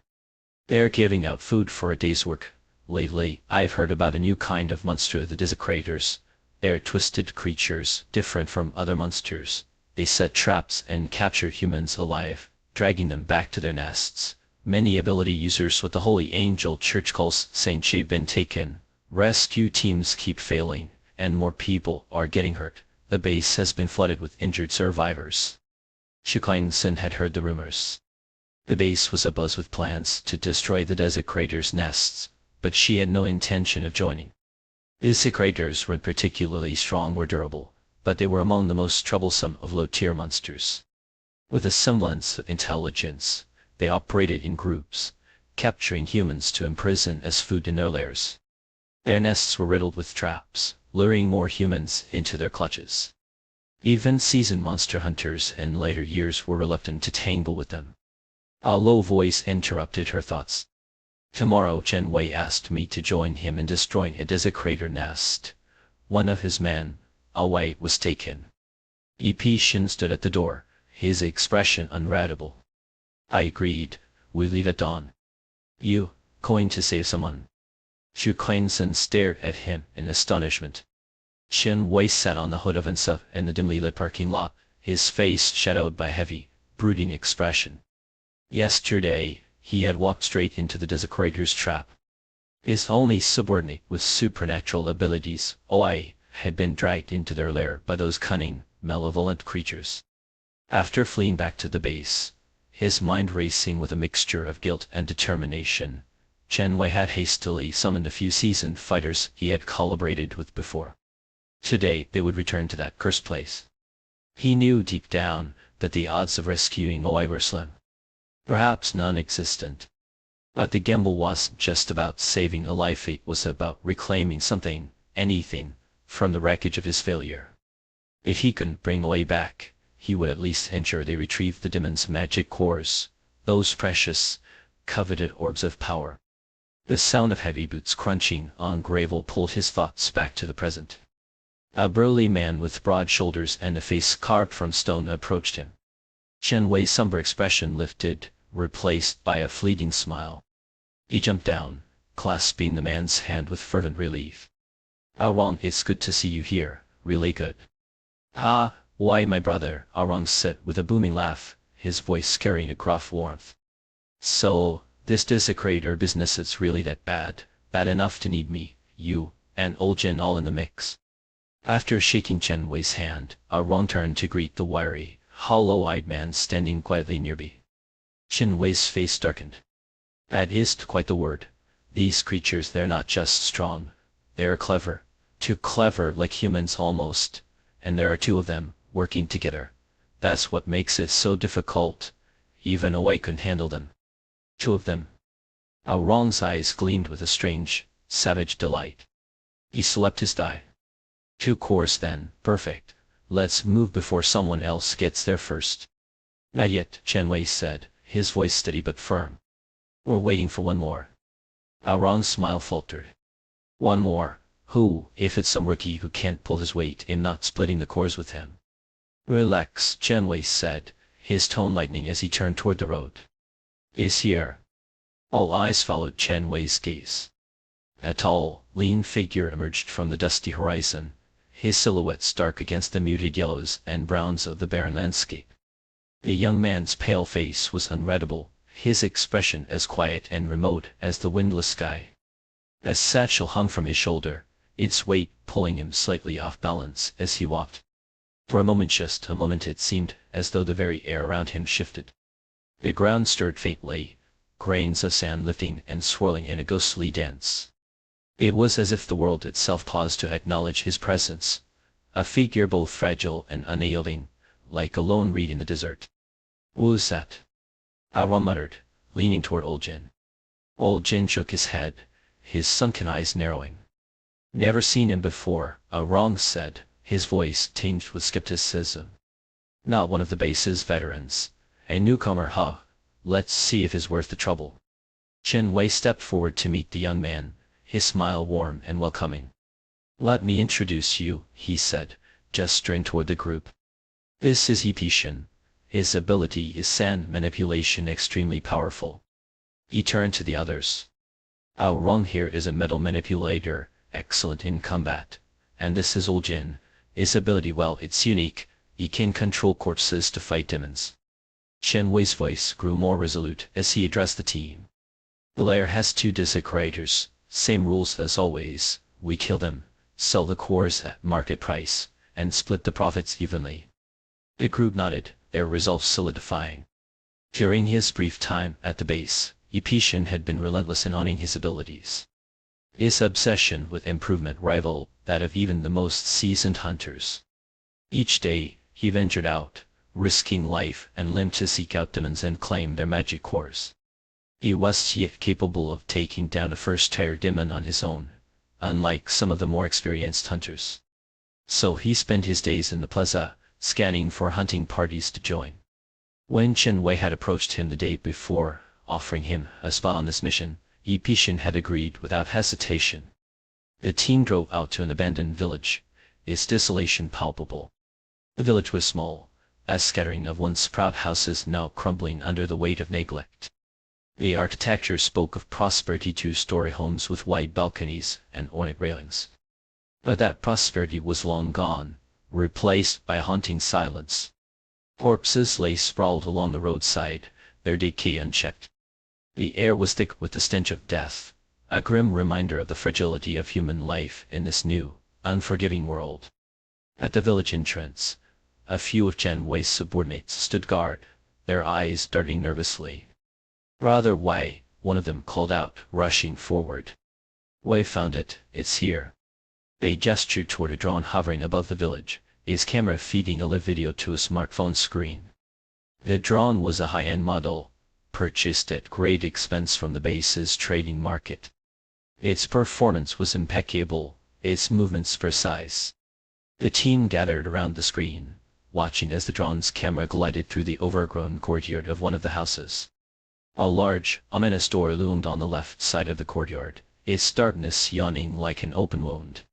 Blood stains trailed down the steps, their sinister path leading into the unknown. Check closer, Chen Wei instructed. Fight inside. The drone hesitated at the threshold before slipping into the shadows. The screen flickered as the signal weakened, the walls of the house interfering with the transmission. The image grew unstable, the feed cutting in and out. Inside, the camera revealed a vast hall, its floor slick with congealed blood and strewn with mangled remains. Flies buzzed in chaotic patterns, their frantic movements a macabre ballad of decay. The drone's lens caught a sudden, jarring image, a corpse pinned to the wall, its lower half missing. Its bulging eyes stared directly into the camera, an accusation frozen in death. One of Chen Wei's subordinates gagged, dropping the remote as he turned away to retch. Useless. Chen Wei snapped, snatching the controller. He maneuvered the drone deeper into the hall. At the far end, shrouded in shadow, was another doorway. A man was suspended from the frame, his hands bound tightly above his head. Though the dim light obscured his features, it was clear he was alive. His legs kicked weakly, and his muffled cries seeped through the gag in his mouth. Chen Wei guided the drone closer, intent on identifying the man. Suddenly, a blood-soaked claw shot out from the darkness, slashing at the camera. The screen jolted violently before going black. The team exchanged uneasy glances. Are you telling me those monsters are smart enough to use live bait to lure people in? Ah Wang asked, his disbelief tinged with unease. The sand beneath their feet began to shift, each grain trembling as if stirred by an unseen force. A gust of wind swept through the group, carrying with it a rising storm of yellow dust. Ipitian's eyes burned red, his fists clenched so tightly his knuckles turned white. The storm mirrored his inner turmoil, wild and unrestrained. Hey, calm down. Chen Wei grabbed his arm, shaking him. We haven't even gone in yet. Ipitian closed his eyes, his chest heaving as he fought to regain control. The storm subsided, the sand settling once more. How many are alive in there? He asked, his voice low and strained. We don't know, Old Jin answered, his voice heavy. But it won't be many. These desecrators, they don't eat the dead, they keep their victims alive, feeding on them slowly. Old Jin's gaunt face seemed even more hollow as he spoke. I've seen it before. A friend of mine was taken by them once. When we found him, he was still breathing, but he wasn't human anymore. I had to end it myself. With a sharp gesture, Old Jin crossed his fingers over his chest, muttering a low incantation. The corpses by the roadside began to stir, their broken forms rising under his command. Let's go, Chen Wei said, his voice steady. They followed the reanimated corpses into the desecrator's lair. Meanwhile, Shu Kleinson sat in the St. Angel relief station, watching Gao Yan tend to the wounded with tireless determination. Gao Yan's abilities were weak, her energy depleted after just a few uses. Most of the time, she worked alongside the nurses, applying bandages and administering medicine. But even with her limitations, she was one of the few ability users willing to serve in such a capacity. The religious organizations revered her, calling her a saint. Her work was simple, her rewards modest, just enough food to survive. Gao Yan's friend, Gin Qiaodan, wasn't so fortunate. She had been assigned grueling, filthy tasks, her body drenched in sweat as she toiled without rest. Wang Sun, Gao Yan said, sitting beside her during a rare break. You did go hunting today, that's unusual. They'll head out soon, Shu Kleinson replied, her tone distant. Are you worried about Xiyi? Gao Yan asked, handing her a cup of water. I heard he's heading to a desecrator's lair. Are they really that dangerous? Worried about him? Shu Kleinson scoffed, taking a sip. He's not going to die, and besides, this is his choice. If he wants to grow stronger, he'll have to face demons sooner or later. I can't babysit him forever. But even as she spoke, unease nodded her. Maybe I should check on him, she thought. Just to be sure. She told herself it was about the magic cores. In the darkened hall of the desecrator's lair, a massive hand of sin crushed one of the creatures, its body writhing as it let out a piercing shriek. Wrong's blades, sharp and unrelenting, struck the desecrator's head, piercing its skull. A green core tumbled from the gaping wound, its glow vivid against the blood-soaked floor. Aaron wiped the sweat from his brow, picking up the core with a triumphant laugh. "Not bad, kid. How'd you know their weak spot was the back of the head? Fought them before?" "No," Epician said, his breath ragged. "A friend taught me." Without pausing to rest, he moved to the doorframe, cutting down the man who was bound there. "And that was tough," Chen Wei said, extracting the second core. "But we managed." Old Jin sat on the floor, clutching a minor wound on his arm. The man they had rescued was trembling, his eyes wide with terror. "Where are the others?" Chen Wei asked, pulling the gag from his mouth. "Did you see someone named Edgy?" "They're in the basement, all of them," the man cried, scrambling toward the exit. "People, and more demons." The team froze, their eyes turning to the staircase leading down into the darkness. From the shadows at the bottom of the stairs, two pairs of blood-red eyes stared back at them. Another two desecrators. Chu Kleinson arrived at the village just in time to see Chen Wei's group fleeing in disarray. She grabbed Chen Wei by the collar, her voice sharp. "Where's Epician?" "He is still inside," Chen Wei stammered, pointing to the house. "We killed two desecrators, but there were two more in the basement. We couldn't hold them off. Chia Yi and Old Jin they were dragged in." When the creature dragged Old Jin into the abyss, Epician's first instinct was to seize his hand. In a narrow stairwell, Old Jin was being pulled downward by an overwhelming, inhuman force. "Don't let go of me, don't let go," he screamed, his voice raw with terror, his body clinging desperately to the staircase. His fingers, clammy with sweat, gripped Epician's hand with such ferocity that his knuckles turned white. The sudden appearance of the monstrous entities had caught them off guard. Their abilities, depleted from the relentless battles prior, were now but faint embers of their former strength. Epician, summoning the dregs of his power, conjured a wall of sand to block the stairway behind them, a fragile barricade against the desecrators clawing their way upward. He could feel the hollow edge within his body, the void where his energy once surged, a gnawing emptiness that threatened to consume him. Chen Wei and Aaron exchanged a fleeting glance, their faces pale with dread. Without a word, they turned and fled, abandoning their comrades to the shadows. "Don't leave me, don't let them take me." Old Jin's voice cracked, his cries a symphony of desperation and despair. He knew with chilling clarity what awaited him if he was dragged into the dark of fate worse than death, a torment that would strip him of everything human. Epician's brow furrowed as he summoned the last vestiges of his strength, the coarse grains of sand swirling around him in a futile attempt to restrain the desecrators. He wrestled against the monstrous force, his body trembling with the effort. And with a deafening crash, the sand wall crumbled. Old Jin was yanked downward in an instant, his screams echoing through the pitch-black stairwell, a haunting refrain that lingered long after he was gone. Another desecrator lunged forward from the shadows, its grotesque form a blur of malevolence. Its clawed hand clamped around Epician's ankle, dragging him into its grip. Before he could react, the creature swung him like a rag doll, slamming his body against the unforgiving wall. The impact drove the air from his lungs, and a burst of blood spilled from his lips. There was no reprieve. The desecrator hurled him again, his body colliding with the ground in a sickening thud.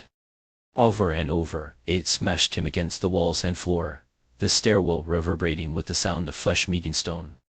By the time it stopped, Epician lay limp, his body broken and unresponsive. The acrid stench of blood filled his nostrils, sharp and metallic. He felt himself being dragged across a floor slick with viscous, unidentifiable fluids. His eyelids fluttered, and through the haze of pain, he caught glimpses of dim, filthy walls. The walls were lined with human figures, bound and motionless. Their eyes, glassy and devoid of life, stared blankly at him, this newest addition to their macabre collection. The desecrators hauled him onto a platform, their movements grotesquely efficient. They bound his wrists and ankles with coarse ropes, their rough tongues lapping at the blood that seeped from his wounds. Epician tried to summon his power, to draw forth even the faintest flicker of energy. But his body was a barren wasteland, a dried-up river that offered nothing, but the agony of its emptiness. His eyes widened in the dim light, catching the pale, corpse-like skin of the creatures that loomed over him. The scene before him blurred and shifted, merging with fragmented memory, static, painful, and unrelenting. His mind spiraled into disarray, a maelstrom of fear and confusion. From the depths of his being, a dark, primal hunger began to stir. It was a whisper at first, a subtle suggestion that grew louder, more insistent. "Let go," it urged. "Surrender to it, and you'll be free of this fear forever." A voice, soft and serpentine, slithered through the darkness. It spoke to him, coaxing, tempting. But then, faint and fragile, a glimmer of light appeared in the distance. A warm golden glow, barely perceptible, flickered on the edge of his vision. It was elusive, trembling as if it might vanish at any moment. The word rasped from Epician's throat, hoarse and defiant. Xu Cainzhen stepped cautiously into the basement, the air thick with the cloying stench of blood. The floor beneath her boots was sticky, the congealed liquid clinging to her soles with every step. From the shadowy depths of the room came strange, guttural sounds. Her night vision, unnervingly sharp, pierced through the gloom. At the far end of the room, a platform rose from the carnage. Upon it sat a man, his body drenched in blood and filth. His gaze was vacant, his expression eerily detached. Suspended above him were countless grains of crimson sand, swirling and compressing in a relentless dance. From the writhing clusters, viscous, otherworldly blood dripped steadily, pooling on the ground below. The basement was filled with captives, their faces pale and lifeless. But the monsters were gone. No, not gone. Yet. Crushed into pulp, their grotesque forms obliterated by the unyielding force of the blood-soaked sand. The man on the platform was Epician. In the throes of desperation, he had broken through to the second tier of power. Without the aid of a demonic seed, he had achieved the impossibly self-driven ascension. Saints, those rare and extraordinary individuals who battled monsters to enhance their abilities, often reached a critical threshold. Without the boost provided by a higher-tier demonic seed, further progress was nearly unattainable. This was why so many risked their lives to consume the seeds, despite the peril. But there were exceptions, geniuses who, in the crucible of life and death combat, unleashed untapped potential to shatter their limits. Xu Cainzhen now stood before one such prodigy. Even his fiercest adversaries, those who loathed him with every fiber of their being, could not deny his brilliance. The Yellow Sand Emperor, they called him, a name spoken with equal parts reverence and fear. She stepped carefully through the sludge, her boots squelching in the mire as she approached him. Despite his newfound power, Epician appeared fragile, his youthful face pale and drawn. His body trembled, his eyes white with lingering terror. "It's over, the monsters are dead. You killed them, Xiaoyi. Relax," she said softly, her voice steady and calm. A faint golden light glowed in her palm, its warmth cutting through the oppressive darkness. She moved it closer to him, the gentle illumination casting his blood-streaked face in a softer hue. Her ability, though unremarkable in combat, had its purpose. It soothed, calmed, anchored those on the brink of losing themselves. Though Epician had already ascended, Xu Cainzhen could see the strain etched into his features. She wanted to help him find his equilibrium, to tether him back to reality. Gradually, recognition dawned in his eyes. He looked at the light, then at her, his lips parting slightly as the tension drained from his body. He collapsed, his strength finally giving out, and the crimson sand suspended in the air disintegrated, scattering to the ground. Xu Cainzhen caught him as he fell. For a fleeting moment, she thought she saw a glimmer of moisture in his eyes, a trace of something deeply human. She lit a torch, its flame illuminating the horrors of the room's mangled remains, the blood-soaked walls. But her expression remained impassive as she moved among the survivors, cutting their bonds and freeing them. From the carnage, she retrieved 2 demonic seeds, slipping them into her pocket. "The monsters are dead. If you can move, get out on your own. If not, stay put and wait," she instructed, her voice firm. She hoisted Epician onto her back and turned to the others. Epetian, his body spent from the ordeal, was unable to walk. Chu Kleinsen carried him out of the basement, laying him down in a clean corner of the main hall. "Wait here," she said, rising to her feet. But as she turned to leave, he reached out, his hand clutching at her sleeve. "What is it?" she asked, her tone neutral. He averted his gaze, his brow furrowed in hesitation. After a moment, he released her, his long, pale fingers slipping away. Chu Kleinsen left the hall, calling Chen Wei and Rong back from their hiding spot. She ordered them to retrieve the survivors from the basement. One by one, the captives were brought to the surface. Those who could still move instinctively avoided Epetian, keeping their distance from the man who had single-handedly annihilated the creatures. A young girl, trembling and unsteady, nearly tripped over his foot. She froze when she saw his face, a muffled gasp escaping her lips as she stumbled backward. Whispers filled the room, hushed and fearful. Epetian sat in silence, his damp hair obscuring his eyes. His expression was unreadable, veiled in shadow. "Can you stand? We're leaving," Chu Kleinsen said, extending her hand. Her patience for the crowd was wearing thin. Epetian nodded, grasping her hand and rising slowly. Together, they walked toward the exit. "Wait," a voice called from behind. Oljan hobbled forward, his movements labored but deliberate. "Brother Epetian, thank you. Words can't express my gratitude. I owe you my life. We'll meet again." Epetian inclined his head slightly, acknowledging the sentiment with a quiet hum. Outside, Chen Wei leaped from a vehicle, his demeanor unnervingly cheerful. He showed no sign of shame for abandoning Epetian earlier. "Brother Epetian, no. Brother Yi, you saved us all," he exclaimed, gripping Epetian's hand with exaggerated enthusiasm. "If it weren't for you, my brother Wei wouldn't have made it." He gestured to the car, where Wei, missing an arm but alive, offered a solemn salute. Chu Kleinsen opened the car door and nudged Epetian into the passenger seat. As the engine roared to life, a knock on the window startled them. The young girl from before stood outside, twisting the hem of her shirt. I just wanted to say thank you for saving us," she stammered, her voice barely audible. The car sped off, the road stretching endlessly ahead. Chu Kleinsen glanced at Epetian, his face still obscured by his hair. But his lips, once tightly drawn, now softened ever so slightly. Feeling better after a little gratitude, she teased, tossing the demonic seeds onto his lap. "Keep these, you've outgrown them, but you can sell them for supplies. And stop risking your life for others. One day you'll get yourself killed, and I won't be around to save you." His lips tightened again, his expression darkening. "Touchy, aren't we?" she thought, amused. The great yellow sand emperor so unpredictable. By the time they reached the base, the sky was tinged with the golden hues of dusk. The 2-hour drive had given Epetian time to recover, his injuries now barely visible.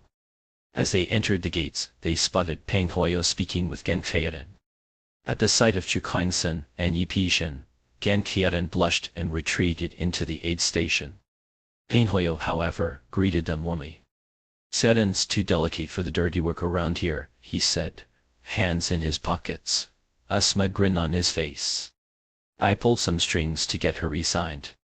That's a nurse's job. Every nurse here is a woman. There's no special treatment," Chu Kleinsen replied coldly. Peng Huoyo's smile faltered, his face darkening. Suddenly, the base was filled with the wail of alarms. "It's here," Chu Kleinsen thought, her heart racing. "A second-tier demonic seed. I won't let any of them escape. Attention all personnel, attention all personnel. A large wave of demonic creatures has been spotted approaching our base from the northwest. All combat class saints, assembled at the main gates immediately. All support class saints, report to the relief station at once." The broadcast blared across the base, its urgency slicing through the air like a blade. "I repeat, all personnel, follow the directives and gather swiftly. Together, we stand united, and under the protection of the divine, we shall vanquish these demons." The sharp, commanding tone of the announcement sent a ripple of unease through the hearts of everyone within earshot. For a moment, An oppressive silence hung over the base, broken only by the hurried shuffle of boots against the cracked concrete. If this sanctuary fell, it would be cast back into the wilderness, a barren, merciless expanse teeming with monstrosities that lurked just beyond the veil of safety. People began to move, some with purpose, others in frantic disarray. Among the chaos, figures bearing the emblem of angelic wings knelt in clusters, their heads bowed, murmuring fervent prayers for divine intervention. Even those who claimed no faith found themselves whispering silent pleas, their lips forming words they hadn't uttered in years. From the depths of the relief station emerged a squadron of warriors, their every step exuding a quiet confidence. They were a motley group, men and women, young and old, yet their movements were synchronized, their resolve palpable. They wore armor fashioned from the exoskeletons of slain demons, and in their hands, they carried weapons forged from the twisted remains of their enemies. They were no ordinary soldiers, they were saints, a battle-hardened force shaped by survival and sanctity alike. In their midst, a nurse stood out, her presence incongruous yet magnetic. She was strikingly beautiful, her long, chestnut curls braided neatly and draped over her chest. The pristine white of her uniform seemed almost too delicate for the grim scene unfolding around her. She turned her gaze toward Jukain-sen, a faint smile curving her lips. "Bang Hoyo, keep up, it's time to assemble." Her voice was melodic, the kind that could disarm even the most cynical listener. Bang Hoyo straightened immediately, his usual bravado tempered by a hint of deference. "On it," he called, before turning to Jukain-sen and Yupishin. "You two coming, if the base falls, none of us will have a place to go." Jukain-sen exchanged a glance with Yupishin, her brow arching slightly. "You good to go?" Yupishin gave a curt nod, his expression unreadable. Without another word, the three of them joined the stream of saints heading toward the gates. The nurse, her smile unwavering, looked them over as they approached. "And who are these two?" she asked, her tone light yet prodding. Bang Hoyo, now uncharacteristically subdued, replied with a touch of nervousness. "New arrivals to the base. This lady here is a strength-type saint like me, and this guy's ability is sand control, I think." Jukain-sen felt a flicker of irritation. So Bang Hoyo had been digging into their backgrounds. She masked her annoyance, though, as the nurse stepped forward and extended a hand delicate, alabaster, and impossibly smooth. "Thank you for coming to help," the nurse said warmly. "Ben Fiinju, a member of the Holy Angel Relief Society." "Jukain-sen," she replied, shaking the offered hand. The touch of Fiinju's skin was like polished silk, but for reasons she couldn't quite articulate, an inexplicable unease stirred within her. Had they met before? The name and face sparked no recognition, yet the feeling lingered, like a shadow at the edge of her thoughts. At the gates, a makeshift barricade was under construction. The original iron bars, reinforced with an assortment of steel plates and scrap metal, stood over a deep trench. But it was clear to anyone who looked at the defenses, when pulled against a determined assault. People scrambled to pile debris against the gate, their movements frantic, their faces taut with fear. Yupishin stepped forward, his gaze sweeping the scene. "Let me try something," he said quietly. Dropping to one knee, he pressed his palms against the earth, his brow furrowing in concentration. The ground trembled faintly beneath them, a low, guttural rumble rising from the depths. Before their eyes, a wall of earth began to rise, its surface rough but solid, its height and thickness increasing with astonishing speed. It grew until it sealed off the gate entirely, its edges seamlessly merging with the surrounding fortifications. As if that weren't enough, a staircase formed along the inner side, leading to the top of the wall. The crowd stared, slack-jawed, as Yupishin stood and dusted off his hands, his breath coming in shell gasps. Someone broke the silence with an incredulous shout. "Ollie, how did you do that? Are you an Earth-type saint? I know someone with Earth powers, but they can barely manage a short wall before collapsing. This is insane. You've saved us a ton of trouble, man." The praise poured in, a cacophony of admiration and disbelief. Yupishin turned toward Jukain-sen, a flicker of something pride in his otherwise stoic expression. She clapped her hands, a grin spreading across her face. "Amazing work," she said. "Absolutely amazing." In that moment, she saw a glimmer of the legend he would one day become, the Sand Emperor, a figure shrouded in both awe and mystery. The sun dipped lower, painting the sky in hues of crimson and gold. From the distant forest, a cacophony of startled cries erupted as birds and beasts scattered. And then, from the shadows of the trees, they emerged a dark, seething mass that moved with unnatural speed, hurtling toward the base like a living tide. On the wall, saints readied their weapons, their faces grim but determined. The air was thick with tension, the kind that settles in the chest and refuses to let go. Below, civilians worked feverishly, tossing stones and makeshift explosives toward the approaching horde. Chu Kleinsen's gaze sharpened as she scanned the oncoming swarm. Amid the chaos, her eyes locked onto her charged creature at the rear of the pack, its form slender and almost human. A third-tier demon, the Sleepless One. Her pulse quickened. Finally, she murmured, gripping her blade tighter. "It's here." The Sleepless One's face was frozen in a hollow smile, its lips unmoving, yet a voice slow and magnetic, laced with an otherworldly resonance emanated from deep within its core. The sound, dark and reverberant, coiled around Chu Kleinsen like an unseen predator. "You intend to kill me?" he asked, circling her in a slow, deliberate arc. "Do you think you can?" Its translucent, insect-like wings vibrated at a frequency so high it seemed to hum against the very fabric of the air, a sound that, paired with its echoing voice, stirred a disquieting sensation deep in the marrow of one's bones. In the early stages of their evolution, such creatures could only produce crude syllables. But as they advanced, their consciousness sharpened, their mimicry of human speech growing unnervingly precise. Some, particularly those skilled in mental manipulation, wielded language as a weapon, bending human will with a mere whisper. But Chu Kleinsen was no ordinary human. Hardened by a decade of survival in the apocalypse, her mind was a fortress, impervious to the influence of such low-level creatures. Her eyes, sharp and unyielding, tracked the Sleepless One's every move. Her left hand reached over her shoulder, drawing a second bloody gleaming silver weapon, that shimmered like water under moonlight. With a flick of her wrists, the twin blades spun through the air, slicing in perfect arcs around the creature's body before embedding themselves with surgical precision into its back. The blades returned to her hands as if summoned, their flight as fluid and precise as her movements. The Sleepless One's frozen smile faltered, its crescent-shaped eyes snapping open wide, pupils contracting into eerie concentric rings of black and yellow, spinning like a hypnotist's wheel. Its mouth gaped, releasing waves of soundless vibrations that rippled through the air like invisible daggers. Chu Kleinsen, standing closest to the source, bore the brunt of the assault. Blood trickled from her ears, and a wave of dizziness threatened to topple her. But she merely shook her head, her resolve unshaken. With a swift motion, she hurled the blades once more, their trajectory unwavering as they struck the creature's vulnerable back. The Sleepless One, a terror above her in strength, loomed over her with the oppressive weight of its superiority.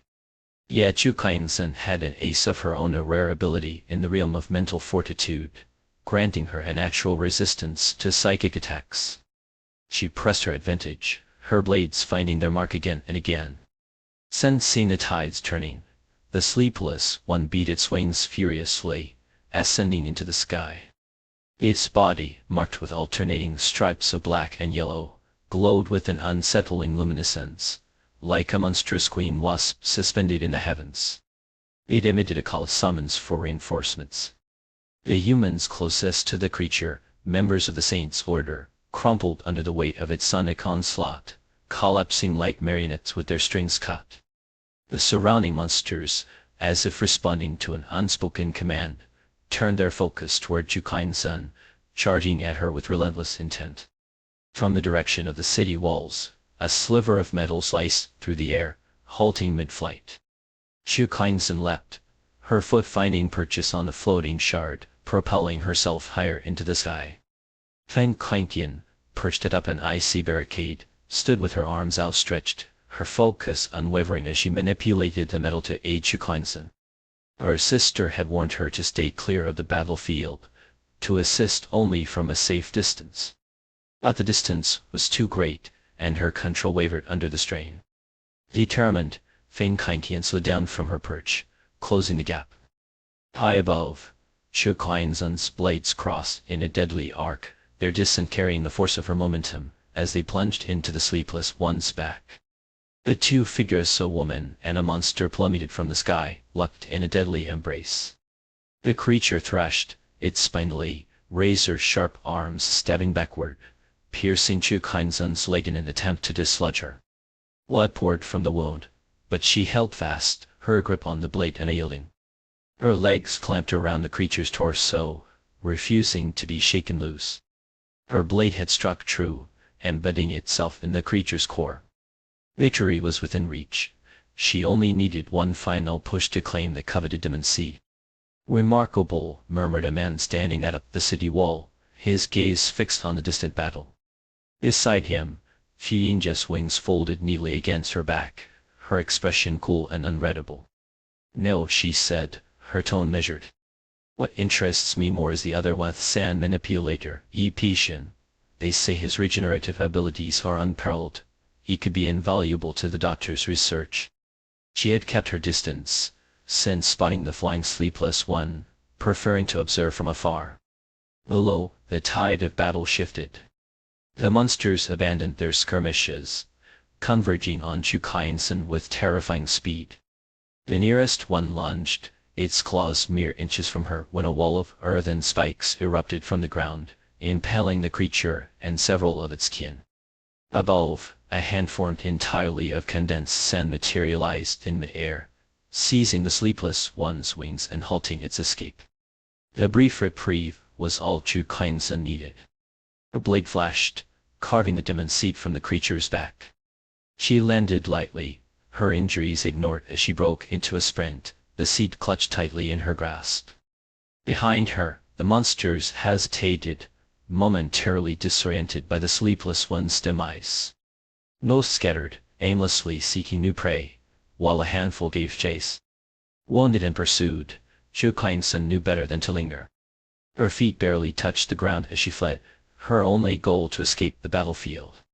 Unbeknownst to her, not far behind, a figure lay crumpled amidst the chaos, a man who had pushed his abilities beyond their limits. Yi Pishin lay motionless, his broken body swallowed by the advancing tide of monsters. Within the city, the defenders rallied, their efforts bolstered by the sturdy walls that shielded them. One by one, they dispatched the leaderless creatures, their victory hard-won by the time darkness fully enveloped the land. The cost, however, was staggering. On the icy barricades, bonfires roared to life, their flames casting flickering shadows over the devastated battlefield.